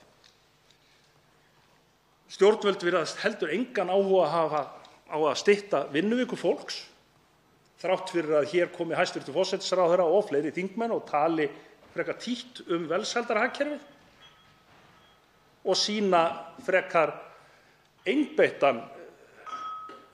samstarfsleysi í kjarasamningum. Herra forseti, í niðursveiflu er mikilvægara en nokkurn tímann að hlaupa undir með bagga með þeim sem að sligast undir álagi, hafa varla til hnífs og skeiðar og bregðast við þannig að þetta fólk geti lifað líka mannsæmandi lífi. Við í Samfylkingunni höfum alltaf talað fyrir því að við viljum lækka álögur, lækka skatta á lágar og meðaltekjuhópa í gegnum skattkerfið. Þetta getum við gert með þrepaskiptu kerfi, en við getum líka gert þetta í gegnum barnabætur og húsnæðisstuðning. Þess vegna leggjum við fram tillögur í þá átt. Við viljum hins vegar gjarnan hækka skatta á þá sem allra best hafa það og tryggja að þjóðin fái sanngjarnan arð af auðlindinni, svo ég þegi það nú einu sinni enn. Við höfum líka lagt fram frumvarp sem lýtur að því að auðvelda smærri fyrirtækjum róðurinn og búa til hagkvæmt umhverfi fyrir lítil og meðalstór fyrirtæki sem byggja á hugviti og nýsköpun. Þessi fyrirtæki standa undir stórum hluta vergrar landsframleiðslu en yfirleitt er þeim ekkert sinnt í þessu húsi. Þar hafa menn meiri áhuga á því að standa vörð og moka undir stórfyrirtækin sem að skapa okkur svo risa kerfisáhættur þegar að þau annaðhvort falla eða hegða sig með ósæmilegum hætti. Herra forseti, þetta eru 3. fjárlög ríkisstjórnarinnar og ef ekki þau síðustu, þá þau næstsíðustu. Og hún er því búin að setja kúrsinn og sýna á spilin. Og staðan er einfaldlega þessi, það er kyrrstaða. Það er áframhaldandi efnahagsstjórn á forsendum Sjálfstæðisflokksins. Hann má auðvitað vel við una og vinnur þennan slag innan ríkisstjórnarinnar. En Vinstri græn þarf að útskýra af hverju þau hafa fallið frá frekari tillögum á skattkerfinu til jöfnunar einstaklinga.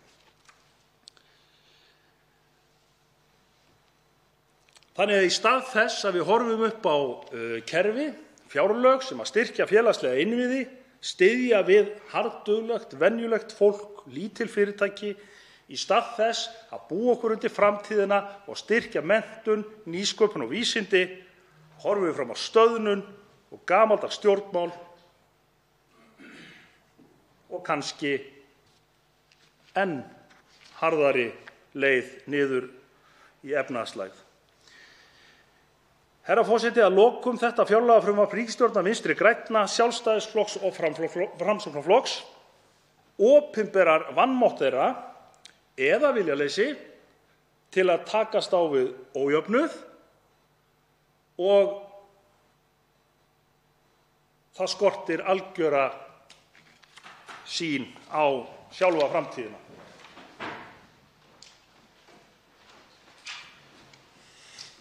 Þá veitir andsvar hv. 4. þingmaður Norðausturkjördæmis, Hjálmar Bogi Hafliðason. Já, herra forseti. Hér skín í gegn sýndarmennska formanns Samfylkingarinnar og að vera svona reiður stöðugt í pontu. En ég kom hér upp, ég veit ekki hvort það að segja, bera sér sakir. Því að formaður Samfylkingarinnar var að leggja mér hér orð í munn og gera mér upp skoðanir hér í þessari pontu og fullyrða það að ég vildi ekki skoða þetta mál. Þegar hann fór í örstutta efnislega umræðu atburði dagsins í dag, já, ég hristi hausinn til sal vegna þess að ég var að undrast ræðu formanns Samfylkingarinnar. Það er alveg rétt, en hann stendur ekki hér í pontu og gerir mér upp skoðanir, svo það sé alveg á hreinu. Hér er verið að slá einhverjar pólitískar keilur vegna atburða dagsins í dag og ég kann ekki við svona hjá formanni Samfylkingarinnar. Ég ætla að búast við meiru en þetta. Við erum að ræða fjárlög 2020. Þá svarar andsvari hv. 5. þingmaður Norðausturkjördæmis, Logi Einarsson. Herra forseti, ég er síður en svo reiður en get kannski lítið að því gert þó að ég hafi verið skapaður með svona frekka grimmilegan svip og hef ekki þetta blíða yfirbragð og glaðlega sem að svona einkennir yfirleitt þingmenn Framsóknarflokksins. En ég vísa því á bug að hér sé einhverja sýndarmennska að ræða. Hér er stjórnarandstöðu þingmaður að tala hvað hann hefði viljað gera. Ég kalla það hins vegar sýndarmennsku að leggja fram stefnuskrá, fara í kosningabaráttu, tala fyrir stefnuskránni, komast svo í ríkisstjórn og gera ekkert með það. Það er sýndarmennska hv. þingmaður og ástæða þess að ég nefndi hv. þingmann áðan. Og það er ekki rétt hjá honum að ég hafi lagt honum orð í munn, það gerði ég ekki. Ég sagði hér hristir hv. þingmaður Hjálmar Bogi Hafliðason hausinn og er líklega ósammála mér. En ég bara biðst hann þá afsökunar ef það hefur verið einskær tilviljun að hann hafi hrist hausinn yfir ræðu minni, 20 mínútna ræðu minni, akkúrat á því sekúndubroti og ég lagði fram breytingartillögu að við skoðum mjög alvarlegar ásakanir á hendur risastórs fyrirtækis sem að hlýtur að vera réttindamál bæði fyrirtækisins en algjör sanngirniskrafa hjá þjóðinni sem að afhendir því stóran hluta af auðlindinni sinni. Eða hvað vill hv. þingmaður gera? Vill hann ekki rannsaka málið? Er ekki sjálfsagt mál að tryggja embættunum nægilegt fé til þess? Ég veit að herra forseti er búinn að tjá sig þetta áður og er ekki heldur sammála. Þannig að þeir eru vonandi tveir þá í þingsal það. Þá veitir andsvar síðara sinni hv. 4. þingmaður Norðausturkjördæmis, Hjálmar Bogi Hafliðason. Já, herra forseti. Hv. þingmaður Logi Einarsson, formaður Samfylkingarinnar, sagði já, þegar ég hristi hausinn yfir ræðu hans því ég var að undrast sýndarmennsku hans og flokks hans hér, þegar þingmaðurinn sagði að ég var þá að vísa til mín hér út í sal, að ég vildi ekki skoða þetta mál. Það sagði hann bara hér í pontu. Við getum bara lesið það saman í kvöld þegar ræðurnar verða birtar. Það sagði hann hér. En ég skal taka þessari afsökunarbeiðni mjög blíðlega. Takk fyrir.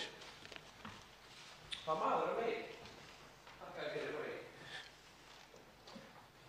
svarar andsvari síðara sinni hv. 5. þingmaður Norðausturkjördæmis, Logi Einarsson.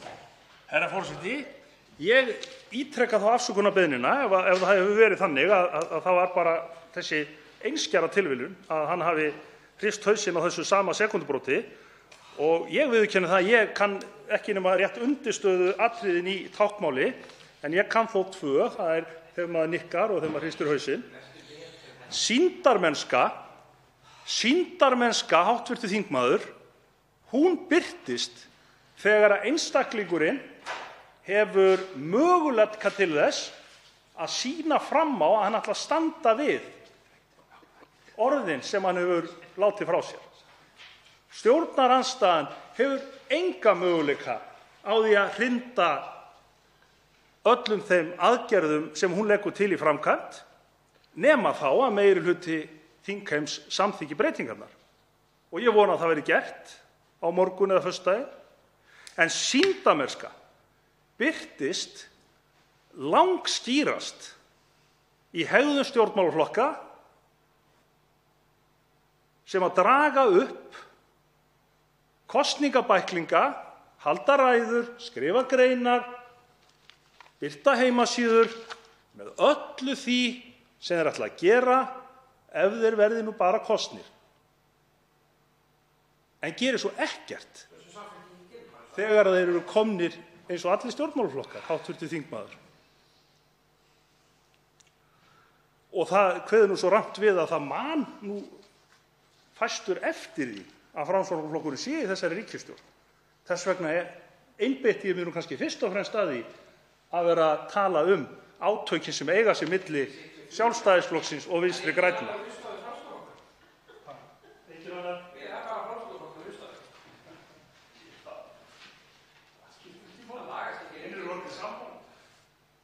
Forseti biður hv. þingmenn að tala bara í ræðustól, ekki í salnum.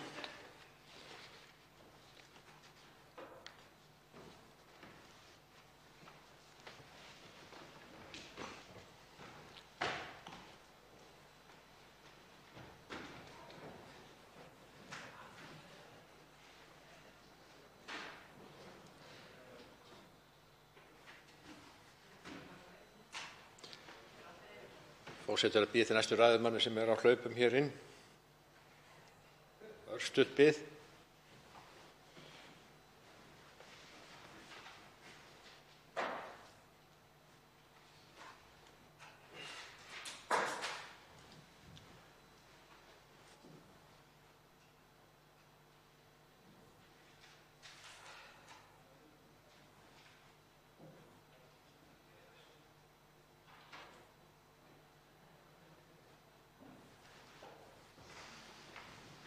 Næst tekur til máls hv. 8. þingmaður Norðvesturkjördæmis, Sigurður Páll Jónsson.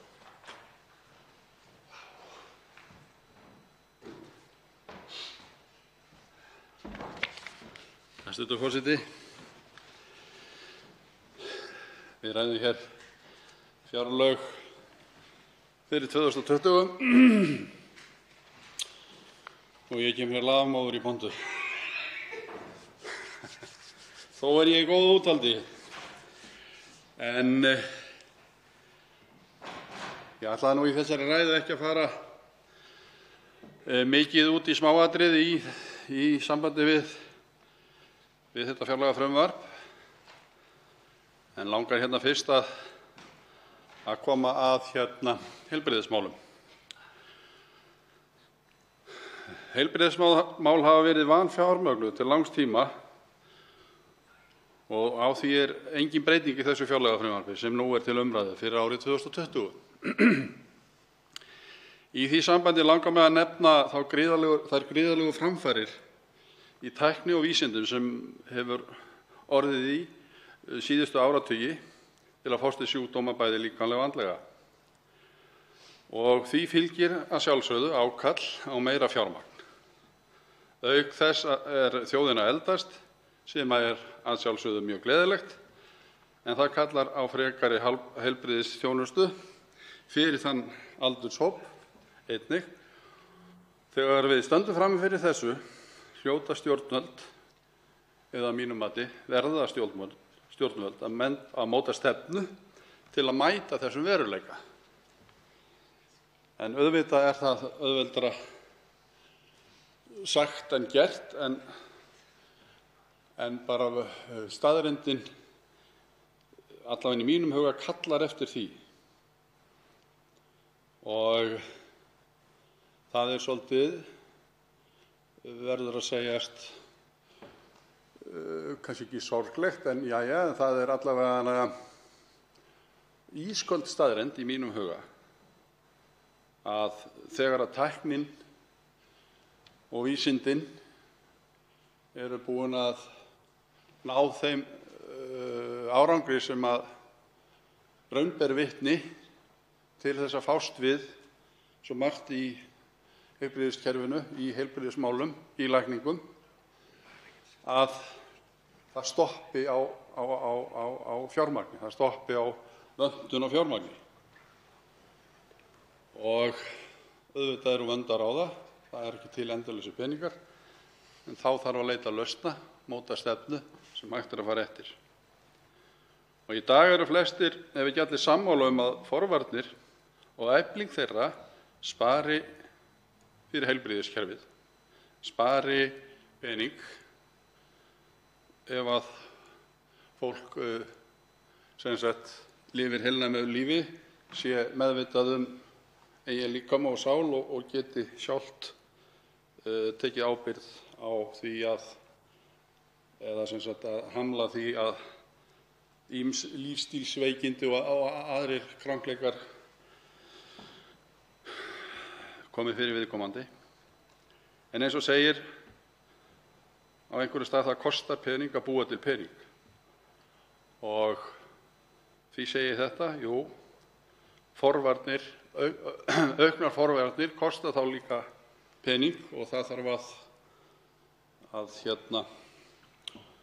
setja meiri pening í forvarnir til þess að spara í heilbrigðiskerfinu. Það bara mín bjargfasta trú og skoðun.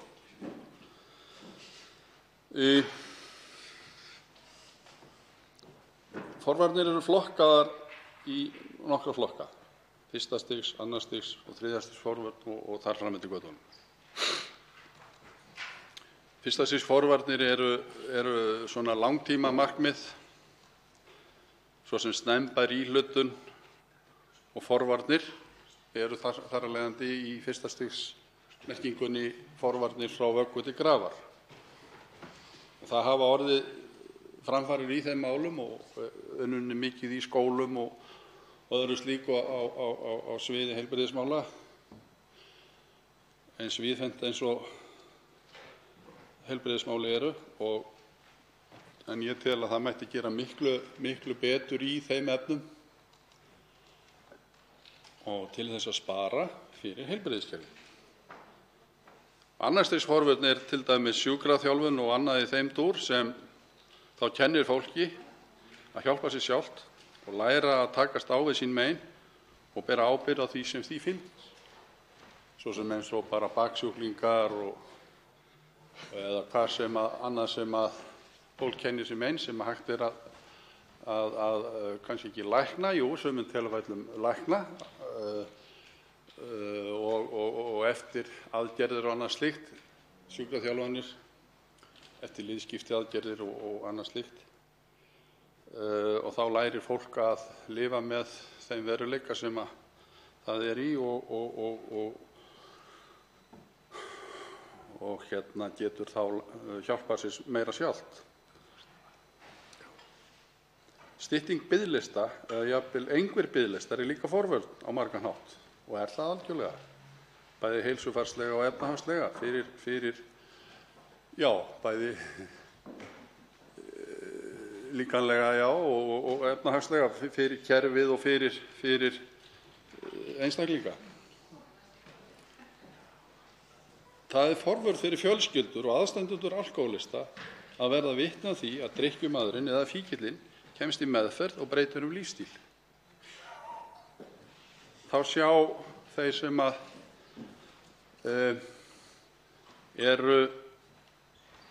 hafa horft upp á viðkomandi vera eyðileggja líf sitt með því að verða alkóhólistar eða fíklar, að hann er að gjörbreytast eða hún lífið er að taka á sig aðra mynd og hann verður þátttakandi í lífinu með því að komast í meðferð. En sumir þurfa meira en eina og meira en tvær og meira en þrjár til þess að ná tökum á þessum fíknisjúkdóm sem að ég hef svo oft talað um hér í pontu og skrifað greinar og barist fyrir. Og þess vegna er ég líka að tala um biðlista vegna þess að meðferðir í þeim geira, áfengis- og vímuefnageiranum, eru alltaf að lengjast og við höfum oftast talað um biðlistana inn á Vog af því að þar er öflugasta eða umfangsmesta meðferðin hvað varðar sjúklingafjölda og þar hafa þeir forgang sem eru að koma í fyrsta skipti og þeir sem eru mjög bara lífshættulega veikir, en þeir sem eru að koma í annað skiptið eða þriðja skiptið eða fjórða skiptið þurfa að bíða lengur og eru þá oft á tíðum ekki að lifa það af að bíða og er það mjög sorglegt. Og þess vegna hef ég sagt að það myndi spara mikinn pening að setja meiri pening í meðferðir og í styttingu biðlista til að koma fólki til hjálpar og að það verði ekki bara, eins og stundum sagt, stofnanamatur af heilsuleysi eða jafnvel týni lífinu.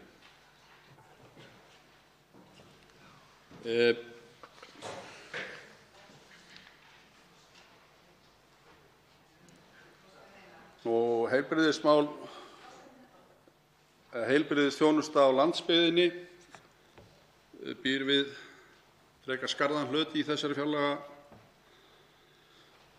fjárlagafrumvarpi og er það ekki gott og alls ekki gott.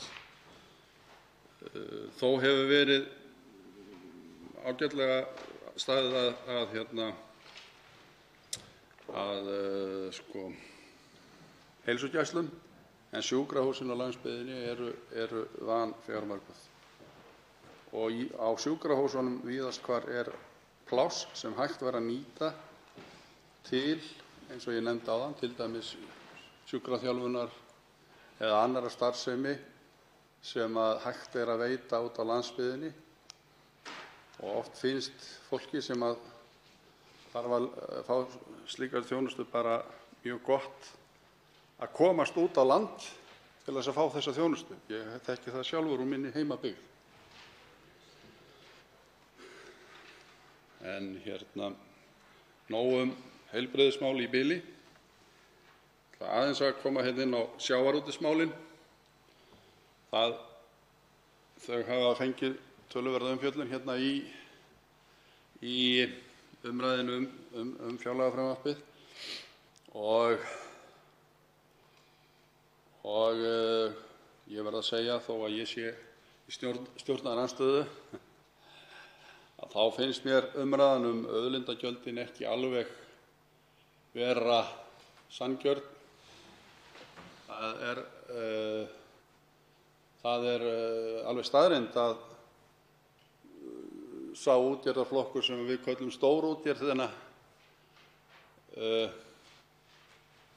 getur borið þessi auðlindagjöld og kannski hærri auðlindagjöld, þó ég kannski get ekki fullyrt það vegna þess að ég er ekkert alveg inn í bókhaldinu þar, en minni útgerðir, litlar og meðalstórar útgerðir, eiga margar hverjar í mjög erfitt með að reka sín fyrirtæki út af meðal annars auðlindagjöldum og eins út af kolefnisgjöldum og auknum launakostnaði.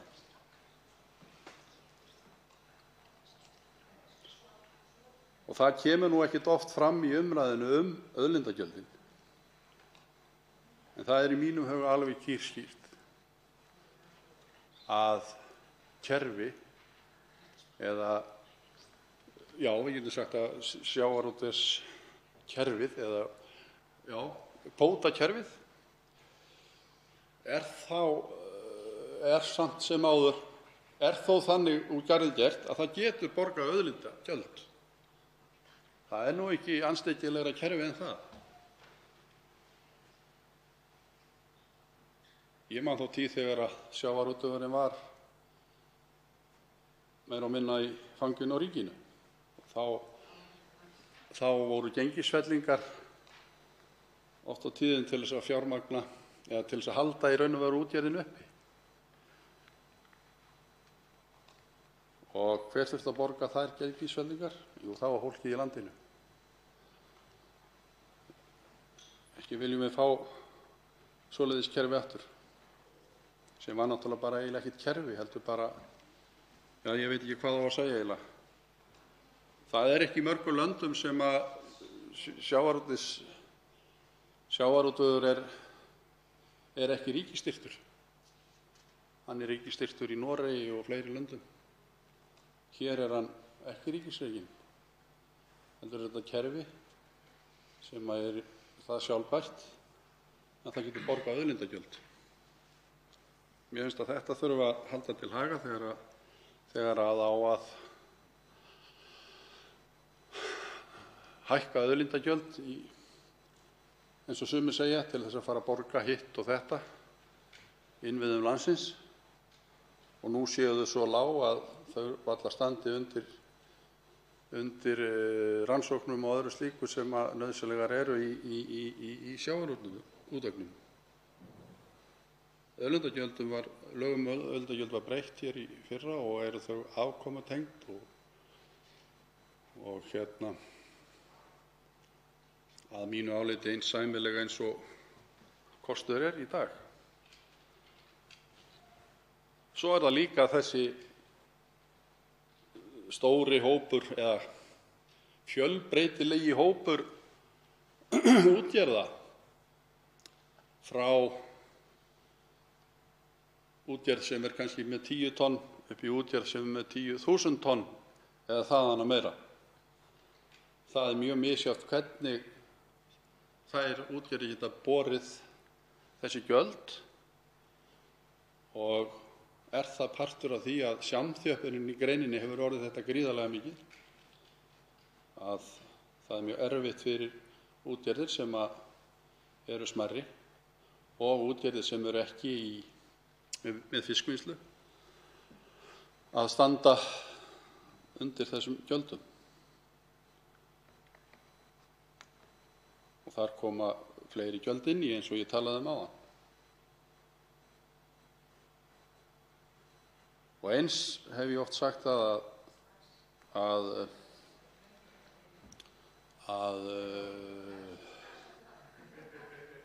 auðlindagjöldin eru sem sagt þau eða sem sagt það að því að það eru svona ólíkir flokkar útgerða eða sem sagt margbreytilegir, þá er það dæmt til að auka við samþjöppun. Og eins, það sem ég ætlaði að segja líka, eins er það sem hefur aukið samþjöppunina síðustu árin, er umræðan hér á þingi hjá okkur stjórnmálamönnunum mörgum hverjum að tala þetta kerfi niður, að það þurfi að gera eitthvað annað. Það þurfi að nálgast þetta einhvern veginn öðruvísi. Og þá hugsa þessir sem eru skuldigir að það er best að losa sig þá við þetta strax, vegna þess að þeir ætla að fara að stokka þetta upp. Það er parturinn af þessari samþjöppun. Hér á vorþingi, á sumarþingi, var samþykkt þingsályktun sem sá sem hér stendur mælti fyrir og heitir skilgreining auðlinda, og sem fjallar það að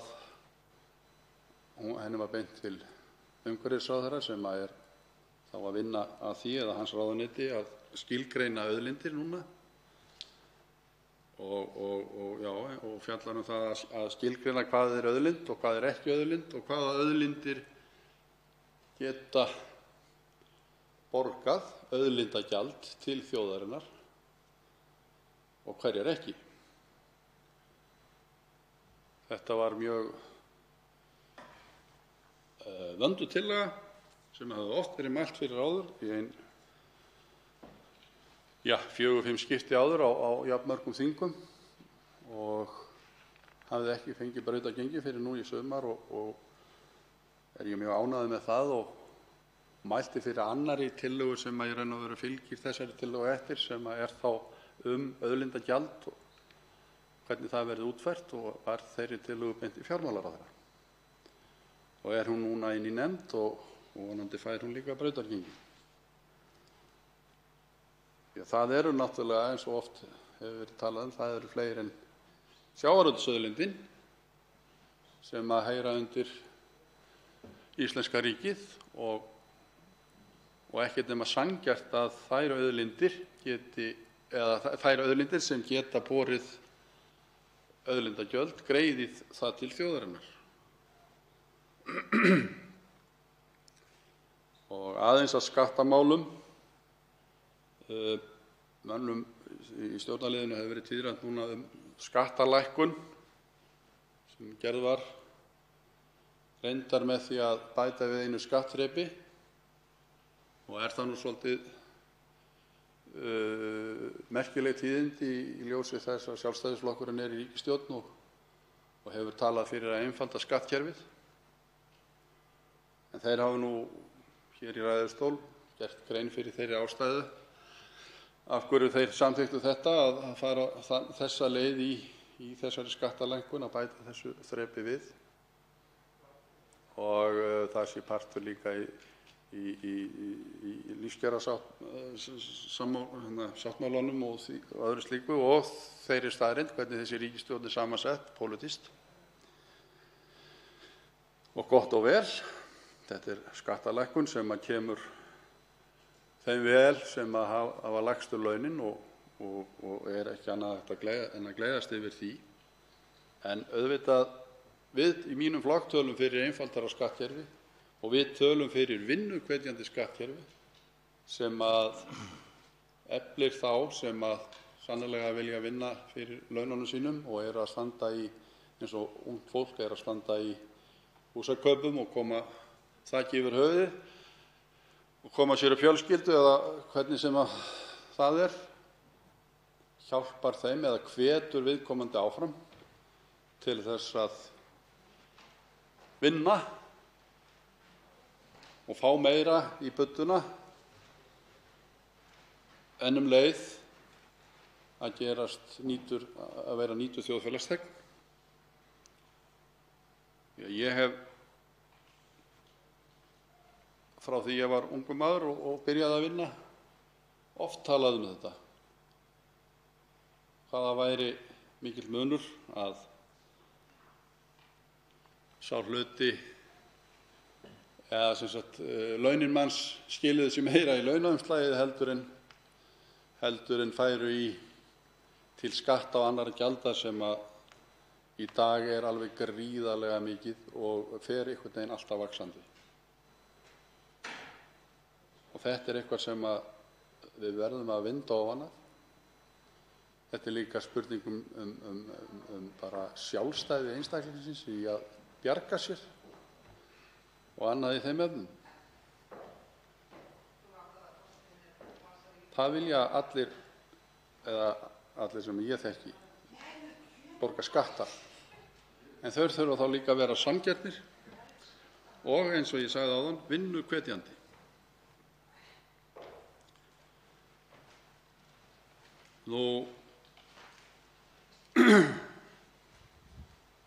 Húshitun á köldum svæðum og jöfnun húshitunarkostnaðar.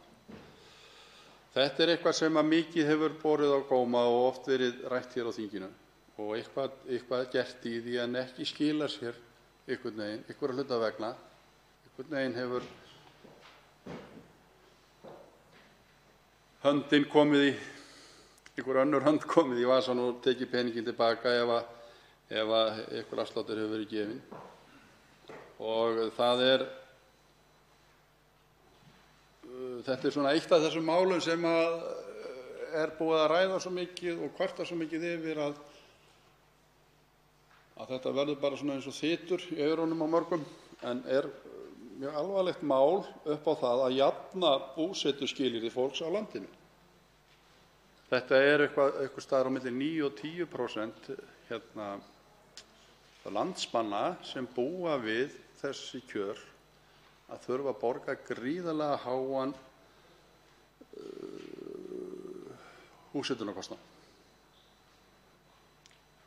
Og ég var nú að lesa mér í dag til upplýsingar svar frá ferðamála-, iðnaðar- og nýsköpunarráðherra til þingmanns sem spurði hér í haust ýmsar spurninga út í þessi mál og þar kom meðal annars fram að hið opinbera ætti erfitt með að gefa afslátt eða gæti það jafnvel ekki til dæmis frá Orkustofnun vegna þess að Orkustofnun er inn á samkeppnismarkaði og þá getur hið opinbera ekki gripið þar inn í.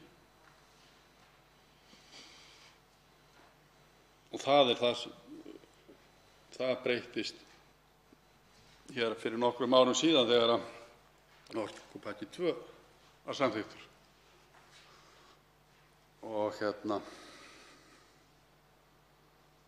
Og væri nú í raun og veru of langt mál að fara að rifja það allt saman upp, þá væri ég örugglega farin að tala um orkupakka 3 líka ef ég færi út í þann sálma, en það er víst búin að ræða hann töluvert hér.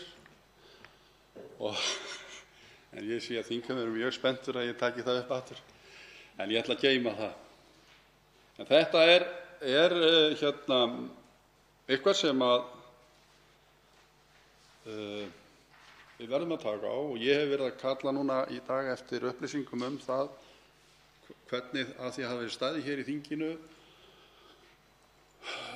og hvað hafi verið gert og í raun og veru þá í framhaldinu hvað sé hægt að gera og mun ég reyna að leggja fram einhvers slags tillögu eða jafnvel frumvarp til þess að vinna í þessu máli áfram.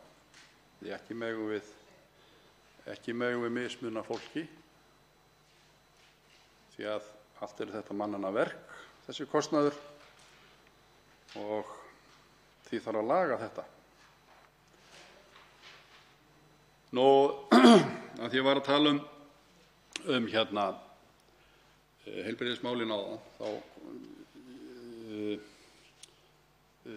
koma hjúkrunarheimili og dvalarheimili og þjónusta fyrir aldraða þar að sjálfsögðu inn í eins og ég kom inn á.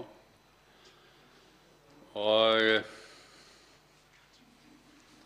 við erum með tillögu hér í Miðflokknum sem kemur nú hér fram í nefndaráliti sem að hv. þingmaður Birgir Þórarinsson fór yfir hér í gær sem kæmi þessum fráflæðisvanda á spítölum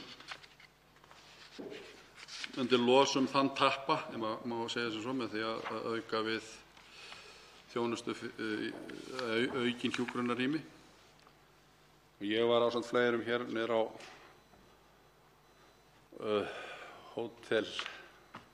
gömlu hótel Loftleiðum, man ekki hvað það heitir í dag, á ráðstefnu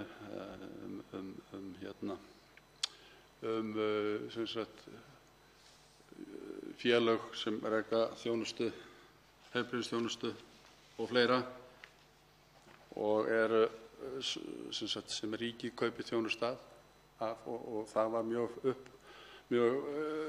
fróðlegt að sitja þann fund eða það þing vegna þess að vandamálið er stórt og þarf að í raun og veru að stokka þetta alveg upp. Það er ófært að innan gæsalappa sjálfstæðar stofnanir sem að veita þessa heilbrigðisþjónustu geti ekki veitt þá þjónustu sem að þurfa vegna ég leyfi mér að segja samskiptaörðugleika við eins og Sjúkratryggingar Íslands og þá jafnvel heilbrigðisráðuneytið í leiðinni. Þessi fundur svolítið opinberaði það fyrir mér og það er bara ófært og á því verður að taka. Og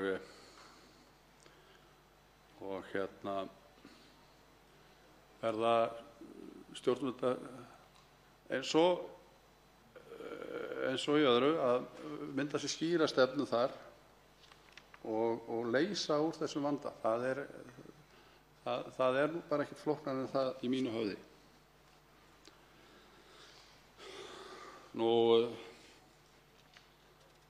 Svo aðeins að menntamálunum.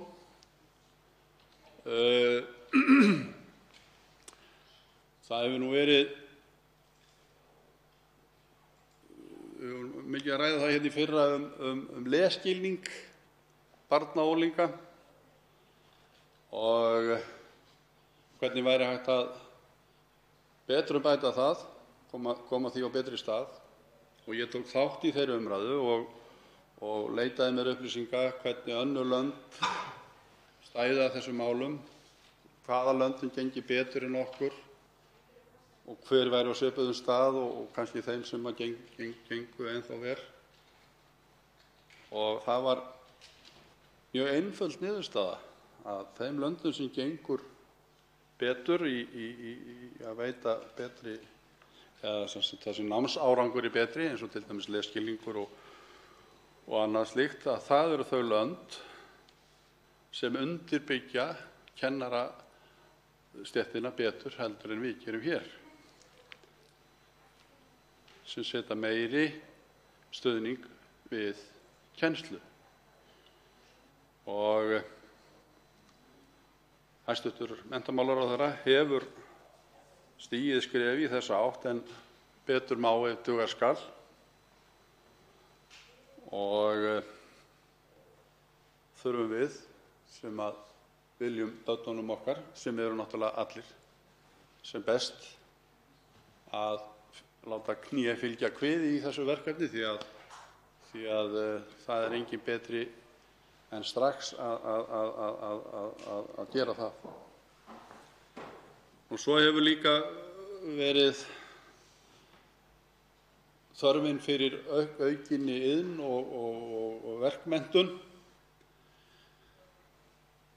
Okkur er tíðrætt hana og ríkisstjórnin og menntamálaráðherra hefur verið að tala um að það sé verið að gera stór átak í þeim málum. En svo heyrir maður það frá skólum eins og verkmenntaskólum og víða og jafnvel úr tækniskólanum að iðn- og verknám þar innan dyra sé alls ekki, fá ekki jafn háan sess og hann þurfi til þess að efla þetta nám. Og er það miður vegna þess að það vantar iðnaðarmenn. Það er mikil uppbygging víðs vegar um landið sem kallar á iðnaðarmenn og þá þurfum við að efla þetta nám. Enda er iðnaðarmaður að vinna við iðn bara ágætlega launuð, sambærileg við marga aðra menntun í launum og því engin ástæða til þess að verða ekki iðnaðarmaður út af því að launin séu léleg, alls ekki. Og svo er náttúrulega bara iðnnámið oft leið til frekara náms ef fólk kýs sem svo. Það er oft talað um að foreldrar og forráðamenn geti staðið miklu betur að því eða eigi kannski að hvetja börn sín til iðn- og verknáms og er ég alveg sammála því. Þetta hefur einhvern veginn alltaf þróast þannig að börn og unglingar fara frekar í bóknámið og við vorum með mjög skýra stefnu í þessu fyrir síðustu kosningar í mínum flokk og töluðum það að fjárveiting frá hinu opinbera til menntamála þyrfti að vera sérmerkt til iðnnáms og stöndum við algjörlega við það áfram til þess að efla þessa grein menntunar, því að það mun áfram í framtíðinni þurfa aukið eða fleiri hendur til að vinna þessi verk, því okkur er alltaf að fjölga.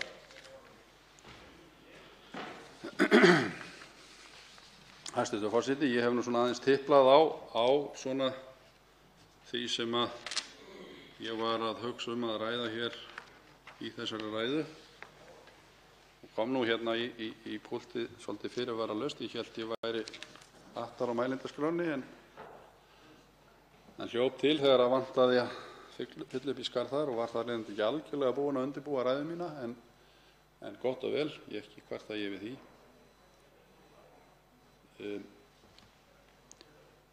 Ég langar aðeins að nefna, af því að ég var að minnast á nefndarálit annars minnihluta fjárlaganefndar sem hv. þingmaður Birgir Þórarinsson mælti fyrir hér í gær, sem er að mínu áliti mjög vandað nefndarálit. Og þar koma fram breytingartillögur Miðflokksins til fjárlagafrumvarpsins og þær eru fullfjármagnaðar. Og þar er, eins og ég nefndi áðan, geðheilbrigðismál, hagræðing ráðuneyta og ýmislegt fleira sem ég ætla nú ekkert að telja upp hér en hv. þingmaður sem ég nefndi áðan gerði góða grein fyrir í gær og hef ég ekki trú á öðru en að þingmenn annarra flokka séu mjög áhugasamir að fræðast þessar tillögur og vonandi bara samþykkja þær þegar þær verða bornar upp.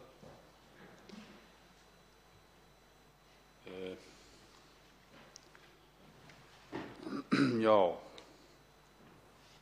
það er nú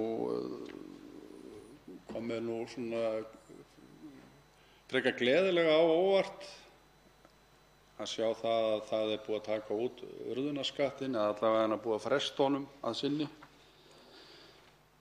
Það var skattur sem er eins og fleiri gjöld sem hafa verið sett á undanfarin ár sem er algjörlega óskiljanlegur í mínum huga.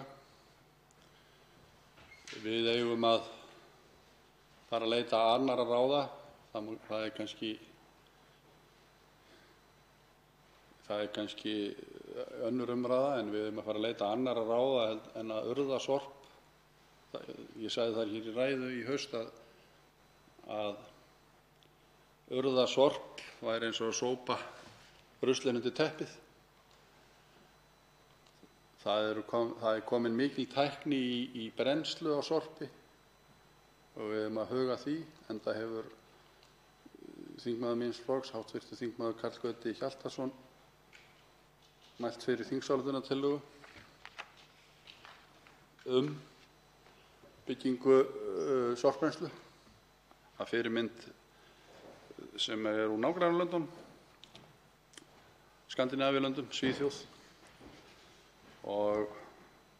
En þá þarf líka á sama tíma að flokka. Við þurfum að standa okkur miklu betur í flokkun sorps. Það er alls ekki í nógu góðum málum. Við erum að flytja sorp út með skipum. Það hef ég sagt, það er svona svipað og fara með ruslið í ruslatunnuna hjá nágrannanum. Það er ekkert öðruvísi í mínum huga og er engin sómi að því. Algjörlega, eins og maður segir, glötuð aðgerð. Við þurfum að bera ábyrgð á okkar sorpmálum sjálf og koma því þannig fyrir að það sé öllu til sóma. Við þurfum að sýna náttúrunni meiri virðingu hvað það varðar. Því að við erum að tala mikið hlýnun jarðar, við erum að tala plast í sjónum og við erum að tala rusl og mengun út allt sem er staðreynd og við getum gert miklu betur í þeim málum og þá eigum við að byrja í garðinum heima hjá okkur sjálfum. Þannig að sorpmál okkar Íslendinga er í miklum ólestri og við þurfum að taka á því með ábyrgð og festu en ekki með því að sópa ruslinu undir teppið eins og urðun sorps eða sigla með það til annarra landa sem er bara, eins og ég sagði áðan, að henda ruslinu í garðinn hjá nágrannanum. Heldur eigum að gera þetta sjálf sómasamlega með hag allra náttúrunnar og okkar allra í forgrunni. Hæstv. forseti, ég ætla ekki að hafa þetta mikið lengra núna. Þessi umræða er búin að vera bara mjög góð. Ég kvarta ekkert yfir því þó að menn hafi talað hér í klukkutíma eins og nefndarmenn og fjárlaganefnd hefur verið boðið upp á. Það er bara eins og einn góður þáttur í sjónvarpinu, framhaldsþáttur, þeir eru oft í klukkutíma. En þeir hafa verið misjafnlega skemmtilegir þessir þættir hérna í pontunni en samt fróðlegt að hlusta og ætla ég að láta þetta gott heita að sinni. Einn hv. þingmaður hefur óskað eftir að veita andsvar. Það er hv. 11. þingmaður Reykjavíkurkjördæmis suður, Björn Leví Gunnarsson. Virðulegi forseti, mig langar rosalega lítið til að tala þessi fjárlög og þess vegna var ég gríðarlega ánægður þegar hv. þingmaður minntist á orkupakkamálið. Ég gladdist yfir því í alvörunni og mér finnst gríðarlega gaman að ræða við hv. þingmann en það finnst mér að vera langbesti þingmaður Miðflokksins með auðveldlega svo.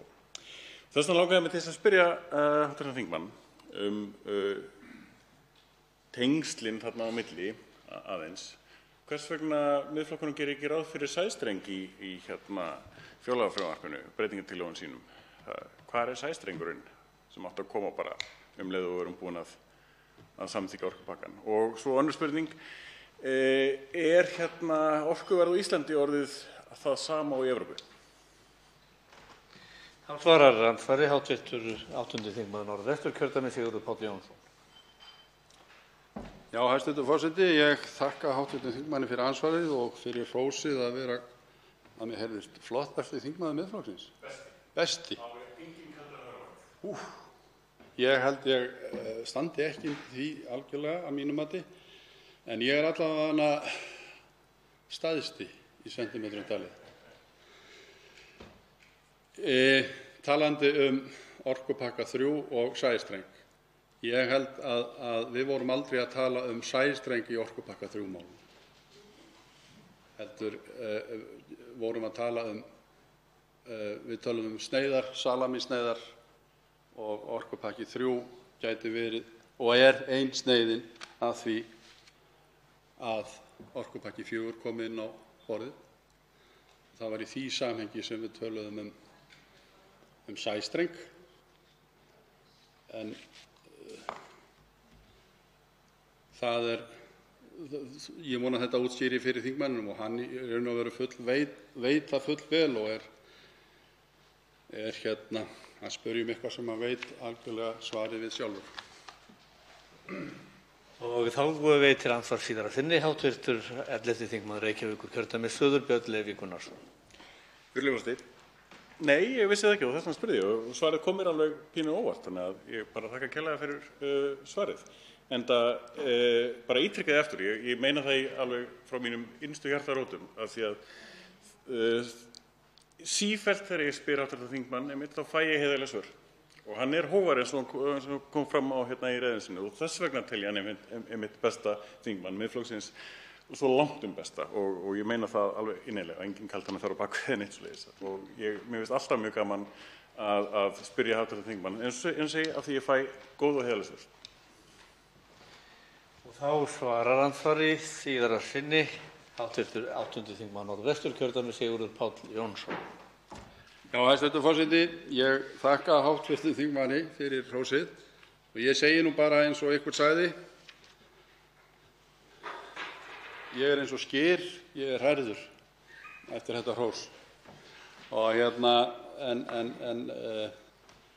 tek því bara eins og þingmaðurinn sagði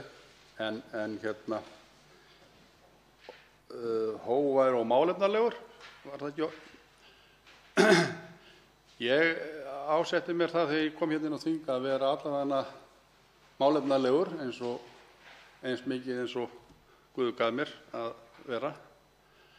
Og ég skrifaði líka hérna undir drengskaparheit þegar ég steig hér inn á þing fyrir nokkrum mánuðum síðan og væri nú gaman fyrir mig að fá að sjá þá skrift vegna þess að ég var það skjálfhentur þegar ég skrifaði undir vegna þetta bar svo brátt að. Og kannski hógværðin mér í blóðborinn svo ég get ekkert gert að því. Og það bara gott að heyra það. Og það ekki að hafa meira orð en takk fyrir hlý orð í minn garð. Andsvörum lokið. Til máls tekur hv. 7. þingmaður Reykjavíkurkjördæmis suður, Hanna Katrín Friðriksson.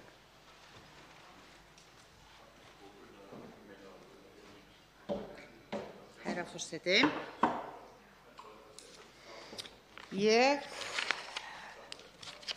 ætla mér að nota tíma minn hér til að ræða heilbrigðismál fyrst og fremst.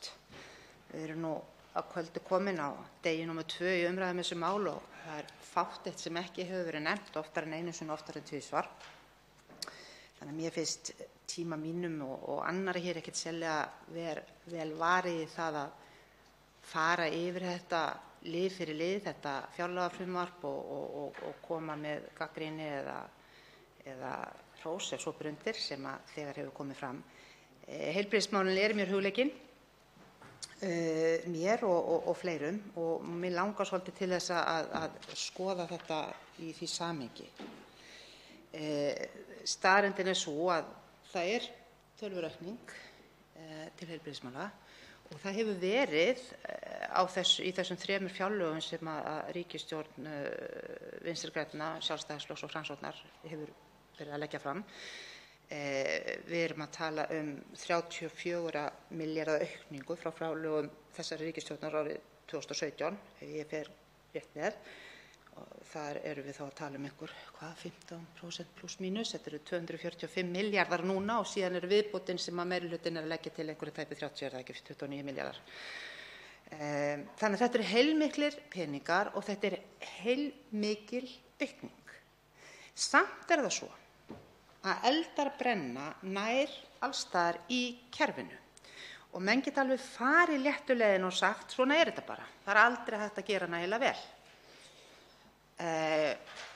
Og einhverja leyti er það kannski bara rétt. Það er aldrei nægilega vel gert, en það er hægt að gera betur. Það er einfaldlega hægt að nýta þá fjármuni sem fara í heilbrigðiskerfið okkar betur en gert er í tíð þessari ríkisstjórnar og betur en verið er að gefa fyrirheitum í þessum fjárlögum. Gæði og öryggi þjónustunnar, hagsmunir fólksins verða að vera í forgrunni og þar verða einfaldlega að fara saman orð ríkisstjórnar og ákvarðanir. Þar á meðal ákvarðanir sem birtast í því hvernig fjármunir eru nýttir. Það er forgangsröð sem þarf að rýna vel.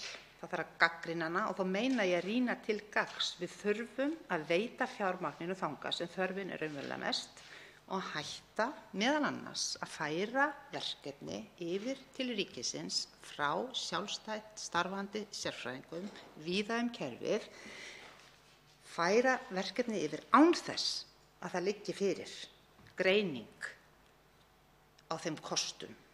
Það er að segja hvort er að ræða breytingu til batnaðar varðandi þjónustu, varðandi öryggi og varðandi nýtingu fjármagns. Og það að færa verkefni yfir til ríkisins eða ríkisrekinna stofnana án þess að þetta liggi fyrir, það gerir ekki bara ekkert gagn fyrir notendur þjónustunnar, það gerir ríkisreknum stofnunum einfaldlega ógagn, eins og ég held að dæmin hafi sýnt með það ástand sem nú er uppi á Landspítalanum. Það er ekki eina ástæða þess að þar brenna eldar, en hún er klárlega ein af þeim og hjálpar sannarlega ekki til. Mig langar til að aðeins að fara aftur í nokkra mánuði til þess tíma sem hér var samþykkt í sölum Alþingis heilbrigðisstefna til ársins 2030. Yfirlýst markmið með mótun þeirrar stefnu var að leggja línur sem þola tímans tönn og innan þess ramma sem stefnan bjó til átti ráðherra getur ráðherra komið upp sínu pólitísku sýn á framfæri. Og þetta hljómar hreint ekki illa, en frumskilyrði til þess að leggja línur stefnu sem á að lifa lengi og vera sáttum hlýtur að vera víðtækt samráð. Og í vinnu við þessa stefnu fengu margir áheyrn, en mörgum var haldið út í kuldanum. Og ég ætla að rifja hérna aðeins upp í aðdraganda að síðan umræðu frumvarpið hvernig nokkrir hagsmunaaðilar voru hunsaðir í þessu ferli. Meðal annars voru það samtök fyrirtækja í velferðarþjónustu. Það eru sem sagt samtök fyrirtækja sem eru ekki ríkisfyrirtæki en starfa á heilbrigðissviði samkvæmt þjónustusamningi eða öðrum tengdum greiðslum við ríkið. Og þarna inni eru nokkrir tugir fyrirtækja, félagasamtaka og sjálfseignarstofnana stofnana. Og í umsögn sinni við heilbrigðisstefnuna lýstu þessi samtök því samráðsleysi sem réð ríkjum við vinnslu stefnunnar. Og stefnan og umræður hana miðuðust við stofnanir og þá hluta heilbrigðiskerfisins sem koma að gerð hennar á upphafsstigum.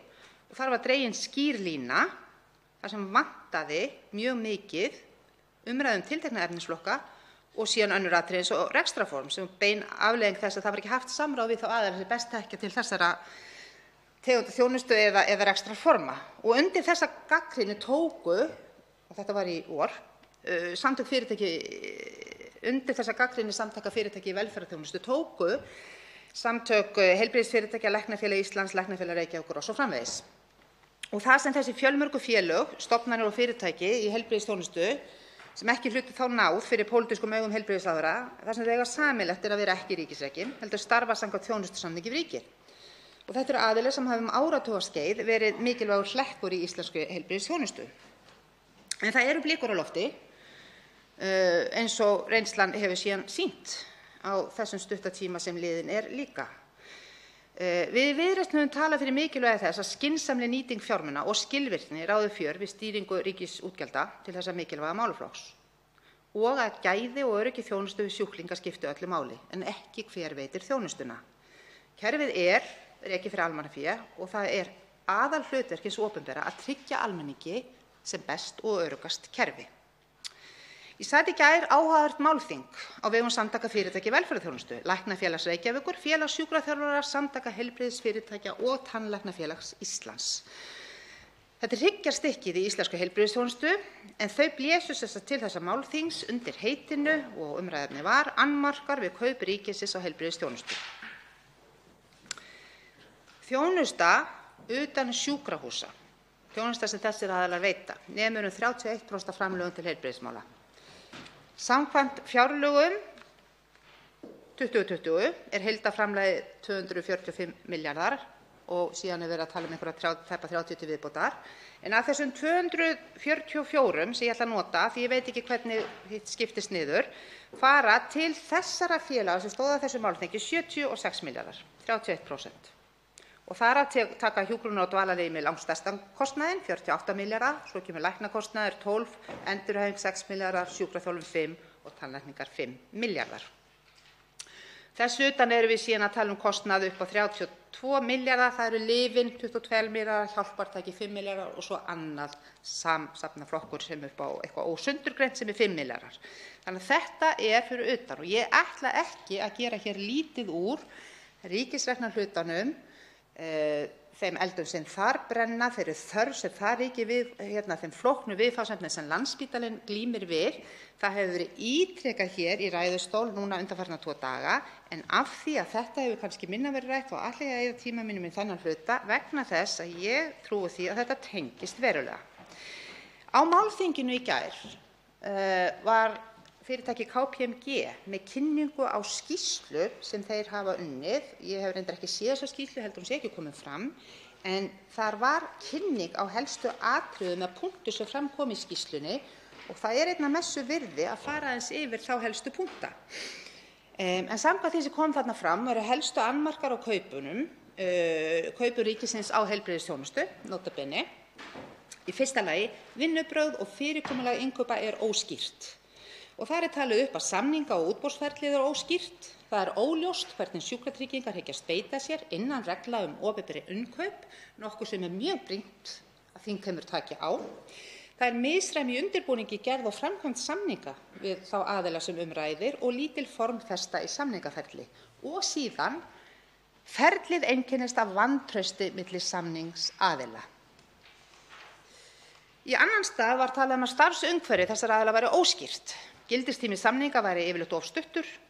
Það hefði neikvæð áhrif á framþróun, fjárfestingar og uppbyggingu og óvissa í starfsumhverfi drægi úr nýliðun og úthaldi reyndara starfsfólks. Í þriðja lagi var talað óskýrt hlutverk aðila og ábyrgð.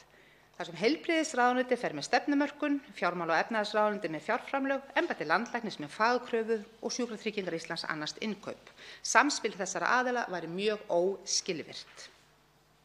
Og maður heyrði það í máli margra aðila á málþinginu í gær að þau söknuðu aðkomu fjármálaráðuneytis að samningaborðinu, sem annað sem ég tel brýnt að verði rætt. Það var talað misræmi milli verðlagningar og kröfulýsinga.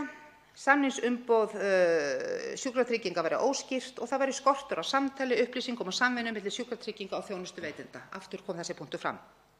Og líka talað takmarkaða fagþekkingu Sjúkratrygginga til að annast greiningar, undirbúning, gerð og eftirlit samninga, nokkuð sem mikilvægt að unnið verði bragarbót á. Það var talað aðstöðumun milli samningsaðila, þar sem einungis væri að ræða einn kaupanda.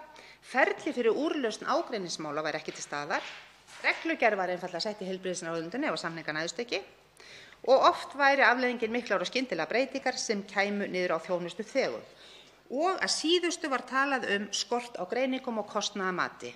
Það væri yfirleitt ekki gert kostnaðarmat á þeirri þjónustu sem væri samið. Þjónustugæði var oft illa skilgreint. Ekki sýn á samspil þjónustuveitenda og flæði sjúklinga í kerfinu. Og dæmi að sameiginlegan skilning skorti á hvað fellur undir þjónustu og hvernig hún verðlögð. Þetta, herra forseti, hljómar ekkert sérstaklega gæfulega. Og staðan sú að það eru því miður engar vísbendingar að staðan sé nokkuð betri þegar kemur að kostnaðarvitund okkar á hinu ríkisrekna hluta okkar annars ágæta heilbrigðiskerfis. Þess hluta sem tekur til sín ríflega 2/3 af heildarútgjöldum ríkissjóðs til heilbrigðismála. Enda sýna dæmin það og það hefur verið margrætt hér í þessari umræðu. Ríkisreknum aðilum ekki frekar en sjálfstætt starfandi gerður neinn greiði með þessu svartholi sem við erum að kljást við hérna. Og þetta getur ekki gengið svona mikið lengur.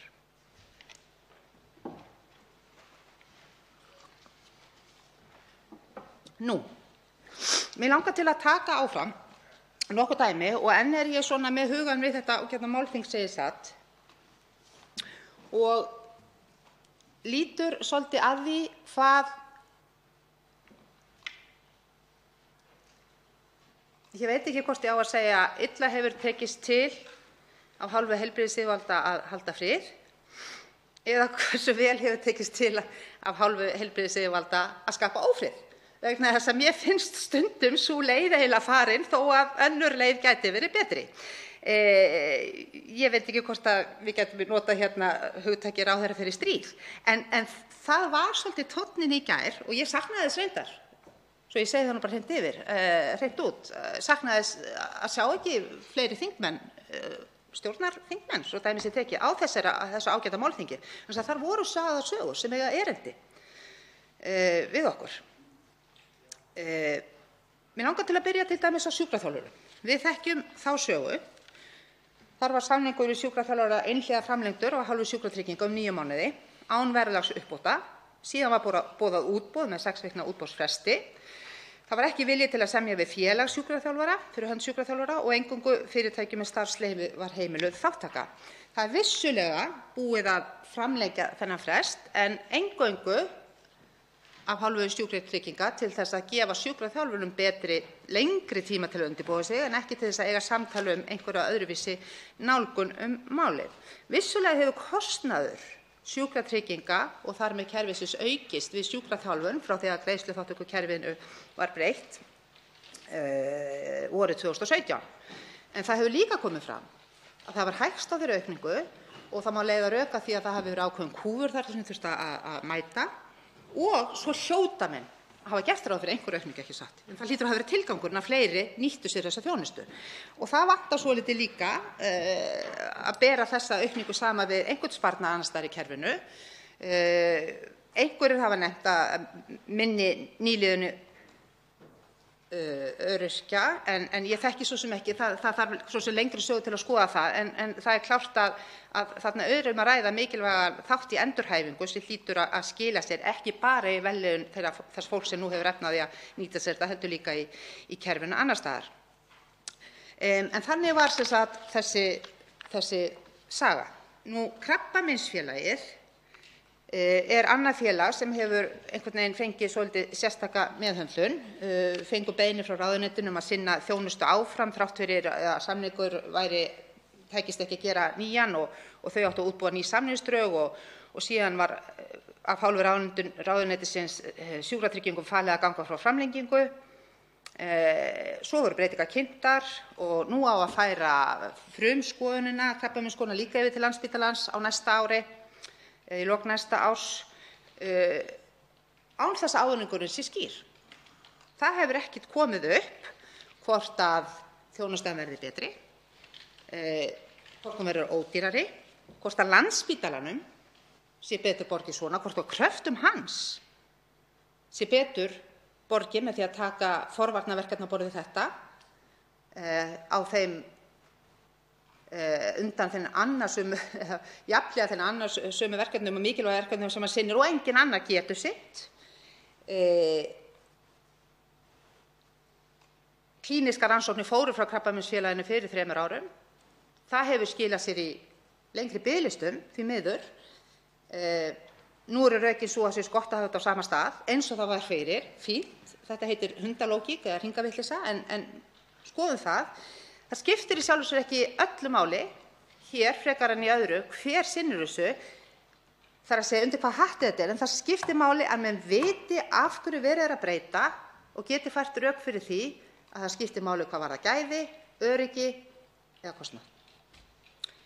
Það er líka staðreynd að Krabbameinsfélagið hefur borgað með þessari þjónustu 50 milljónir á síðustu árum. Nú hefur hæstv. Heilbrigðisráðherra komið fram og sagt við munum tryggja þann kostnað.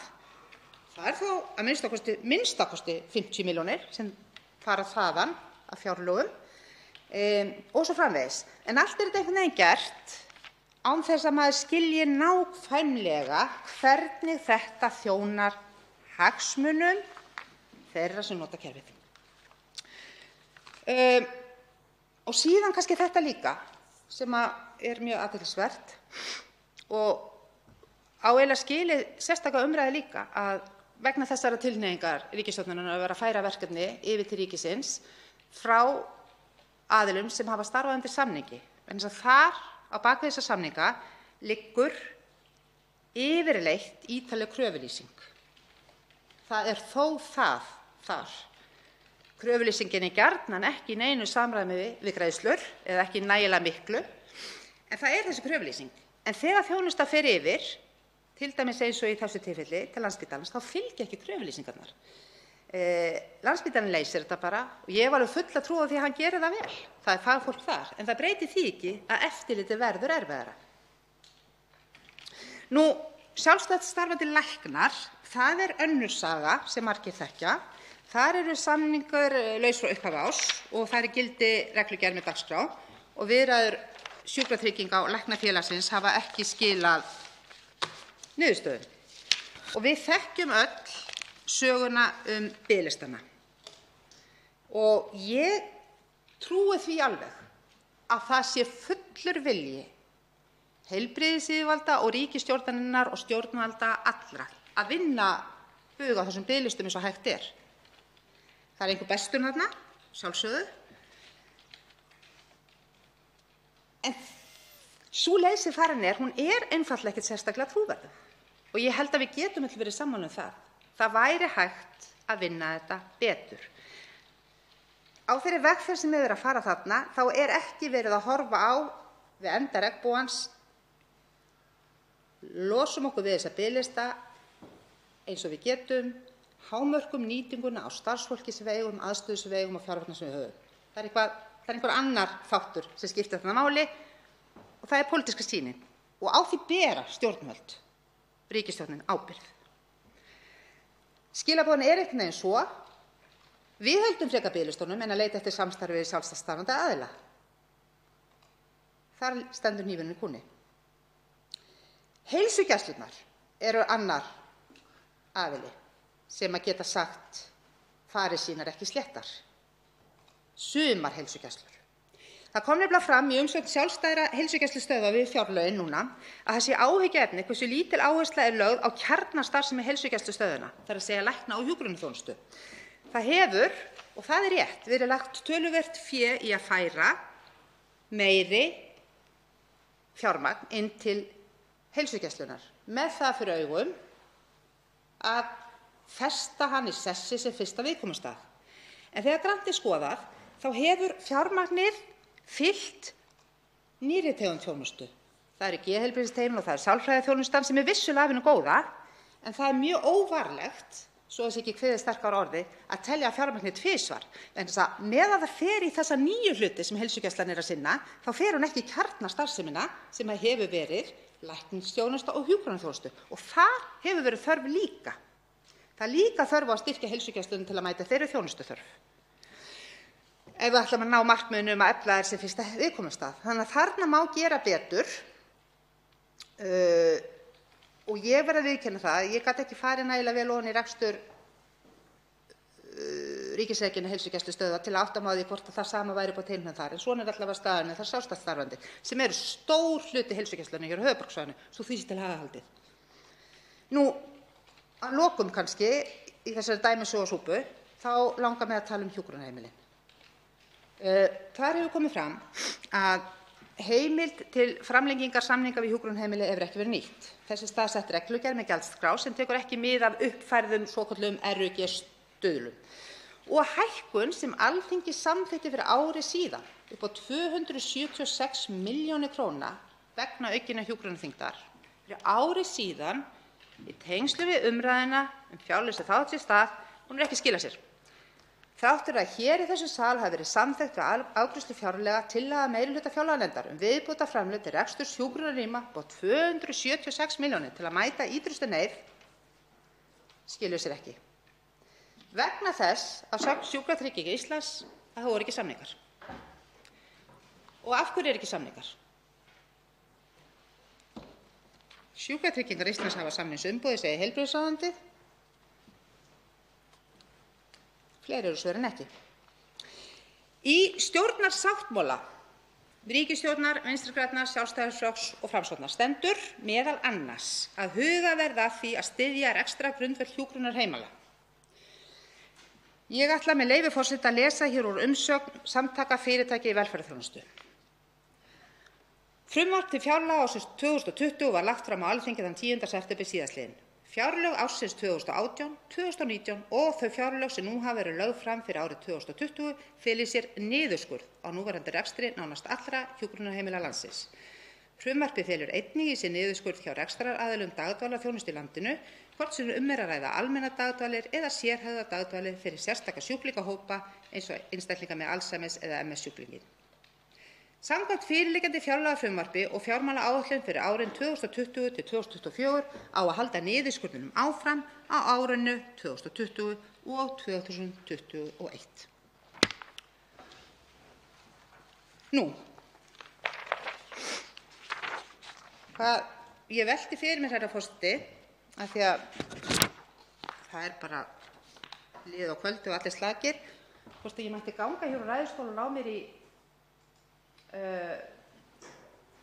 bara svo ég segi það hreint út, pappír, snifsi. Já. Ég þakka hv. þingmanni kærlega fyrir.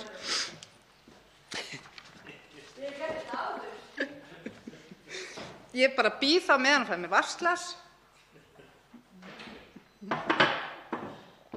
Þetta er þeirra styttast hjá mér, hvað sem er.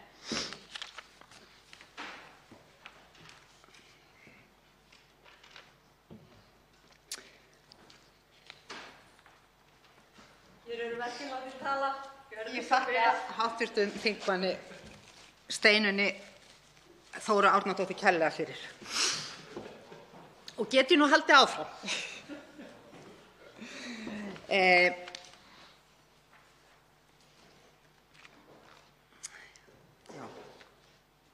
Það kom fram og hefur ítrekað komið fram að með gjaldskrá Sjúkratrygginga Íslands fyrir 2019, sem var afleiðing þess að samningar náðust ekki, að sögn, þá var greiðslukerfi hjúkrunarheimila umbylt. Greiðslur til heimila voru ekki uppfærðar með hliðsjón af aukinni breyttri hjúkrunarþyngd og eins og ég sagði áðan og það þrátt fyrir útkomna skýrslu mikilvægi þessa greiðslukerfis og þrátt fyrir þessa sérstöku fjárveitingu sem ég nefndi hér áðan. Þetta var gert einhliða, án tilkynningar, án samráðs og án nokkurs fyrirvara og þetta þekki ég vegna þess að ég fylgdist mjög vel með þessari atburðarás allri. Það kom fram á málþinginu í gær þessi aðstöðumunur Sjúkratrygginga Íslands og viðsemjenda. Hann kristalliserast í þessu hérna þar sem að rammasamningurinn rann út og heimili starfa samkvæmt gjaldskránni sem var einhliða sett. Það hafa verið haldnir 4 samningsfundir á árinu og það vantar, virðist, hvata til að ganga frá samningi, að minnsta kosti virðist sem Sjúkratryggingar geti ekki lagt á borðið nægilegar upplýsingar hvert á að fara frá þeirri stöðu sem að aðilar eru í núna til að halda samningunum áfram. Og afleiðingin af þessari stöðu sú að hjúkrunarheimili Íslands eru verða teljandi á fingrum annarra handar sem munu standast, skila rekstri réttu megin við strikið á þessu ári. Afkomutölur frá 30 hjúkrunarheimilum sem voru aðilar að rammasamningi Sjúkratrygginga fyrir þjónustu hjúkrunarheimila árið 2018 og félli síðan undir nýja gjaldskrá 2019. Árið 2018 var afkoma 15 af þessum 30 neikvæð. Og við skulum hafa það í huga að þegar hjúkrunarheimili eða aðrir aðilar í heilbrigðisþjónustu sem starfa samkvæmt þjónustusamningi ná ekki að reka sig réttu megin við strikið, þá sækja þau þennan pening ekkert annað en inn á næsta ár með tilheyrandi þjónustuskerðingu og verri rekstri. Það er engin fjárauki. Það er ekkert að sækja í annað. Helmingur af hjúkrunarheimilum var rekinn mínus á síðasta ári. Árið 2019 áætla 26 af 30 hjúkrunarheimilum að afkoman verði neikvæð. 87% af hjúkrunarheimilum verða rekin með halla á þessu ári. Það stóð aftur í stjórnarsáttmálanum. Ætlunin að markmiðið að styrkja rekstrargrunn hjúkrunarheimila. Fann þetta ekki, það var einhvern veginn svoleiðis. Þetta þýðir í upphæðum talið að samantekin afkoma ársins 2018 var neikvæð 350 milljónir. Áætluð samantekin afkoma sömu heimila 2019 neikvæð 850 milljónir króna. Þetta eru sömu aðilar fyrir utan að vera að sinna okkar besta fólki, öldruðum, sem umfram alla aðra eiga skilið sómasamlega þjónustu. Þá þetta líka aðilarnir sem Landspítalinn okkar, flaggskipið okkar, þarf á að halda að geti sinnt sínu hlutverki svo Landspítalinn geti sinnt sínu hlutverki. Hér erum við að tala forgangsröðun. Herra forseti, við þurfum að hafa áhyggjur af þessari stöðu. Ég trúi að minnsta kosti ekki öðru en að stjórnvöld og þingheimur deili þeim áhyggjum með mér.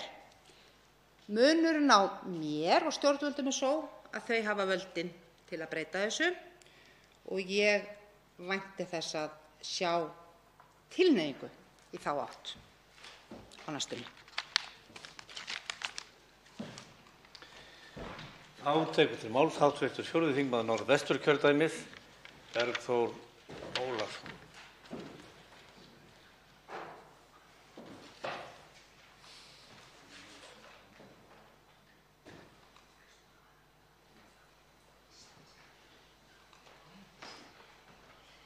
Herra forseti.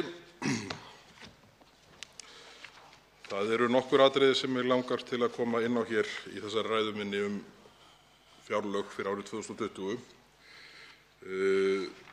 Það er auðvitað þannig að það eru allnokkrar breytingar að verða í meðförum fjárlaganefndar á frumvarpinu og það eru margir búnir að fara í gegnum þau atriði og ég ætla ekki að gera það hér í þessari ræðu. En það eru nokkur atriði sem mig langar, eins og ég segi, að halda til haga og sum þeirra eru endurtekið efni frá því í fyrra og hitt í fyrra. Og langar mig þar fyrst að nefna tryggingagjaldið sem auðvitað verður 0,25% stiga lækkun á núna samkvæmt frumvarpinu. Samkvæmt hagspám þá eru tekjur á tryggingagjaldinu að hækka eilítið rúmlega 1,5 milljarð á ári og verða núna í fyrsta skipti yfir 100 milljarðar á árinu 2020 rétt nær 100 milljörðum á fjárlögum ársins 2019 og áætlun sem er fyrirliggjandi, en fer semst upp í rúma 102 milljarða á árinu 2020. Þetta er auðvitað eitt af þeim gjöldum eitt þeirra gjalda sem atvinnulífið kveinkar sér hvað mest undan, enda þekkjum við það flest hér í salnum að hækkunarsaga tryggingagjaldsins er auðvitað með þeim hætti í kringum hrunárin að það er auðvitað löngu kominn tími til að láta þetta gjald ganga til baka til þess vegar er það var fyrir hrun. Þetta er í rauninni fyrsta árið núna sem við horfum fram á aukið atvinnuleysi sem einhverju marki nær og viðbótarframlög vegna þess í Atvinnuleysistryggingasjóð sýnist mér vera rétt 10 milljarðar. Þannig að við sjáum hvað þessi umtalsverða aukning í atvinnuleysi er í rauninni lágt hlutfall af þeim heildartekjum sem í ríkissjóð koma af tryggingagjaldinu. Það er auðvitað búið að bæta fleiri þáttum inn þar sem tryggingagjaldið á að fjármagna, en ég leyfi mér að fullyrða án þess að fara í djúpa greiningu á því hér í pontu að tryggingagjaldið er að allt of miklu leyti orðin almenn fjármögnun í ríkissjóð en ekki ættu þeir að standa undir þeim afmörkuðu þáttum sem því var ætlað í byrjun, jafnvel þó tekið sér tillit til þeirra þátta sem bætt hefur verið inn á seinni stigum undir hatti tryggingagjaldsins. Þannig að ég vil bara ítreka það er svekkjandi að sjá hversu hægt gengur að ná þessu gjaldi niður. Við í Miðflokknum munum leggja fram og höfum lagt fram breytingartillögu við frumvarpið sem gerir ráð fyrir því að tvöfalda lækkunina núna við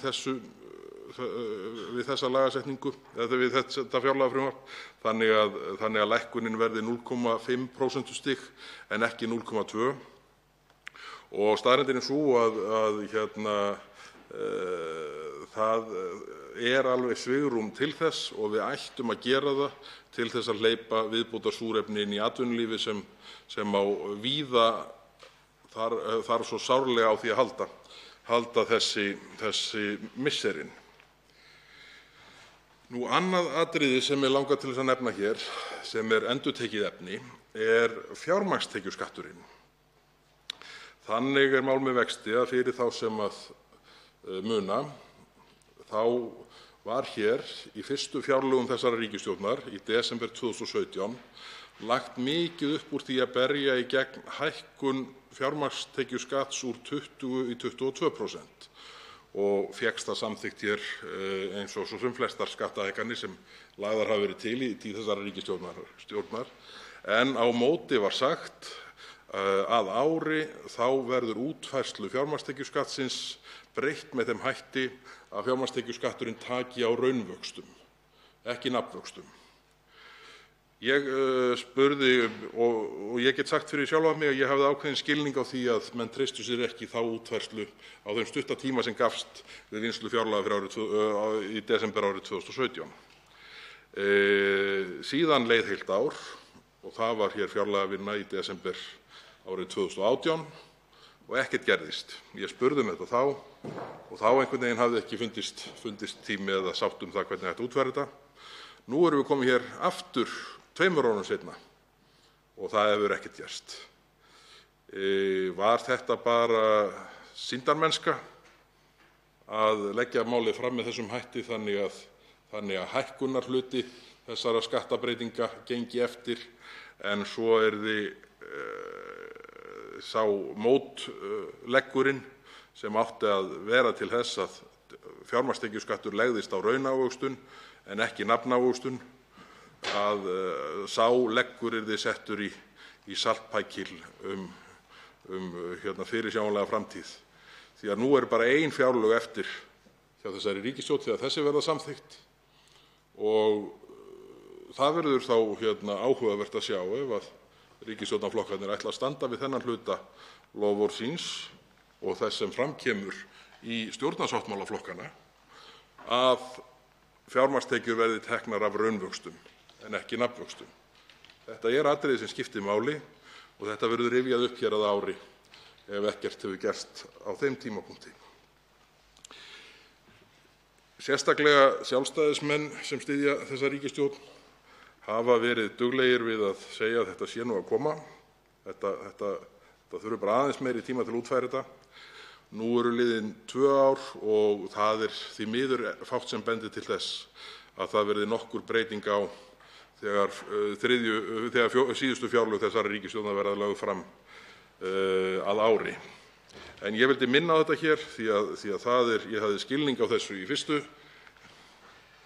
Á ég að tala hraðar eða styttra? Styttra, segir hv. varaforseti.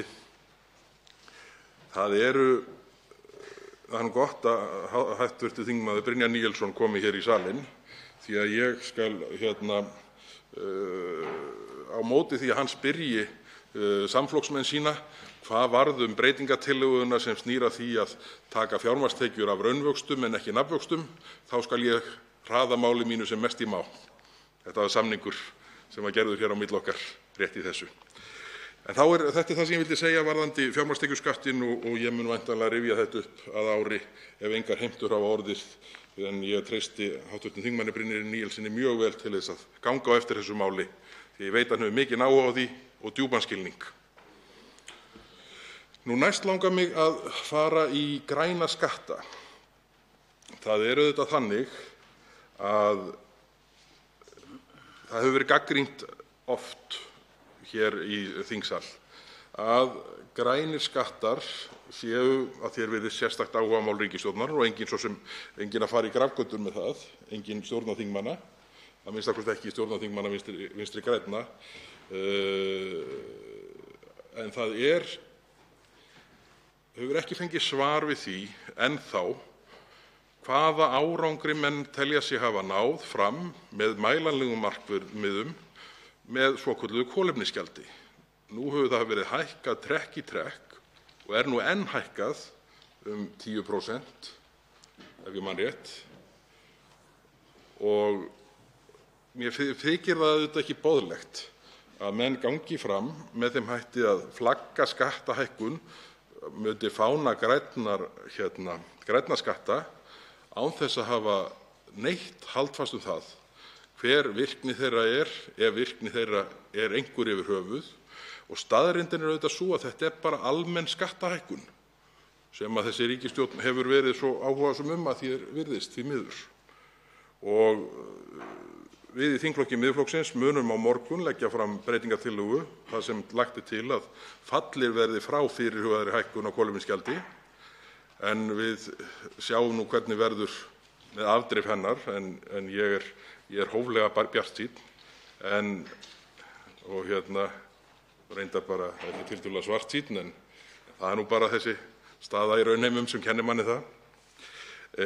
En allavega, ég vil bara halda því til haga, kolefnisgjaldið enn eftir þann tíma sem við erum búin að fara í gegnum þetta hækkunarferli þess, hefur til þess bærum aðilum, hafa þeir ekki treyst sér til þess að útskýra með mælanlegum hætti hvaða áhrif þessi skattheimta hefur, og það er ekkert í fjárlögunum sjálfum sem bendir til þess að menn reikni með að nein áhrif verði af þessari skattheimtu.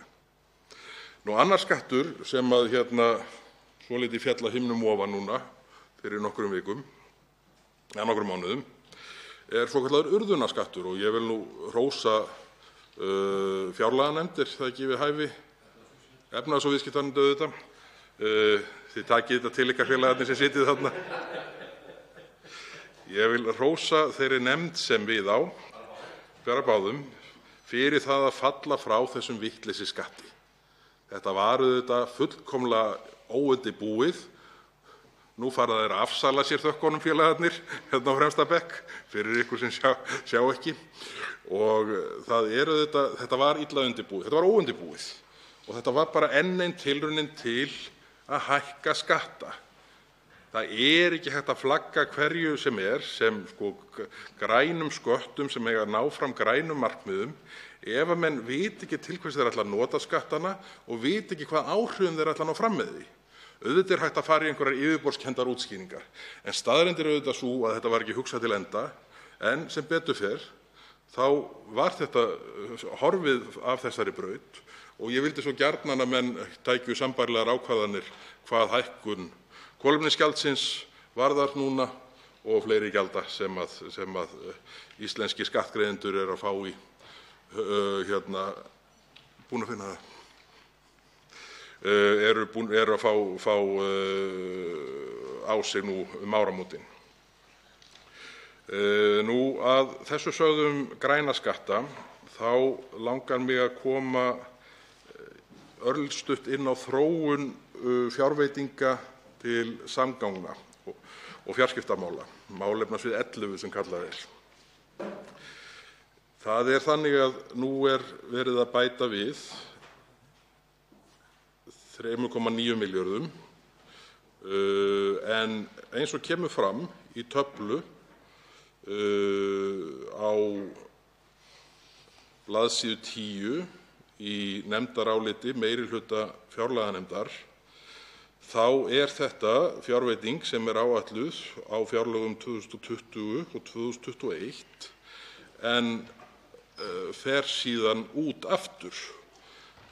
Ég reikna nú með því að ný ríkisstjórn, þegar hún verður kosin, bæti úr þessu og seti framlögin aftur upp að minnsta kosti til. Tíminn líður furðu fljótt. En það er auðvitað þannig að þetta skot, þessi innspýting í samgönguhlutann í ár og á árinu 2021 samkvæmt áætlun, hún auðvitað skiptir máli.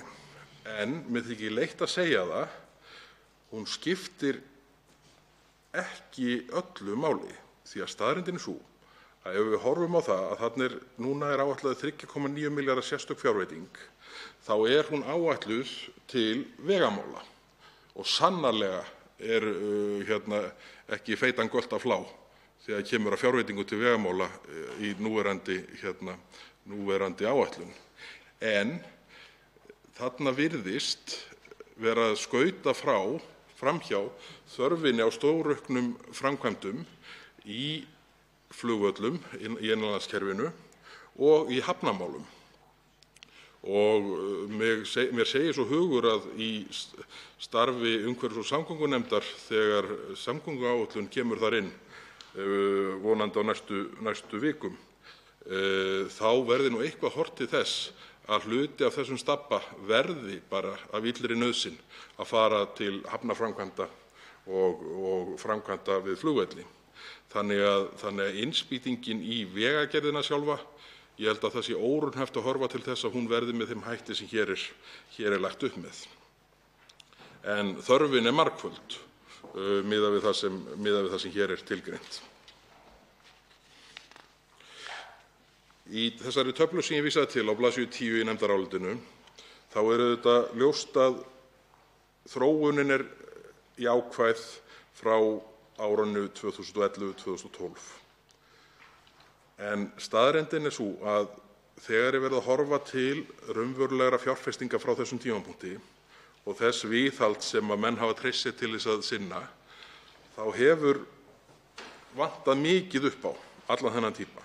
Við komum okkur í mikla viðhaldsskuld, svo vægt sé til orða tekið, og fjárfesting í grunninnviðum hefur því miður setið á hakanum. Þó að menn eru að koma frá mjög lágum núllpunkti og það best fyrir okkur öll að nálgast það með það í huga því það blasir við.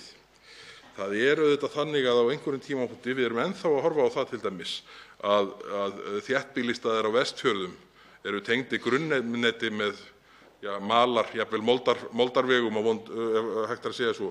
Við erum ennþá að tala um það að skilaboðin að taka einhverja áratugi að klára Reykjanesbrautina, Suðurlandsveginn og Vesturlandsveginn norður fyrir Borgarnes. Þannig að það gríðarlegt verk að vinna og með þessum upphæðum sem hér eru til ráðstöfunar þá vinnst það mjög hægt. En þetta hlutur sem við förum betur í gegn þegar kemur að samgönguáætlun. En staðreyndin auðvitað sú að án þess að ég hafi reiknað þá treysti ég mig til að fullyrða að framlag til vegagerðar, hvort heldur sem viðhald eða nýframkvæmda, per ekinn kílómeter á þjóðvegakerfinu mjög, mjög lágt og alveg sérstaklega lágt ef við horfum á árin 2006, 2009, 2010.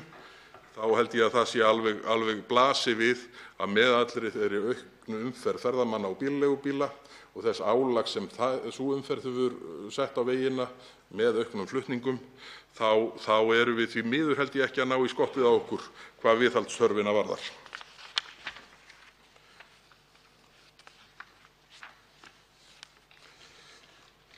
Mig langar aðeins til þess að koma hér aftur inn á að því að það tengist nú gjaldtöku á umferð, að þá reiknað með því hér að kolefnisgjaldið, þó að það sé auðvitað ekki alltaf umferð, þá drjúgur hluti þess þaðan, að kolefnisgjaldið hækki 360 milljónir á milli ára, milli 2019 og 2020. Á sama tíma reiknað með því að olíugjald skili 500 milljónum hærri upphæð á árinu 2020 en 2019, fari úr 12,3 milljörðum í 12,6. Þessi þróun að teknu tilliti til hagvaxtarspár bendir ekki til þess að þeir sem skrifa þessi fjárlög hafi neina trú á því að kolefnisgjaldið virki. Enda ekkert sem bendir til þess að kolefnisgjaldið virki. Hæstv. varaforseti, ég tek ábendingum þínum með jákvæðum hætti.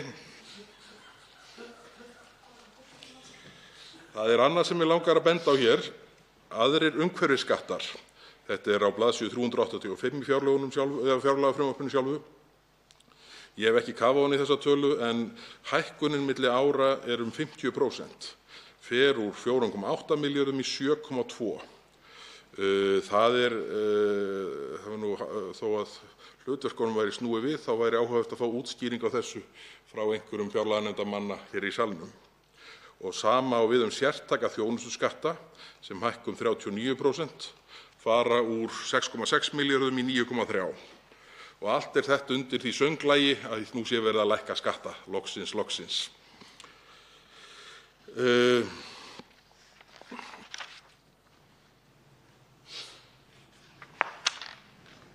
Það eitt atriði sem mig langar til þess að koma hér inn á, áður en ég gleð hv.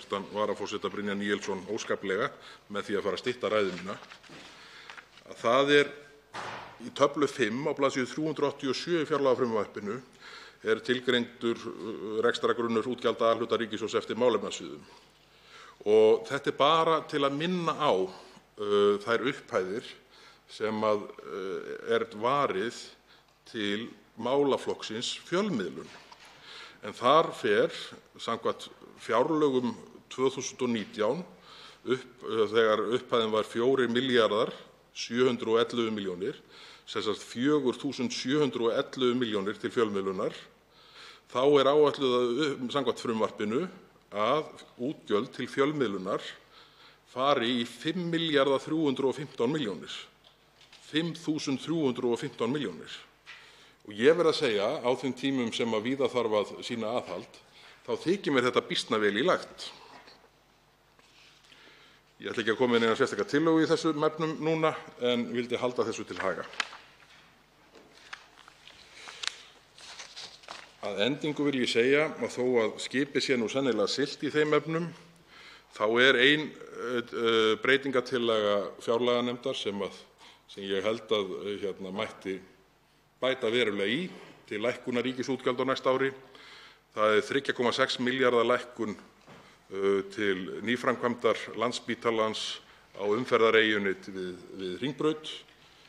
Ég er nú þeirrar skoðunar að skipið sé ekki siglt. Það væri skynsamlegt að stoppa þessa framkvæmd og byrja annars staðar á nýjum stað. Verkið yrði búið áður en að þessar æfingar verða búnar við Hringbraut.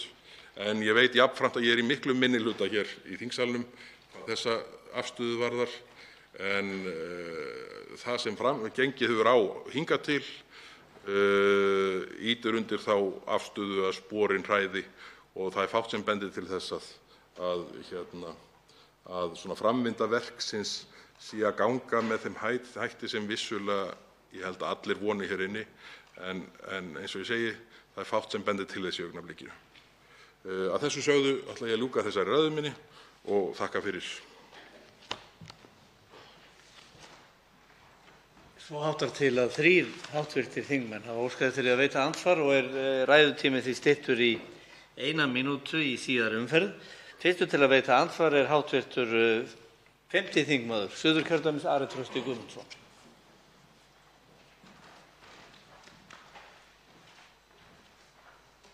Herra forseti. Loftslagsbreytingum verður ekki mætt með lofti, heldur peningum.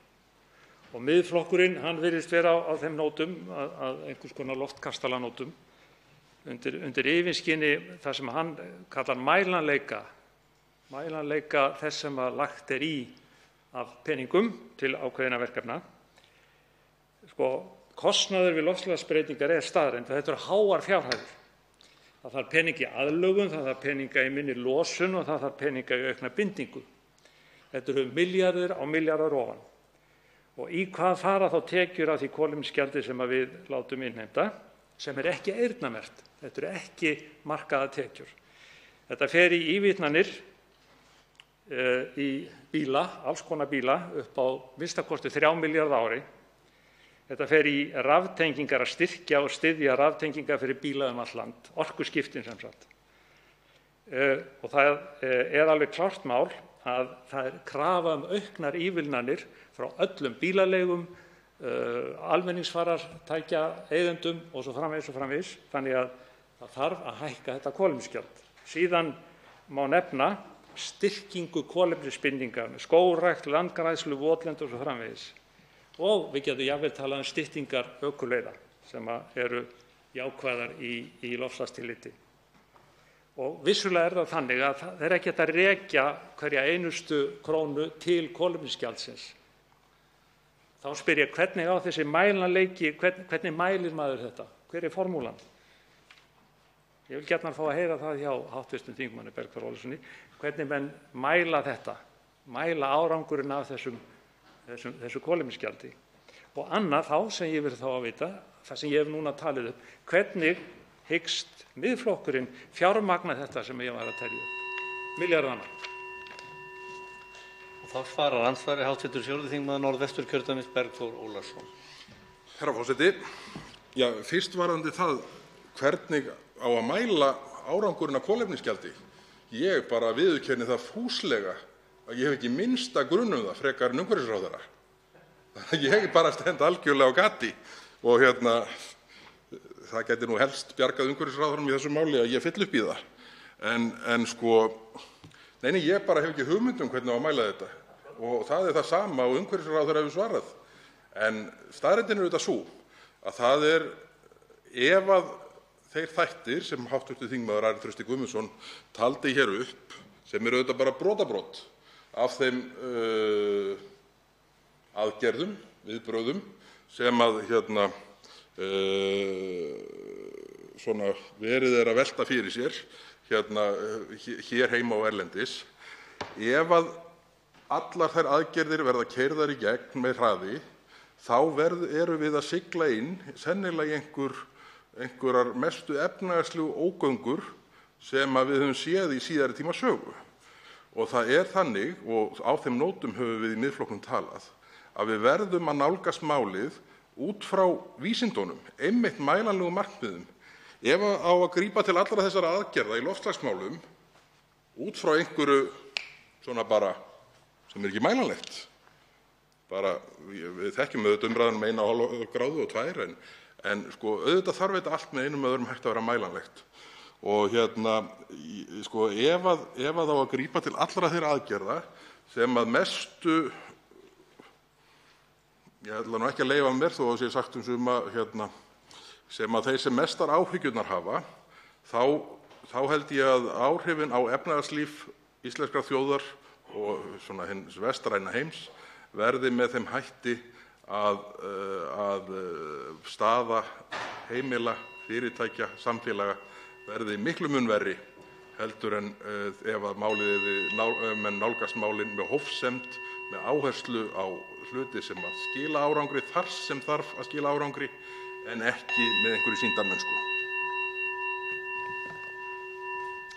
Þá veitir andsvar síðara sinni hv. 5. þingmaður Suðurkjördæmis, Ari Trausti Guðmundsson. Herra forseti, ég get fullvissað hv. þingmann að við sýnum gríðarlega hófsemd. Við erum sennilega að borga með okkur aðra, þetta er tekið frá öðrum skattpeningum þar sem við erum að láta í þessi mál núna. Og hvað gerist í framtíðinni á þessum vettvangi skal ég ekki segja en ég veit það að ef við ekki bregðumst við með fjármagni, því sem er að gerast, þá hvort lendum við í gríðarlegum hörmungum hvort sem að við ráðum við það eða ekki, eða borgum nægilega mikið eða ekki. Þannig að það er alveg klárt mál. En nú ætla ég að biðja hv. þingmann að nota seinna svarið sitt. Nú vil ég heyra hvernig Miðflokkurinn vill taka á þessu, hvernig hann ætlar að hjálpa okkur að fjármagna þó það sem við gerum núna. Þó ekki væri nema ívilnanir rafbíla og 3 milljarða. Hvernig? Og þá svarar andsvari síðara sinni hv. 4. þingmaður Norðvesturkjördæmis og hefur til þess 1 mínútu. Herra forseti, ég þarf áhuga að þakka hv. þingmanni Ara Trausta Guðmundssyni fyrir andsvarið. Það nú bara, ef við horfum á það með hvaða hætti akstur og ökutæki eru skattpínd, þá nú alveg borð fyrir báru innan þess ramma að taka þessa 3 milljarða til ívilnana hvað varðar vörugjöld og virðisauka á umhverfisvænum bílum. Það síðan allt önnur umræða hvort að það sé skynsamlegt til mikið lengri tíma en við erum að horfa núna. Ég held að þetta gerist með þeim hætti að framleiðendur bílanna stýri þessu miklu frekar heldur en við með innlendum skattareglum. En nú er stuttur tími eftir þannig að ég ætla ekki að fara dýpra í það. Varðandi spurningin var hvernig ætlar Miðflokkurinn að fjármagna þessar aðgerðir. Miðflokkurinn leggur auðvitað áherslu á það að fyrirtæki og heimili landsins blómstri þannig að aukin heildartekjur verði af því og það getur meðal annars náðst með því að lækka skattprósentur. Það ýtir undir efnahagslífið sem skilar meiri sköttum í ríkiskassann. Við viljum ekki fara þá braut sem að þingflokkur Vinstri grænna til að mynda er áhugasamur að feta að bæta verulega í græna skatta, svo það liggi fyrir. Forseti minnir hv. þingmenn á að virða tímamörk. Andsvarandi númer 2 er Ólafur Þór Gunnarsson, hv. 11. þingmaður Suðvesturkjördæmis. Herra forseti, það kom svo sem ekki á óvart að annar þingmaður Miðflokksins hallaðist á sveif með þeim sem hafa verið kallaðir á enskri tungu climate-skeptics en á íslensku efasemdamenn í fræðunum hlýnun jarðar. Að minnsta kosti gera þingmenn flokksins ítrekka afar lítið úr þeim vísindum sem þar búa að baki og halda því blákalt fram hér í ræðustól að það séu engar mælingar. Það séu engin vísindi. Og ég á afar bágt með að sitja undir þeirri umræðu. Það sem ég ætlaði hins vegar að spyrja hv. þingmann að því að hann hnýtti í urðunarskattinn líkt og aðrir þingmenn Miðflokksins hafa gert, svo kallaði það umorða vonda hugmynd, held ég að láta duga að umorða það þannig. En nú liggur það fyrir, hv. þingmaður, að fyrirtækin í landinu eru ekki nógu duglega að flokka. Fyrirtækin í landinu eru þau sem að standa fyrir stærsta hluta urðunarinnar hlutfallslega miðað við það sem þau kaupa inn af vörum. Og leiðin til þess að fá þessa aðila til þess að flokka betur og urða minna hefur reynst í samfélögunum í kringum okkar, þá hefur tækið reynst vera urðunarskatturinn. Hvaða aðferð aðra sjá hv. þingmenn Miðflokksins til þess að breyta þessari hegðun fyrirtækja? Og þá svarar andsvari fyrir að sinni hv. 4. þingmaður Norðvesturkjördæmis Bergþór Ólason og hefur 2 mínútur sléttar. Herra forseti, við höfum meðal annars höfum við talað á þeim nótum að í sorpinu geti, ef rétt er á haldið, falist ákveðin auðlind, ekki bara kostnaður. Það liggur hér fyrir þingsályktunartillaga sem allir þingmenn Miðflokksins eru á að það verði skoðaður fýsileiki þess að koma hér á svona það sem kallað sem vinnuheiti hátækni sorpbrennslum. Það er auðvitað ekki boðlegt að við séum að það er svo sem það sem við erum að gera, en ég kannski spyr á móti, þó ég sé ekki stöðu til þess hérna í svari við andsvari, að þykir þingmönnum Vinstri grænna það boðlegt að við séum að flytja sorp landa á milli með tilheyrandi kolefnisspori og því að flytja okkar eigin vandamál til útlanda, hvað þetta varðar. Ég held að við þurfum að koma málum þannig fyrir að fyrirtækin sjái sér hag í því að fara vel með sorpið. Nú í mínum gamla rekstri sem ég stundaði hér árabil, þá til dæmis var passað mjög vel upp á allar afklippur af steypustystar, járni, timbri og fleiri slíku, þó þetta sé mjög afmarkaður þáttur af heildarvandamálinu, þá er það engu að síður þannig að plast getur haft sitt notagildi, viður annað, almennt sorp síðan enn annað, og þessa hluti þurfum við bara að nálgast og skoða með opnum augun, en ég held að það verði ekki gert með þvingandi skattaaðgerðum þar sem að menn í ofanálag virtust ekki vera búin að hugsa það til enda hvernig þeir ætluðu að nálgast þetta. Við sjáum til dæmis svæði eins og Ísafjörð sem að þarf að flytja sitt sorp langan veg, í Þýfloft á Vesturlandi að langmestu leyti. Þar hefur náðst verulegur árangur í flokkun, það án þess að opinber skattaþvingun komi þar til. Ég ímynda mér að sá árangur náist af því að þar vita íbúarnir og fyrirtækin að þetta kemur bæjarsjóði til góða, án þess að ég hafi neinar rannsóknir til að undirbyggja það. Þá veitir andsvar öðru sinni hv. 11. þingmaður Suðvesturkjördæmis Ólafur Þór Gunnarsson. Herra forseti, það var gleðilegt að heyra að hv. þingmaður er í rauninni sammála því markmiði sem að býr að baki urðunarskattinum, það er að segja að fá fólk og fyrirtæki til þess að flokka betur, til þess að hendi ekki verðmætum. Og það vill svo til að þetta er það tæki sem að löndin í kringum okkur hafa getað notað og hafa getað dregið úr urðun.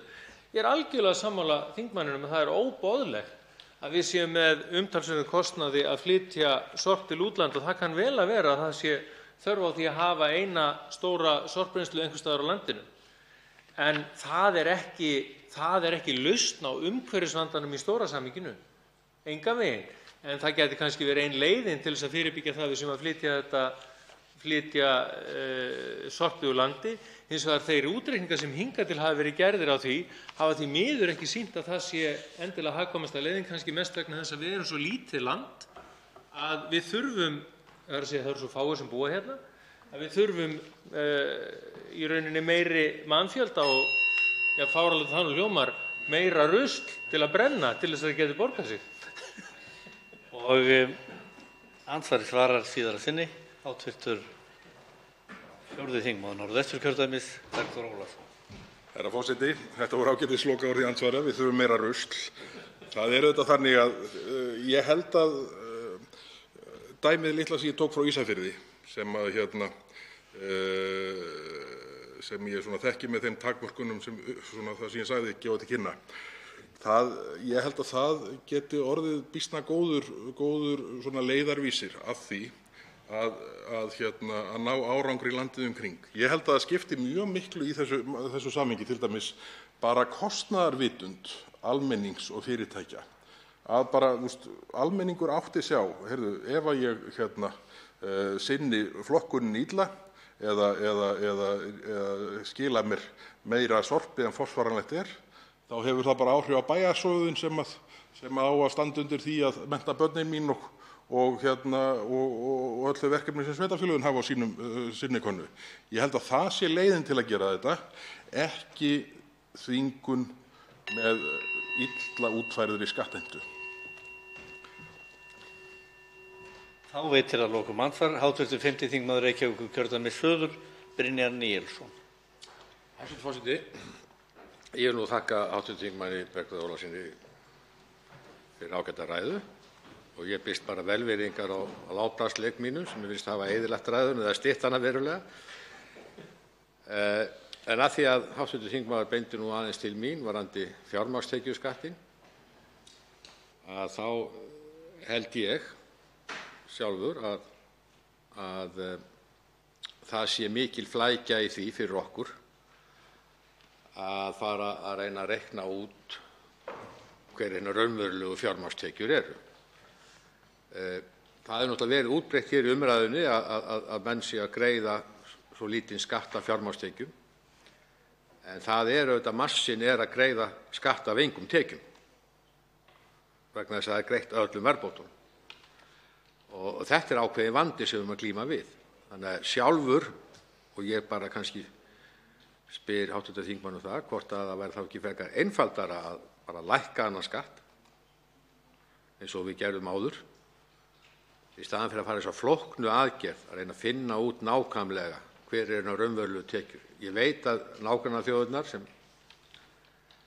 eru með skatt á svipuðum nótum og við núna, en þar eru menn í raun og veru að greiða lægri skatt vegna þess að það tekið að raunverulegu tekjum.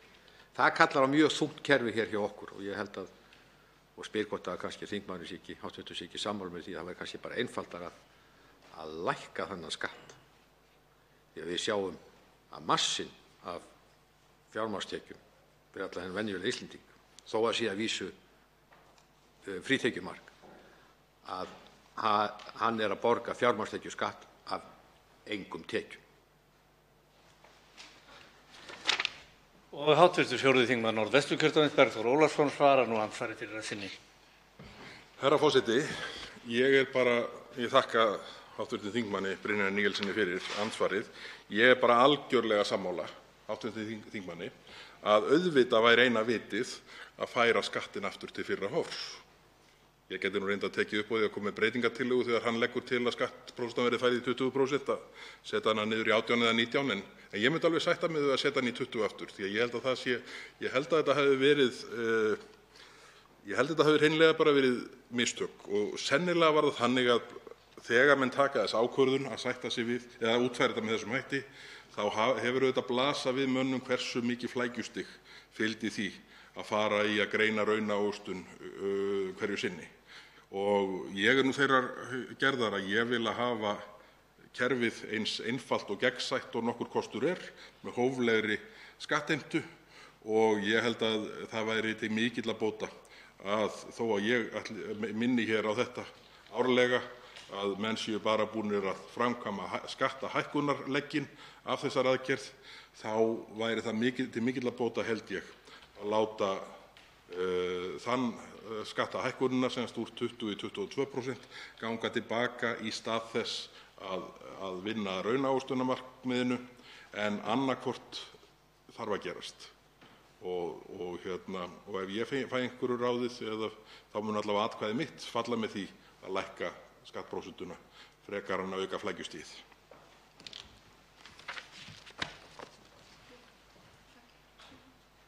Hv. þingmaður Brynjar Níelsson, 5. þingmaður Reykjavíkurkjördæmis suður, nýtir sér ekki síðari andsvararétt og er því andsvörum lokið. Til máls tekur hv. þingmaður Smári McCarthy, en hann er hv. 10. þingmaður Suðurkjördæmis.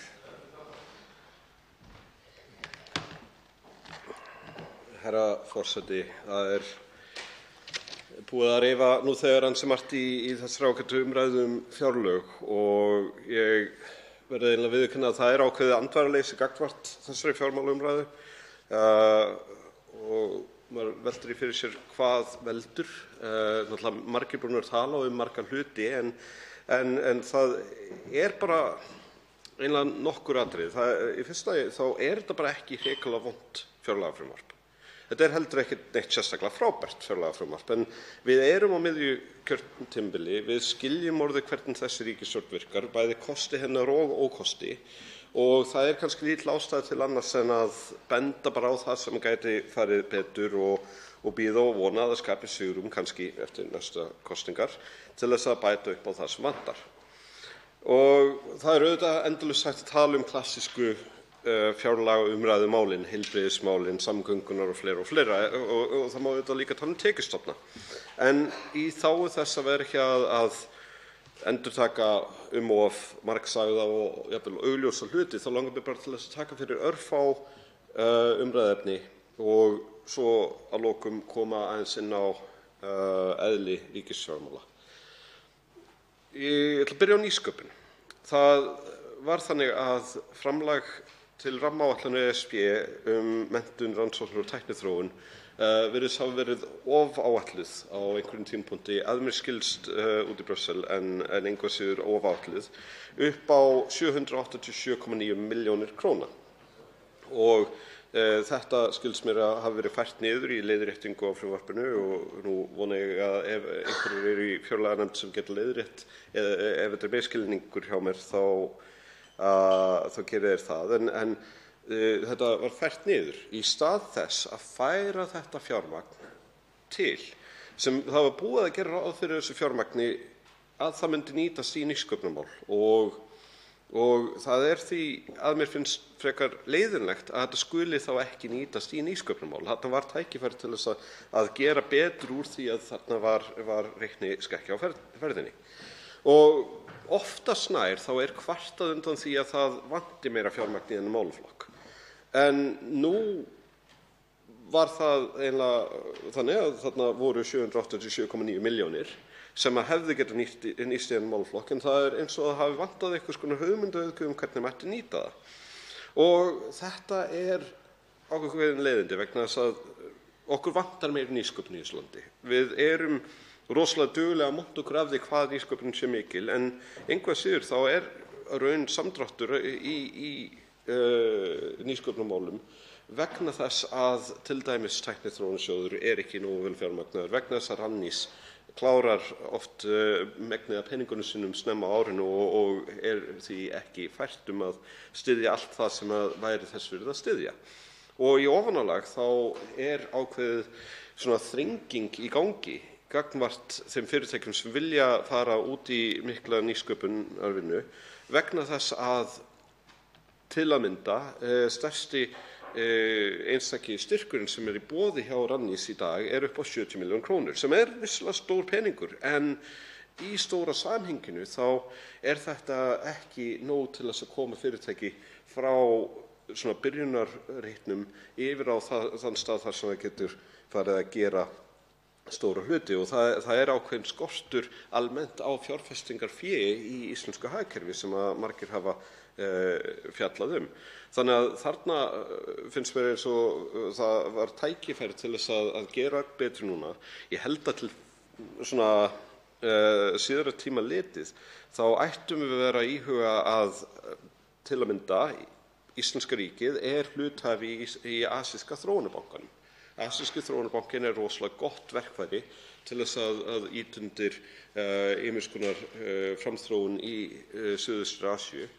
En af hverju enginn íslenskur þróunarbanki til? Af hverju ekki neinn sjóður sem beinlínis ætlað að tryggja það að fyrirtæki sem að byggja upp nýja tækni og nýjar hugmyndir geti fengið bæði lánsfé og fjárfestingar sem þau þurfa til þess að komast áfram í gegnum svona þessi byrjunarskref. Þetta fyrirkomulag þekkist mjög víða heim. Þetta rauninni ástæðan fyrir því að sum lönd hafa farið mjög mikið fram úr Íslandi. Auðvitað væri æskilegt ef þeir bankar sem til eða þeir lífeyrissjóðir og aðrir stórir sjóðir sem til gætu verið að að fjárfesta og lána í því magni sem að þörf er á. En það virðist ekki hafa gerst af náttúrulegum ástæðum og þá þurfum við að spyrja okkur hvað þarf að breytast til þess að það fari að ganga. Og ég veit ekki hvað svarið er, en hugsanlega svarið að það vantir hreinlega bara einhvern mekanisma sem beinlínis ætlaður til þess að gera þetta. Það gæti ýtt nýsköpunarmálum töluvert áfram. En nýsköpun auðvitað helst í hendur við annan málaflokk sem við langar að fjalla og það menntamálin. Nú kom út skýrsla á dögunum frá framtíðarnefnd sem ég stýri og þar fjöllum við svolítið þetta fyrirbæri sem við köllum sveigjanleg símenntun. Og það sú hugmynd að við hættum að líta á menntun sem eitthvað sem við byrjum að gera snemma á lífsleiðinni og klárum svo á einhverjum tímapunkti yfirleitt upp úr tvítugt og hættum svo að bæta við okkur. Vegna þess að það ekki lengur tilfellið. Við erum flest mjög iðin við það að bæta við okkur þekkingu, reynslu, hæfileikum og ekki síst starfsréttindum í gegnum alla lífsleiðina orðið. Og þetta eitthvað sem í dag ákveðin svona sértilfelli í kerfinu. Það ekki gert ráð fyrir því að símenntun sé á sama stalli eins og venjuleg menntun eða hefðbundin menntun. Og þetta gerir það að verkum að sumir framhaldsskólar sem hafa verið duglegri að bjóða upp á símenntunum möguleika verr settir fyrir vikið. Sömuleiðis aðgengi að háskólakerfinu í einhverjum tilfellum takmarkað. Það væri hægt að fara þá leið sem hefur verið farin á framhaldsskólastigi að bjóða upp á það sem kallað raunfærnimat. En raunfærnimat ekki ennþá til á háskólastigi og ég held að í einhverjum tilfellum þá kemur þetta til af því að þó svo að allir séu að vilja gerðir til að búa til þetta fyrirkomulag, þá hreinlega bara lítið fjármagn til staðar til þess að fara að vinna í þessu. Og þetta mun kosta einhverju peninga. Framhaldsskólar svo almennt margir hverjir illa fjármagnaðir og það virðist vera, þess að ég geti fullyrt með vissu, að reikniformúlan fyrir nemendaígildi skili skólum mjög mismiklum fjárhæðum, jafnvel fyrir mjög sambærilegt nám. Og formúlan sjálf liggur ekki fyrir mér vitanlega. Það ákveðið vandamál en það ástæða til þess að ætla að skólum á landsbyggðinni sérstaklega sé mismunað að ákveðnu leyti hvað þetta varðar og að einhverjum skólum sé jafnvel hilt umfram aðra sérstaklega. Þannig að það þarf að kanna hvort að þetta standist og laga þetta svo þannig að skólar starfi á jafnræðisgrundvelli. Vegna þess að ef við ætlum að undirbyggja okkur fyrir einhverja framtíð þá þurfum við að átta okkur á því að þeir krakkar sem að byrja í skóla þess ári ekki að fara út á vinnumarkaðinn fyrr en upp úr 2040, jafnvel 2045 eða nálgast 2050 eftir því hvað þeir verða langskóla gengnir. Og við höfum ekki hugmynd það hvernig samfélagið verður árið 2045, en við getum reynt að tryggja það að þau sem kom út úr skólum á þeim tíma muni vera eins vel undirbúin og hægt meðal annars með því að tryggja góða fjárfestingar í menntamálum, með því að nýta það fjármagn sem að fer í menntamálin betur og það nýleg athugasemd frá OECD hvað þetta varðar að hugsanlega séum við ekki að fá jafn mikið út úr fjárframlögum í menntakerfið eins og við ættum að vera að gera með við svona samanburðarlönd. Þannig að í öllu falli þá auðvitað ákveðið vandamál hvernig fjármagnið virðist vera að falla niður í menntageirann. Þannig að hvatningarorð mín til ríkisstjórnarinnar í þessu máli hreinlega að huga því að samræma kerfið, að gera þetta þannig að allir skólar standi jafn vel, að skólarnir geti allir boðið upp á fyrstu flokks menntun og að við hættum að ganga út frá því að fólk klári nám og verði þess í stað færir að afla sér sveigjanlegrar símenntunar í gegnum alla lífsleiðina. Svo aðeins loftslagsmálin, vegna þess að ég heyrði hér áðan í ræðu hv. þm. Bergþórs Ólasonar að það var verið að gagnrýna svolítið umhverfisskatta og umhverfisgjöld sem eru auðvitað ákveðin firra en mér finnst mikilvægt að við áttum okkur á því að koltvísýringslosun á ábyrgð Íslands er ekki alfa og omega í vandanum. Við erum á einni jörð, allt mannkynið, frá eru taldir þeir einstaklingar sem eru borð í Alþjóðageimstöðinni, en þessi eina jörð þarf að starfa saman að því að leysa þetta vandamál. Við berum ábyrgð á einhverjum 4 milljónum tonna CO2 ígildis á hverju ári, þar að segja Íslenska ríkið með beinum hætti. Við erum að losa 24 milljónum tonn pluss mínus einhver skekkjumörk. En Ísland er lítið land.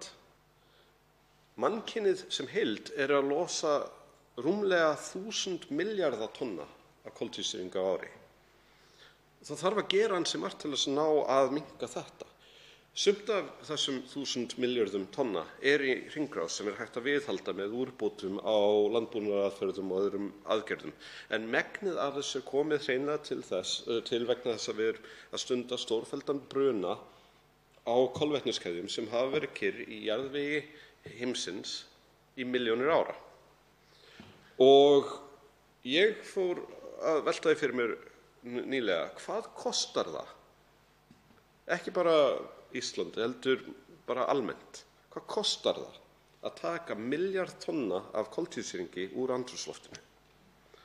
Og það er ekki til neitt einfalt svar við þessu, enda mjög margar leiðir til. Það væri hægt að fara svipaða leið og Carbfix-verkefnið að dæla koltvísýringi niður. Það virðist kosta 5 milljarða dollara í því tilfelli. 5 milljarða dollara. Við getum farið að reyna að breyta þessu í eldsneyti og nýta það. Þá erum við að tala jafnvel allt upp í 700 milljarða dollara, sem er að vísu svipuð upphæð og var notuð til þess að bjarga bönkunum í Bandaríkjunum hér árið. Það er að segja TARP-verkefnið hjá Bandaríkjastjórn. En svo var hreinlega hægt að breyta neysluhegðun og ýmsu öðru. Það er ekkert eitt rétt svar.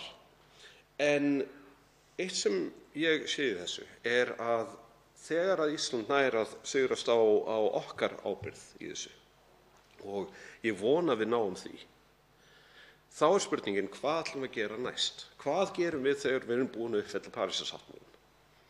Ef að svarið er, þá erum við bara búin og þá getum við hætt og öll hin löndin bara taka á sig sína ábyrgð, þá erum við held ég að glata ákveðnu tækifæri. Vegna þess að öll þessi menntun og öll þessi nýsköpun sem ég var að tala hún snýr hreinlega að því að útbúa möguleika á því að geta sigrast á vandamálum heimsins, hvort sem það er skortur á aðgengi að fiski, við höfum byggt upp ágætis iðnaði kringum það, skort á aðgengi að áli, við höfum byggt upp ágætis iðnaði kringum það, eða offramboð á koltvísýringi. Hvar er iðnaðurinn okkar í því? Af hverju erum við ekki að ganga út frá því að ein aðal útflutningsvara Íslands á næstu áratug verði tækni til þess að losa heiminn við offramboð á koltvísýringi? Þetta væri eitt af því sem við gætum gert, og ef við gerum þetta vel, ef við erum með nógu öfluga nýsköpunarstefnu núna, þá gæti þetta skila okkur verulegum ábata fjárhagslega sem og þeim ómælanlega kosti að hugsanlega muni mannkynið ekki upplifa stórfelldan skaða vegna loftslagsbreytinga. Þannig að þetta er bara svona smá tillaga, vonandi skilur hún sér eitthvað. En aðeins hlutverk skatta og ríkisfjármála almennt, svo maður skiptir nú aðeins gír. Mér finnst nefnilega vera orðin ærin ástæða til þess að ræða það hvernig við fjármögnum samfélag og hvernig við fjármögnum ríkissjóð, hvaðan koma peningar. Og í þessu samhengi þá skiptir máli að gæta ákveðnu samhengi, vegna þess að nú hefur verið við lýði ákveðin svona hugmyndafræði í hagstjórn í heiminum í marga áratugi Og ég fór að velta því fyrir mér daginn, hvernig hefði seinni heimsstyrjöld farið ef að Bandaríkjamenn hefðu keyrt hagkerfið sitt á þeim tíma eftir þeim hugmyndum í rekstri ríkisrekstri sem eru ríkjandi í dag. Ég held að við getum sagt nokkuð örugglega að bandamenn hefðu tapað stríðinu vegna þess að ein af grunnforsendunum að það séu alltaf takmarkanir á útgjöldum ríkissjóðs í hverju tilfelli og að það sé einhvern veginn réttlætt með því að það eigi að reyna að koma í veg fyrir það að það sé gengið of mikið gagnvart einkageiranum. Þetta hljómar fyrir mér eins og núllsummuleikur þar sem gengið út frá því að til þess að einhver geti grætt þá þurfi einhver annar að tapa.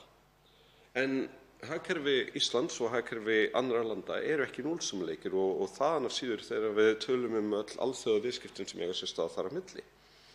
Það vill þannig til að æðsta takmörkun á því hvað ríki getur eytt mikið af peningum ekki háð því hvað þau getur búið til mikið af peningum eða hvað þau geta sett mikið af fjármagni í umferð í gegnum fjárlögin sín. Heldur það eingöngu framleiðni og framleiðslugeta samfélagsins sem liggur þar að baki. Vegna þess að fyrir hverja krónu sem að ríkissjóður eyðir einhver kennari, einhver hjúkrunarfræðingur, einhver staðar í kerfinu að leggja vegi, að byggja brýr, að mennta börn, að gera eitthvað gagnlegt fyrir hagkerfið. Og í mjög mörgum tilfellum þá eru það einkafyrirtæki sem eru að taka við þessu fjármagni og eru að setja það svo aftur í umferð með ýmsu móti og svo eru þetta einstaklingar sem eru að taka við peningum í formi launa og setja þá aftur í umferð og smám saman fer þetta út í gagnlegan hátt til þess að keyra hagkerfið áfram. Og af þessu leiðir að íhaldssama viðhorfið að reyna að takmarka útgjöld ríkissjóðs vegna einhverja svona hugmynda það að ríkið eigi helst ekki eyða neinu í mörgum tilfellum að grafa undan framleiðni í samfélaginu og arðsemi í einkageiranum. Og á kostnað hvers? Jú, þetta náttúrulega kemur niður á einum mikilvægasta þættinum sem hvað heildarframleiðslugeta samfélagsins. Við höfum mælikvarða á það kallað framleiðsluspenna og vissulega viljum við ekki að framleiðsluspennan sé alltaf í toppi vegna þess að það hefur ákveðnar neikvæðar afleiðingar í för með sér líka. Og að sama skapi ekki þar með sagt að við eigum alltaf að vera í einhverju útgjaldafyllirí af gamni. Við eigum auðvitað að fara mjög vel með fjármuni ríkissjóðs og almennt að eyða hlutum í hluti sem skila okkur einhverju miklu fyrir samfélagið. En það væri til bóta ef að úraldar hagfræðikenningar myndu víkja fyrir þeim sem nýr eru og að hagstjórn væri sinnt í samræmi við hugmyndir framleiðni og framleiðslugetu. Þetta var gert í seinni heimsstyrjöld. Þetta var bókstaflega sú leið sem Bandaríkin notuðu til þess að sigra í seinni heimsstyrjöld vegna þess að þeir áttuðu sig á því að það sem þau þurftu umfram allt annað var að koma öllum í vinnu við að búa til það sem þurfti til þess að vinna stríðið sem við stóðum frammi fyrir á þeim tíma. Mannkynið stendur núna frammi fyrir öðru stríði en þetta ekki stríð við eitthvað land, heldur þetta stríð við í rauninni okkar eigin skammsýni. Þetta stríð við það að við höfum verið að losa út í andrúmsloftið 1000 milljarða tonna af CO2 í langan tíma og við verðum að gefa í.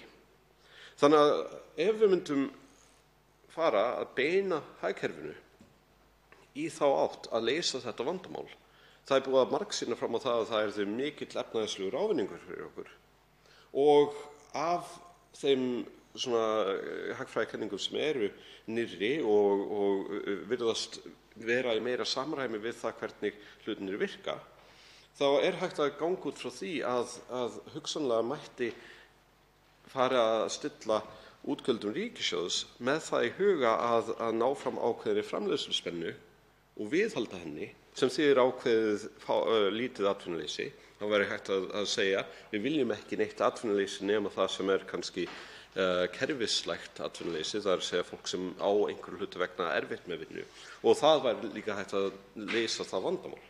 Þetta hægt vegna þess að við skiljum nútíma hagfræði. Til að setja þetta allt saman í samhengi þá ég kannski fyrst og fremst að gagnrýna það að þessi fjárlög eru eins og fyrir fjárlög síðustu áratuga að viðhalda einhvers konar svona kyrrpunkti gagnvart samfélaginu. Og það sem verra að þessi kyrrpunktur hefur verið smám saman að grafa undan samfélagslegum stoðum í langan tíma. Það birtist í því að skólar eru verr fjármagnaðir en þeir voru kannski fyrir löngu síðan, ef maður fer nógu langt aftur. Að það að verða sífellt sjaldgæfara að sveitarfélög geti staðið undir ákveðnum væntingum íbúa sinna. Að það erfiðara að bara hreinlega að gera hluti sem þóttu bara fullkomlega eðlilegir hérna í kringum 1960 og 70. Og ég ekki að segja að við þurfum endilega alltaf að fara í það horf, vegna þess að það var margt að samfélaginu þá líka. En kannski ættum við að staldra við og spyrja okkur af hverju getum við gert færri hluti af ákveðnum toga núna, þrátt fyrir við séum vissulega að gera margt meira af öðrum toga. Er eitthvað sem við höfum gert sjálfum okkur með því að festast í einhvers konar svona ranghugmyndum það hvernig ríkisfjármál virka í raun? Og getum við kannski með því að uppfræða sjálf okkur, með því að skoða eins nýrri hugmyndir, með því að jafnvel ýta verri hugmyndum til hliðar, náð betri samfélagslegum niðurstöðum fyrir alla, ásamt því kannski leiðinni að ná að leysa stærstu vandamál samtímans. Ég held að þetta sé hægt og ég hvet alla sem hafa tök á því að hafa áhrif á niðurstöður í þeim máli til þess að reyna að breyta því á allavega á næsta ári ef það ekki hægt núna. Þá veitir andsvar hv. 9. þingmaður Suðvesturkjördæmis, Willum Þór Þórsson. Hæstv. forseti, ég vil þakka hv. þingmanni Smára McCarthy athyglisverða ræðu og hv. þingmaður kom hér inn á menntun og nýsköpun. Ég vil koma hér upp og fyrst til að halda því til haga að því ég tek undir með hv. þingmanni. Þetta til framtíðar litið og hvernig sem við veltum fyrir okkur hagfræðikenningum eða hverju sem þá held ég að við getum flest öll verið sammála það að framtíðar hagvöxtur byggir ekki síst á nýsköpun, rannsóknum og menntun. Þannig að ég held að peningum séu þetta með svona ákveðnum fyrirvörum þó alltaf vel varið í menntun og nýsköpun. Við þurfum auðvitað að passa upp á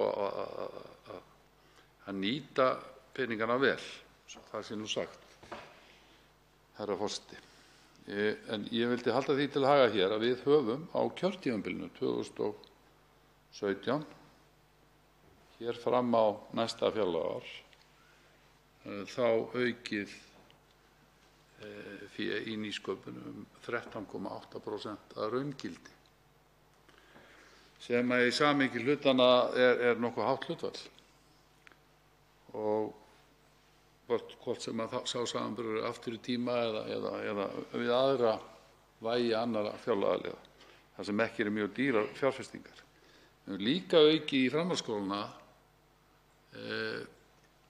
að raungildi á þessum tíma 1,4%. Það er að segja þar eiga styttingarpeningarnir að nýtast í hærri framlögum per nemanda. Við höfum hækkað að raungildi í háskólana tæpa 3 milljarða 6,4%. Þannig að við erum að hugsa þetta eins og hv. þingmaður var að tala um. Spurningin er þessi að því hv. þingmaður vísaði hér í skýrslur að mögulega værum við ekki að fá nægilega mikið fyrir peningana ef hv. þingmaður geti aðeins farið yfir það, hvaða skýrsla það var og hvaða mælikvarðar það eru. Þá svarar andsvari hv. 10. þingmaður Suðurkjördæmis, Smári McCarthy. Herra forseti, já, ég kannski, svo ég taki undir með hv. þingmanni, það er auðvitað rétt. Það er búið að gera mjög fínar hækkanir á framlögum til ýmissa málaflokka og eins og ég sagði í upphafi ræðu minnar þá er þetta ekki beint vond fjárlög. Þetta er auðvitað ekki stórkostlegustu fjárlög sem hægt væri að hugsa sér, en eitt af því sem gerir manni erfitt fyrir í stjórnarandstöðu er að það sést raunverulega að það er vilji hjá ríkisstjórninni til þess að reyna að bæta ákveðna hluti og bara maður fagnar því. Til að svara spurningu hv. þingmanns þá er ég að vísa í, það kom núna bara síðastliðinn mánudag greining á ýmsum þáttum frá OECD sem fjölluðu meðal annars að hagkerfið væri almennt í góðu ástandi, eða hvort þetta var Alþjóðabankinn. Já, það er margt búið að gerast í vikunni þannig að minnið kannski ekki alveg að standa sig en það er í öllu falli niðurstöður sem sýndu hagkerfi Íslands stendur sig vel, flest allt gengur mjög vel, en það væru ákveðnir veikleikar og einn veikleikinn sem var nefndur í því samhengi var að miðað við fjárframlög til menntamála þá voru niðurstöðunar sem að Ísland var að fá í formi útskrifaðra nemenda og mismunandi stigum og svo framvegis væru kannski lægri heldur en fólk ætti að eiga von á í samanburði við önnur lönd. Ég get bara því miður ekki vísað í þetta með meiri nákvæmni bara hreinlega vegna þess að ég er ekki með tilvísunina við hendina. Þá veitir ansvar síðari sinni, hv. 9. þingmaður Suðvesturkjördæmis, Þór Þórsson. Hæstv. forseti, ég þakka hv. þingmanni svarið. Ég held hins vegar kjarni máls er þetta sjónarmið sem hv. þingmaður kom inn á í sinni ræðu að það skiptir máli hvernig við metum það fjármagn, alveg sami hvað það fer, skólakerfið eða annað, og við metum mikils að geta verið með skilvirkt skólakerfi þar sem við getum þjónustað og veitt okkar nemendum bestu þjónustu og kennslu, hvort sem það er á grunnskólastigi, framhaldsskólastigi eða háskólastigi, og við erum vissulega að leita eftir því að bera okkur saman við OECD, við Norðurlöndin, eins og við þekkjum og það er mikilvægt. Ég vildi hér í seinna andsvari, af því að hv. þingmaður kom með athyglisverðum hætti inn á virkni ríkisfjármálanna og kannski gafst ekki tími til þess að fara af meiri dýpt í það. Ég horfi og ræddi mikið hér í framsögum og efnahagsmyndina. Ég held að það hafi ekki breyst þegar við horfum til hagfræðinnar, hvað ríkisfjármálin, ríkisfjármálastefnan skiptir miklu máli fyrir efnahagsmyndina, hver stefnan er og hvernig við stýrum þeim fjármunum sem við erum með, hver afkomumarkmiðin er. Af því áhrifin á alla undirliði verðmætasköpunar koma fram í gegnum það umfang sem við sjáum í ríkisfjármálunum. Og þetta er jú einu sinni 1000 milljarðar. Og við sjáum það að hagspár taka mið af því hvað sést í áætlunum ríkissjóðs til framtíðar. Og þetta er það sem er verulega til bóta, og við sjáum að Alþjóðagjaldeyrissjóðurinn til dæmis hefur hrósað stjórnvöldum fyrir sem er öðruvísi en áður var. Þá svarar ansvari síðari sinni, hv. 10. þingmaður Suðurkjördæmis, Smári McCarthy. Já, herra forseti, ég reyndar gerir mig grein fyrir því núna þegar hv. þingmaður segir að ég kannski fór ekki nægilega vel í hvað nákvæmlega ég var að vísa í varðandi þessar kenningar, og auðvitað er ég að vísa í það að það er tilhneiging í ríkisfjármálum á Íslandi og víðar í heiminum að láta eins og ríkissjóður sé heimilisbókhald, sem það er ekki, vegna þess að ekkert heimili getur gefið út sinn eigin gjaldmiðil. Og það að hugsa á þannig hátt, þetta er ákveðin endalaust tugga svona nýklassískrar hagfræði sem búið að afsanna að verulegu leyti, en að auki þá eru komnar hugmyndir póstkeynesiskrar hagfræði og það sem kallað nútíma peningakenningar, með leyfi forseta Modern Monetary Theory, sem að hreinlega skáka þessum eldri kenningum. Og þegar við horfum á ríkisútgjöldin, þetta vissulega orðið 1000 milljarðar og vissulega erum við að fá góð hrós fyrir það hvað þetta gengur vel. En það breytir því ekki að kennarar eru enn illa launaðir, hjúkrunarfræðingar eru enn illa launaðir, það erfitt að fá fólk í þessar stéttir.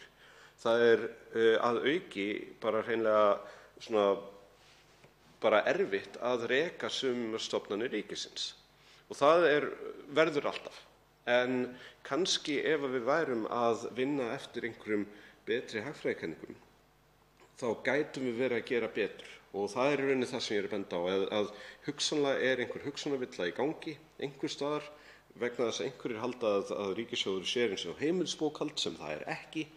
Og ef við hættum því, þá gæti verið að með því að beita réttari líkunum, þá fáum við niðurstöður sem að kannski skapa svigrúm til þess að vera með vel launaða kennara sem að standa sig fyrir vikið betur, hafa kannski minni áhyggjur af því hvernig að borga leiguna.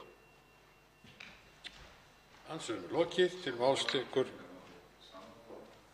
hv. 8. þingmaður Norðausturkjördæmis, Anna Kolbrún Árnadóttir.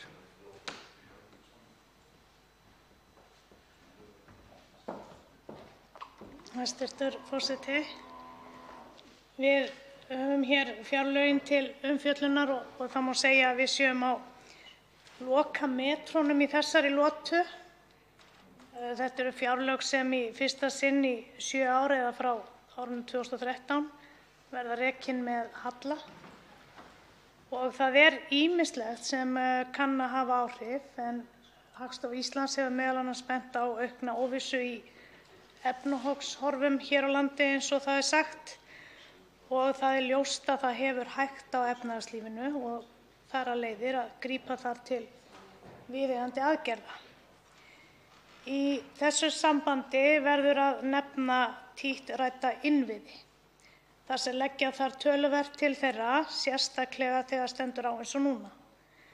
Og það fyrsta sem ég vil nefna hér og ég legg kannski höfuðáherslu á, það eru heilbrigðis- og velferðarmál, og við þingmenn Miðflokksins höfum lagt fram breytingartillögur sem miða að því að hlúa meðal annars að þeim. En það eru vissulega nokkrir óvissuþættir sem hafa áhrif og það nægir að nefna ferðaþjónustuna sem mikinn áhrifavald í því sambandi, þar sem hún hefur verið síðustu misseri mikill burður í atvinnulífinu hér á landi og þar með mikilvæg uppspretta gjaldeyristekna. Það skiptir máli hver þróunin verður á komandi misserum og brýnt að stjórnvöld og við öll sem hér erum verðum vakandi og sofandi yfir þessari þróun. Það var ánægjulegt að sjá að fyrstu skref virðast vera tekin til þess að stækka flugstöðina á Akureyri og heimamenn horfa til fjárfestingaraðila eins og KEA sem nú þegar hafa lagt fram teikningar sem hægt væri að fara eftir. Og einnig voru fréttir af því í dag að heimamenn eru að vinna að því að koma áfram millilandaflugi á milli Akureyrar og Bretlands. Það voru aðeins vonbrigði að sjá að flugþróunarsjóður ekki virkur, þó ég viti eða þykist vita það að til hans verði kallað, ef við getum orðað það þannig, ef að það kemst á þetta millilandaflug aftur. Ég vona auðvitað að svo verði.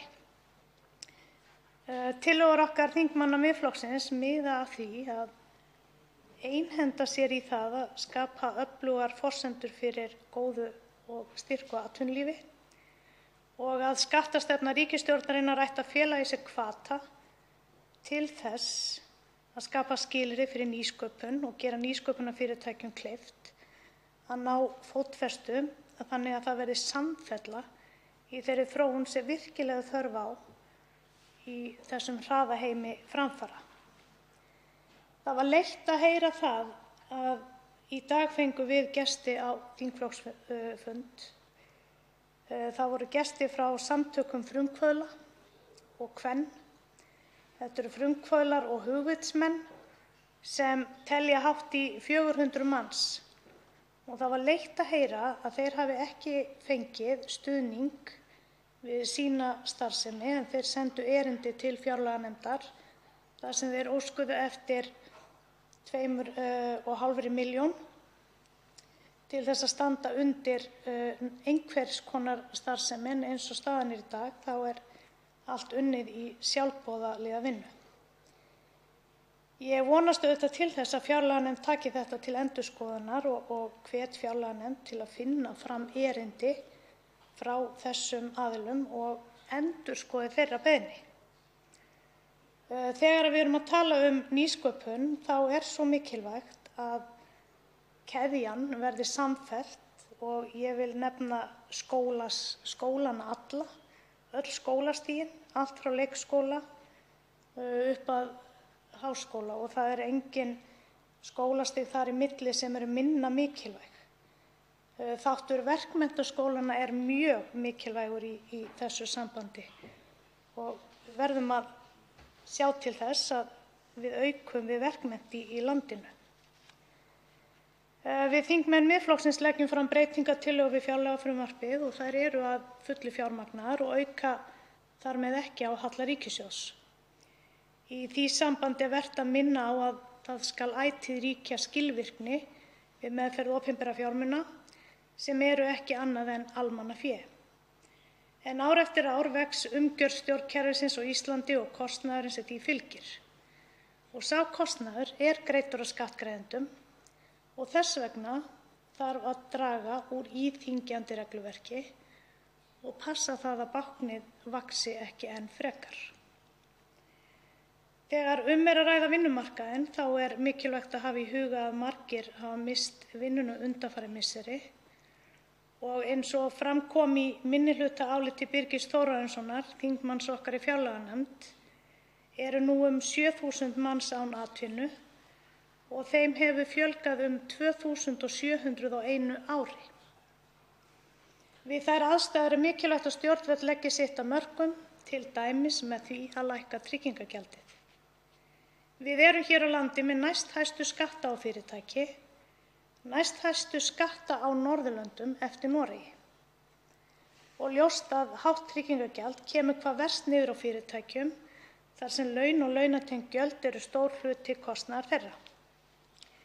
Það er eiginlega undarlegt að stjórnvöld hafi ekki lagt það fram eða lagt sitt af mörkum til þess að beita sér í að lækka tryggingagjaldið enn frekar umfram þá litlu lækkun sem sett var fram, sérstaklega í ljósi þess að fyrirtæki hafa þurft að segja upp fjölda manns undanfarin misseri.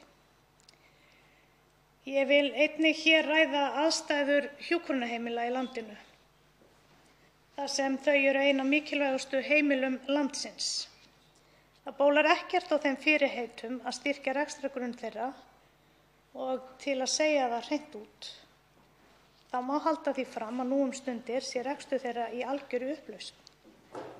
Og það kom skýrt fram á málfundi sem haldinn var á Hótel Natura í gær og hv. þingmaður Hanna Katrín Friðriksson rakti hér fyrr.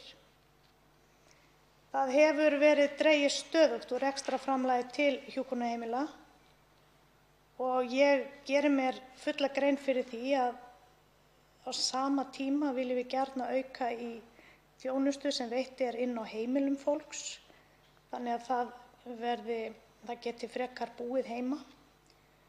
En ég held að það þurfi að fara í þessar aðgerðir samhliða en mér sýnist ekkert vera að gerast þar heldur.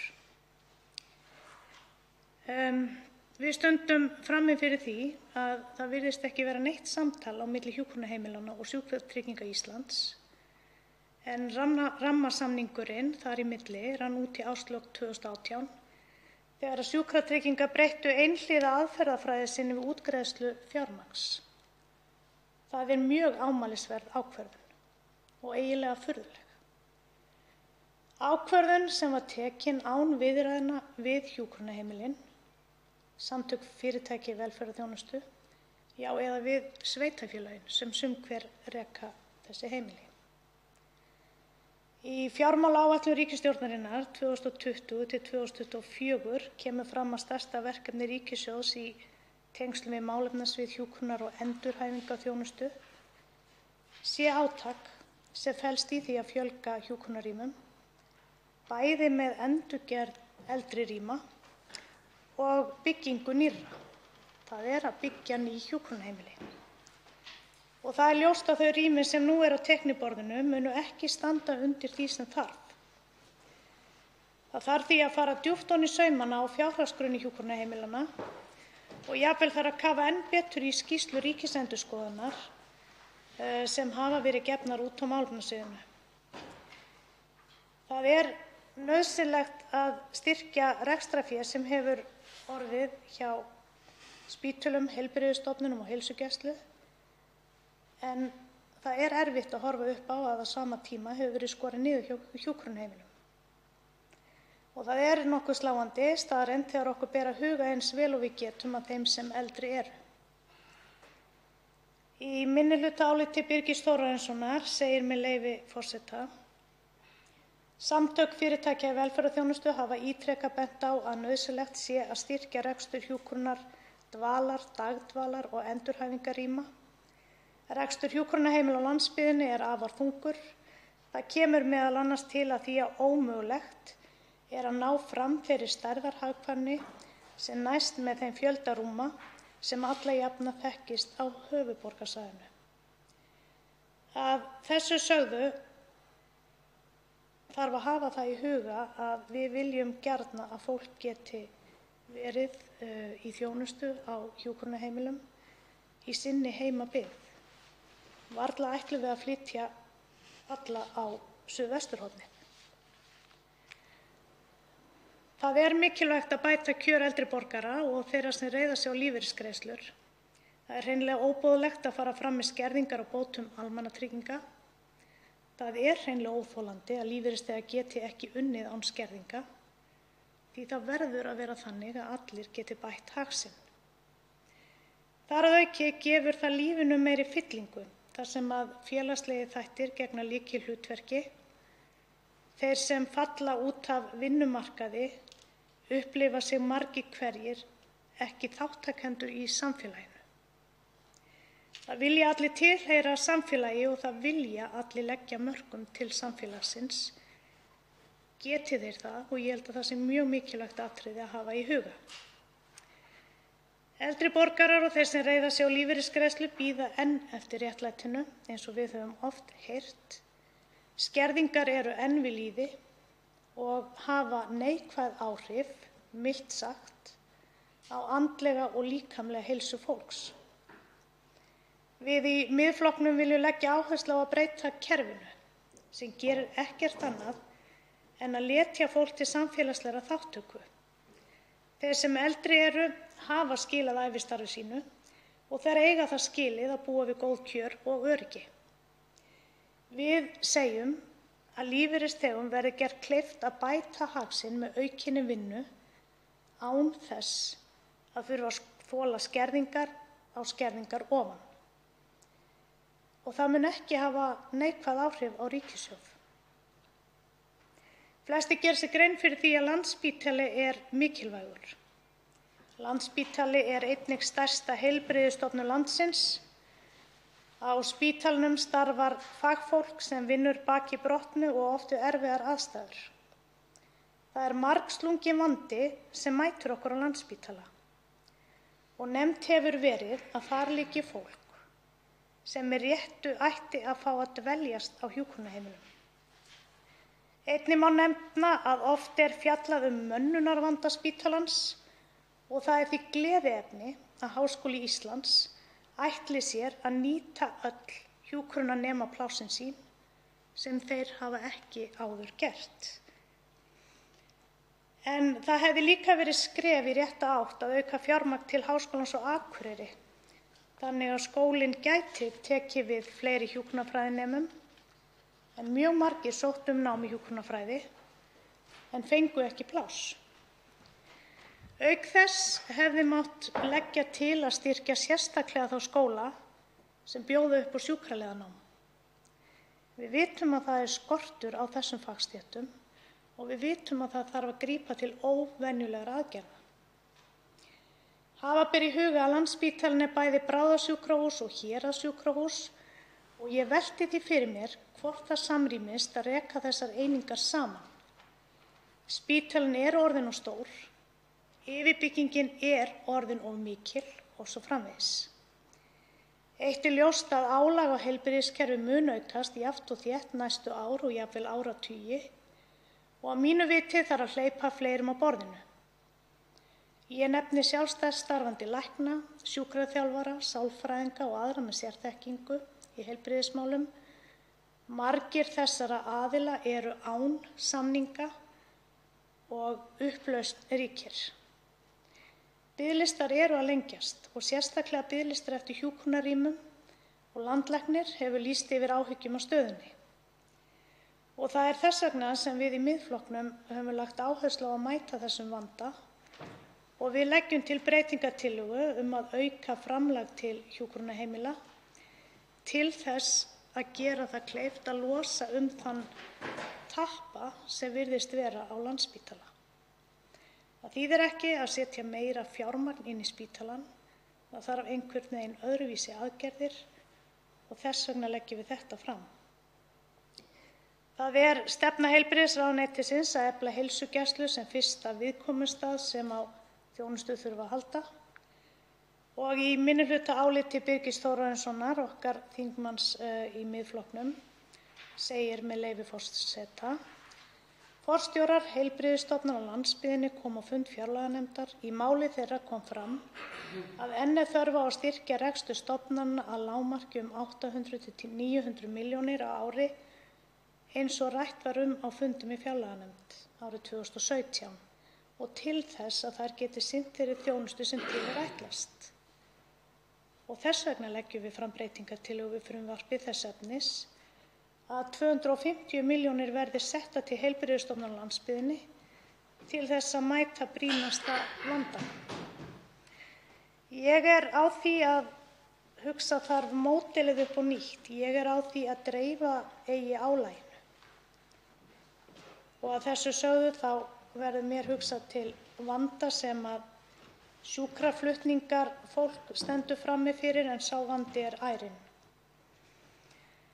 Það þarf að styrkja möguleika lífeyrisþega á almennum vinnumarkaði og hér á landi er atvinnuþátttaka þeirra minni en í þeim löndum sem við berum okkur saman við og umfang starfsendurhæfingar er mun minna.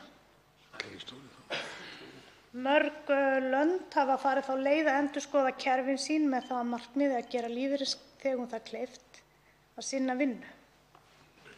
Að mínu viti ætti það að vera fyrsta skref stjórnvalda. Það væri að skapa störf til þess að fólk geti lagt af mörkum.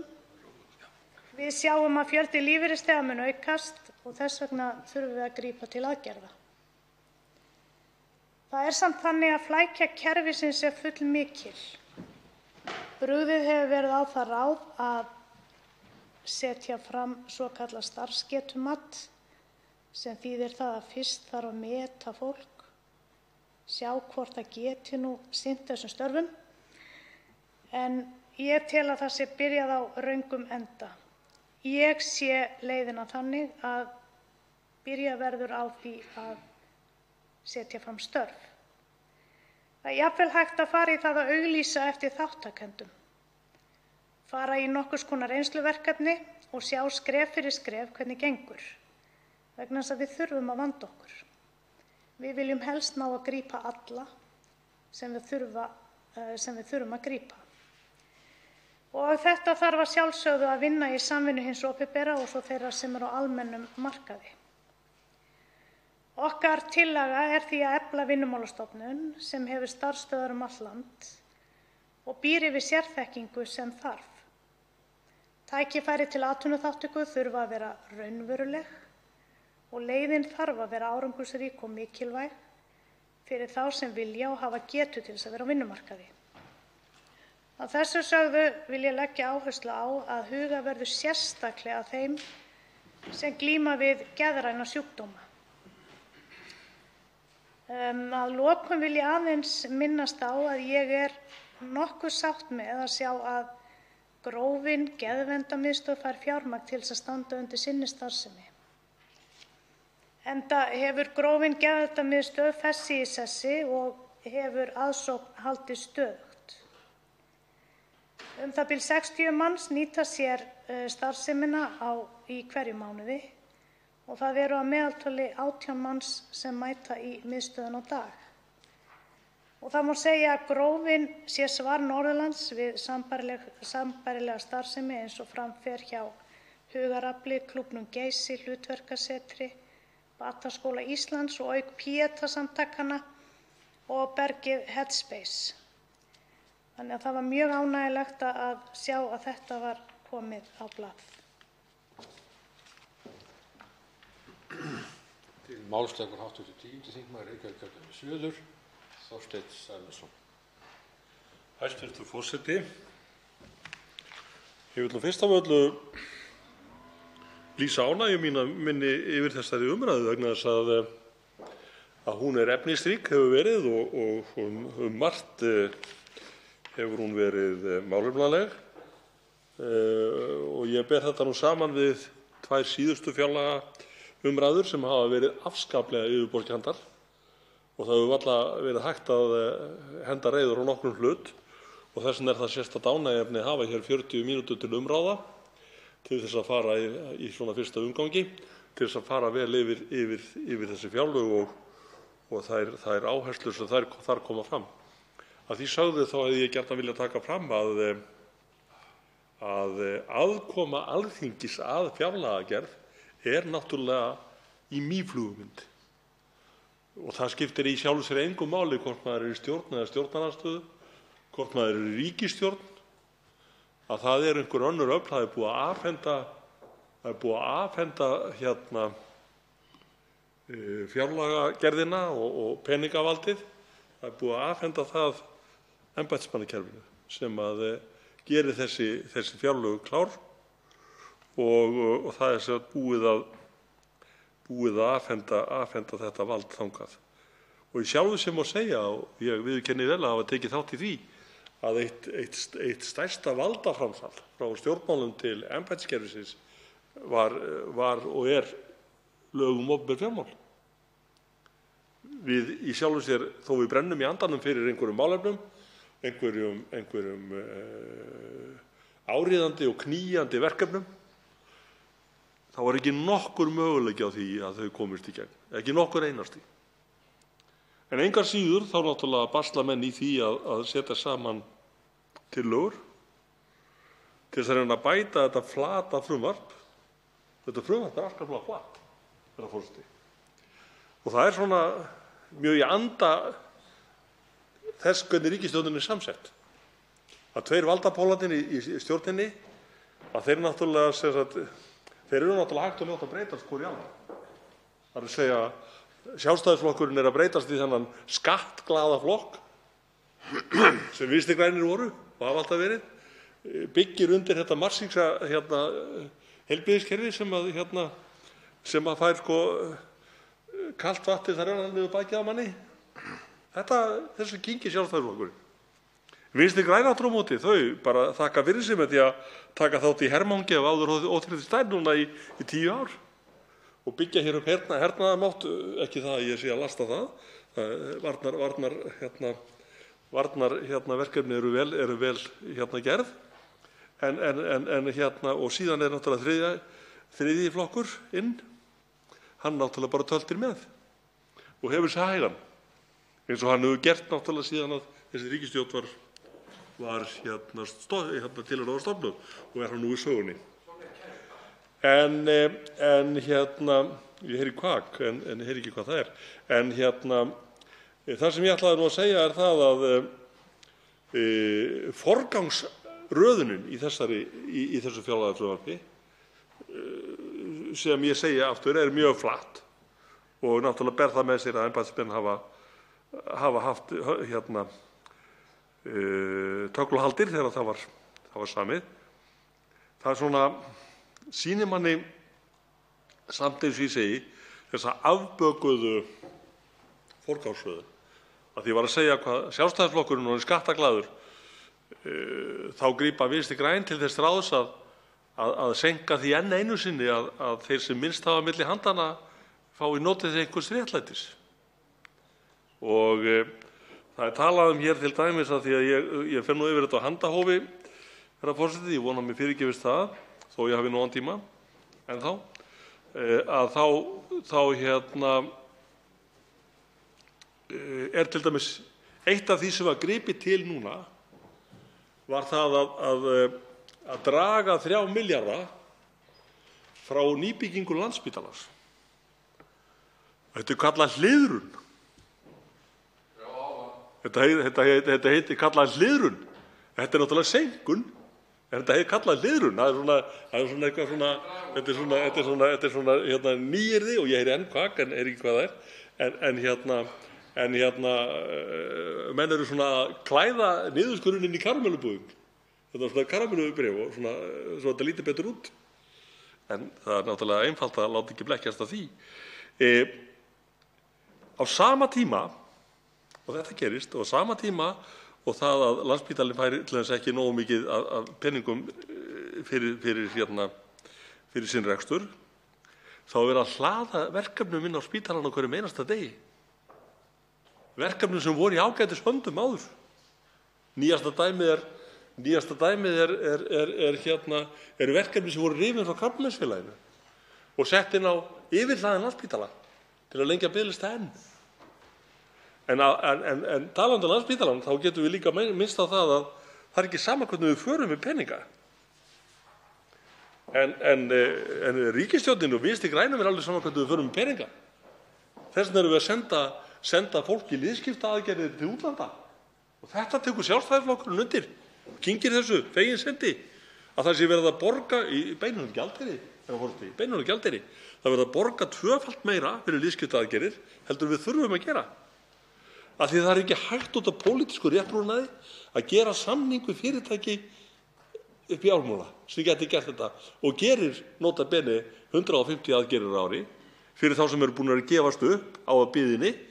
Þannig að Vinstri grænum og heilbrigðisráðherra þeirra tókst á örskömmum tíma og það var engu sjálfstæðisráðherra að tekist þetta, svo ég viti, að búa til tvöfalt heilbrigðiskerfi á Íslandi á jafn skömmum tíma eins og heilbrigðisráðherra Vinstri grænna hefur tekist, sem er afrek út af fyrir sig.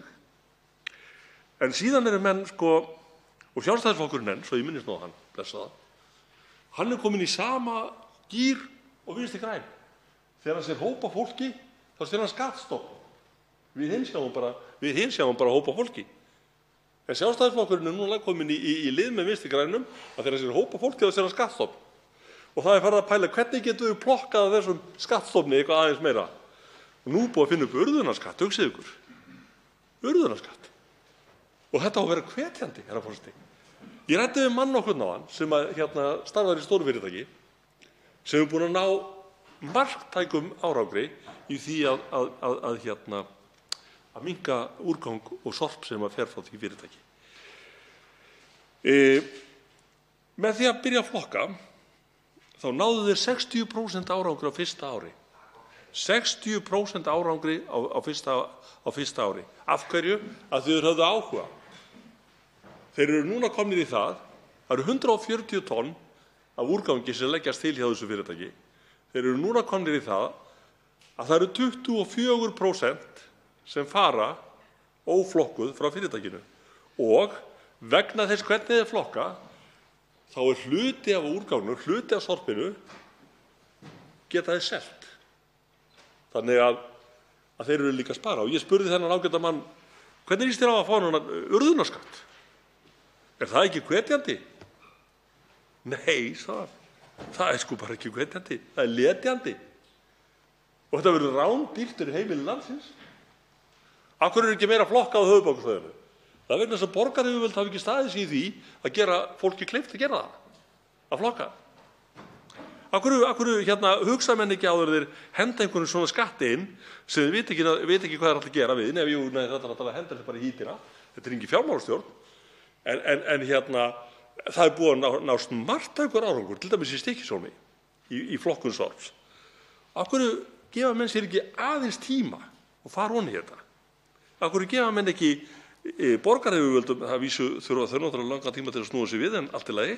Af hverju gefa menn ekki borgaryfirvöldum tækifæri til þess að gera heimilunum kleift að flokka meira? Og við skulum líka gá að því að mikill meirihluti af sorpillir frá heimilum, hann er lífrænn og hentar þess svona vel í moltugerð. Þannig að í staðinn fyrir þetta er ekki það sem Vinstri græn vilja gera, sko. Við stungum upp á því daginn, þingmenn Miðflokksins, með Karl Gauta Hjaltason, hv. þingmann í broddi fylkingar, að kanna möguleika á því og hagkvæmni þess að reisa hér hátækni sorpbrennslu. En þetta féll nú í grýtta jarðveg hjá þingmönnum Vinstri grænna, háttvirtum. Þeir vilja nefnilega flytja mengunum okkar út. Þeir vildu svo ekki sjá það að við varum að brenna sorp hérna, af því að það kæmi útblástur, þetta er hátækni brennsla.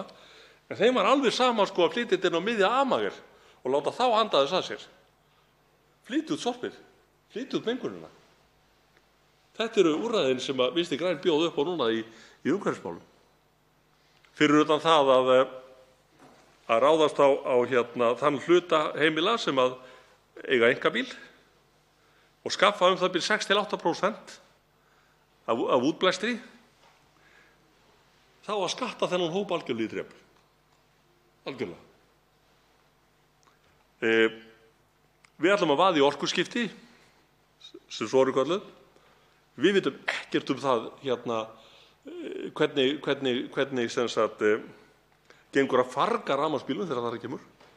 Kannski flytjum við lithium-batteríin út til Afríku, eins og við erum búin að gera úr símónum okkar. Þá getum við flutt mengunum út. Það verður Vinstri græn ánægð með það. Getum gert það. En við horfum ekki nógu langt fram. Og menn eru í sífellu að velta sér upp úr einhverjum aukaatriðum. Banna plastpoka sem er 1% af sorpbrennslu tilfellur, en það er ekki allt til að jarða 250.000 tonn. Það er ekki málið. Tala ekki að brenna það, það er alveg algjört bara ekki inn í myndinni. Danir geta gert það fyrir okkur. En að sjálfsögðu þá sjá bæði Danir og Svíar og fleiri þjóðir, þeir sjá náttúrulega möguleika í því að brenna sorp. Þetta er hitagjafi, þetta er orkugjafi, það sjálfsögðu. Og það eru ekki allir, ef við horfum út fyrir 101 og stærstu svæðin hér á landinu, þá eru ekki öll svæði sem búa við þann munað á Íslandi að hafa hér aðgang að heitu vatni ódýru. Það er bara ekki svoleiðis, því miður. Og þess vegna finnst mér einhvern veginn, eins og ég sagði áðan, að ráðandi öflin í ríkisstjórninni, þau laða fram það versta í hvort öðru. Laða fram það versta. Við höfum talað hér og við tölum fyrir því líka hér Miðflokksmenn og Miðflokksfólkið í breytingartillögum nauðsyn þess að auka auka sem sagt fjölda úrræða í hjúkrunarheimilum. Það er vissulega búið að byggja svolítið af þeim, en það er ekki alveg nóg. Eitt nýjasta hjúkrunarheimilið sem er búið að reisa á Íslandi, sem er staðsett í minni heimabyggð, það er hálfnýtt. Vegna þess að það fæst ekki fólk til að vinna þar. Vegna þess að forgangsröðunin hjá þeim sem að reka heimilið er ekki rétt. Á nákvæmlega sama hátt, af því við höfum talað um það mikið hér á þinginu og þar á meðal forystumenn og stuðningsmenn ríkisstjórnarinnar, þó er svo sem standi ekki við það að Landspítalinn þurfi meira fé til þess að reka sig. Það er alveg hárrétt. En það er ekki hægt að kaupa allt fyrir peninga. Og núna fyrir nokkrum dögum fengum við, herra forseti, minnisblað frá Læknafélagi Íslands það hvers vegna svo erfitt að fá fólk til að vinna á Landspítalanum. Og peningar koma þar sáralítið við sögu, herra forseti. Þannig að ég ætla að endurtaka það sem ég sagði úr þessu ræðustól hér daginn. Vandi Landspítala Íslands, háskólasjúkrahúss, stjórnunarvandi. Hann stjórnunarvandi og hann felst líka í því að við erum ekki að nota handbært fé rétt. Og við vitum það öll að það er hægt að taka við peningum alveg endalaust. Það geta allir gert það. Ég tala ekki í krefjandi rekstri eins og rekstur sjúkrahúss er. Og hvers vegna forgangsraða menn þá ekki? Hvers vegna útvista menn ekki í meira mæli til dæmis liðskiptaaðgerðum, láta af trúarkreddunum, semja við einkaaðila, semja líka það að fari aukinn fjöldi til nágrannasjúkrahúsanna og til Akureyrar, þar sem að árangur bara mjög bærilegur. Og það allt til staðar á þessum stöðum, allt til staðar. Og þá getur Landspítali háskólasjúkrahús, þessi vandaða stofnun, einbeitt sér að þessum erfiðu tilfellum sem þeir þurfa og verða að sinna, sem bráðasjúkrahús, sem flaggskipið í heilbrigðisþjónustunni. Það er að segja hjartaaðgerðirnar, krabbameinsaðgerðirnar og svo framvegis. Og láta þessar einfaldari aðgerðir frá sér fara og stytta með því biðlista. Og það er alveg ljóst nú, herra forseti, og það er alveg ljóst að mun koma fram því miður að nýjustu aðgerðir heilbrigðisráðherrans, það er að segja að taka krabbameinsskoðun af Krabbameinsfélaginu, það er að segja brjóstaskoðun og leghálsskoðun, þetta mun lengja biðlista. Þetta mun ekki verða til þess að þjónusta verði ódýrari. Þetta mun ekki verða til þess að þjónusta verði betri. Þvert á móti. Við erum nýkomin út úr því ástandi að sjúkrabílarnir á Íslandi voru teipaðir saman. Það er ekki alveg séð fyrir endan á því að fyrsti nýju sjúkrabíllinn kemur ekki fyrir 10 mánuði. En í alvöru talað þá var ástandið þannig að einn sjúkrabíl vissum við sem við hittum Rauða krossinu daginn, sem var teipaður saman með filmu til þess að það hengi saman. Og þetta var sjúkrabíll á því svæði sem er einna stærst og erfiðast yfir að fara á Íslandi. En að pólitísku trúarkreddum búið að dragast í 2 ár að gera samningu Rauða krossinu. Var loksins gert daginn. Loksins. Af því að það stóð til að gefa Rauða krossinu það í 90 ára afmælisgjöf, það er að segja 90 ára afmæli þess að þeir væru að reka sjúkrabíla, að rífa það af þeim án þess að væri búið að finna einhvern annan til þess að reka þá. Og herra forseti, þetta er náttúrulega svo hrópandi að því verður eiginlega varla lýst. Og þetta lætur Sjálfstæðisflokkurinn og Framsóknarflokkurinn teima sig út í. Ótrúlegt. En ég ætlaði nú ekki að vera svona jákvæður allan tímann í þessari ræðu. Ég ætlaði að verða enn jákvæðari, ég ætlaði að fara yfir það helsta sem að við Miðflokksfólkið leggjum til. Og við leggjum til breytingartillögur sem eru vel útfærðar, sem eru fullfjármagnaðar, og ef menn bera það saman við aðrar breytingartillögur sem hér hafa komið fram og þær kosta allar eitthvað sem kostar 0,00, það er að segja þær eru allar á einhverjum slumptölum, milljarður hér og hálfur hér og 2 þar og eitthvað svona. Þetta er ekki svo hér. Þetta eru nákvæmar tölur sem eru til þess fallnar að gera gagn. Og svo ég bara byrji nú lesturinn að þá leggjum við til að almenn löggæsla fái 300 milljónir króna í aukna fjárheimildir. Og þetta mun væntanlega verða til þess, ef samþykkt verður, að laga nokkuð það ástand sem er sérstaklega vont hér á höfuðborgarsvæðinu. Það vantar enn hér 80 lögreglumenn bara til þess að komast í sama ástand eins og var aldamótin síðustu. Og þetta þýðir það að viðbragðstími lögreglu nú hér á höfuðborgarsvæðinu, hún er óásættanleg. Og þær viðbætur sem hafa, og ég las það þær ekki, sem hafa komið fram núna undanfarin 2 ár, hafa beinst að því að fjölga lögreglumönnum sem að fylgjast með netglæpum og tölvuglæpum, góðra gjalda vert, en þeir fara ekki í útköll, herra forseti. Þeir bregðast ekki við ef líkamsárás er gerð einhvers staðar hér á svæðinu. Þeir bregðast ekki við því. Og það er þannig, eins og ég er búinn að margsegja hér úr þessum ræðustól, að mannfæðin í lögreglunni hér á höfuðborgarsvæðinu er orðin slík að menn fara miklu færri í útköll nú heldur en var, sem eykur hættuna á meiðslum lögreglumanna, sem vissulega hefur komið fram, meiðsli og menn hafa slasast miklu meira heldur en áður, vegna þess að við erum að senda lögreglumenn og konur í útköll, erfið útköll, færri heldur en áður var. Og menn virðast ekki gera sig grein fyrir því heldur að það kostar 5,5 stöðugildi að manna eina sólarhringsstöðu. Menn virðast ekki gera sig grein fyrir því. Það er þess vegna sem lögreglan er dýr. Vegna þess að það er dýrt að halda úti sólarhringsþjónustu. Og þetta verða menn að gera sig grein fyrir. Og gáið nú hænu að þessar 80 stöður sem ég minntist á hérna áðan, þær skila væntanlega svona það byrja 16 manns hérna á vakt.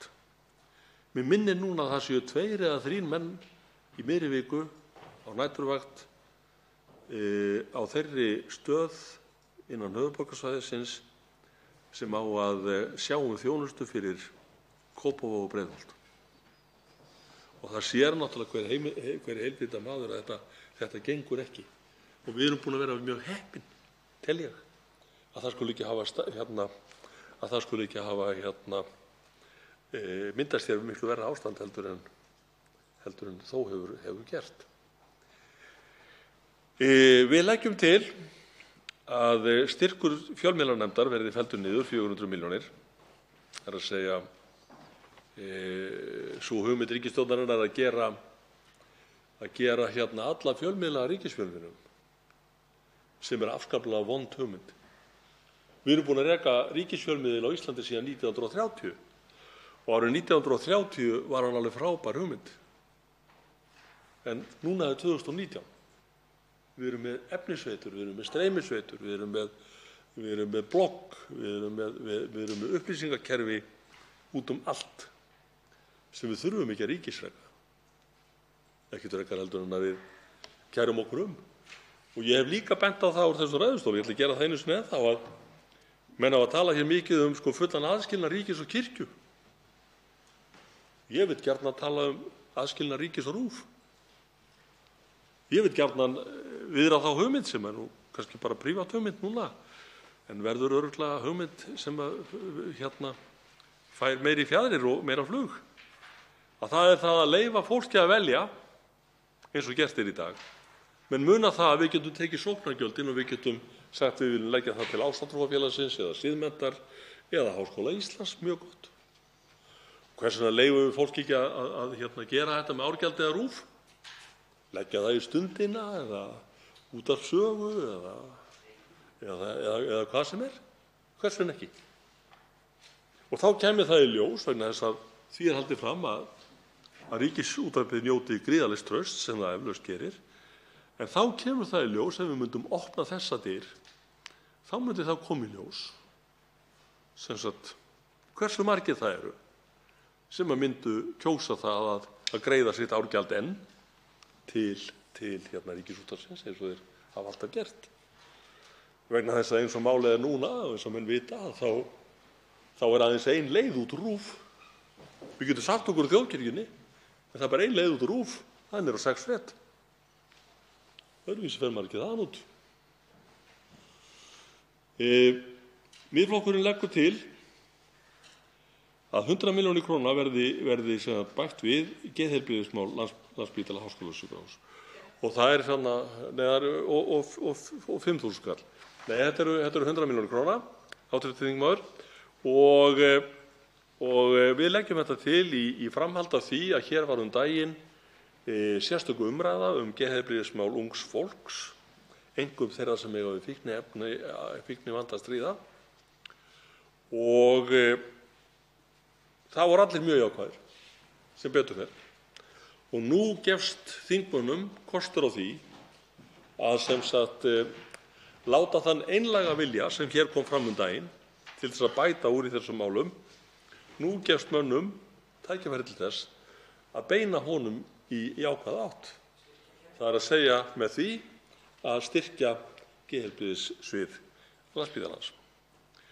Við leggjum til að hagræðingarkrafa verði sett á ráðuneyti á Íslandi upp á 1.100 milljónir sléttar. Og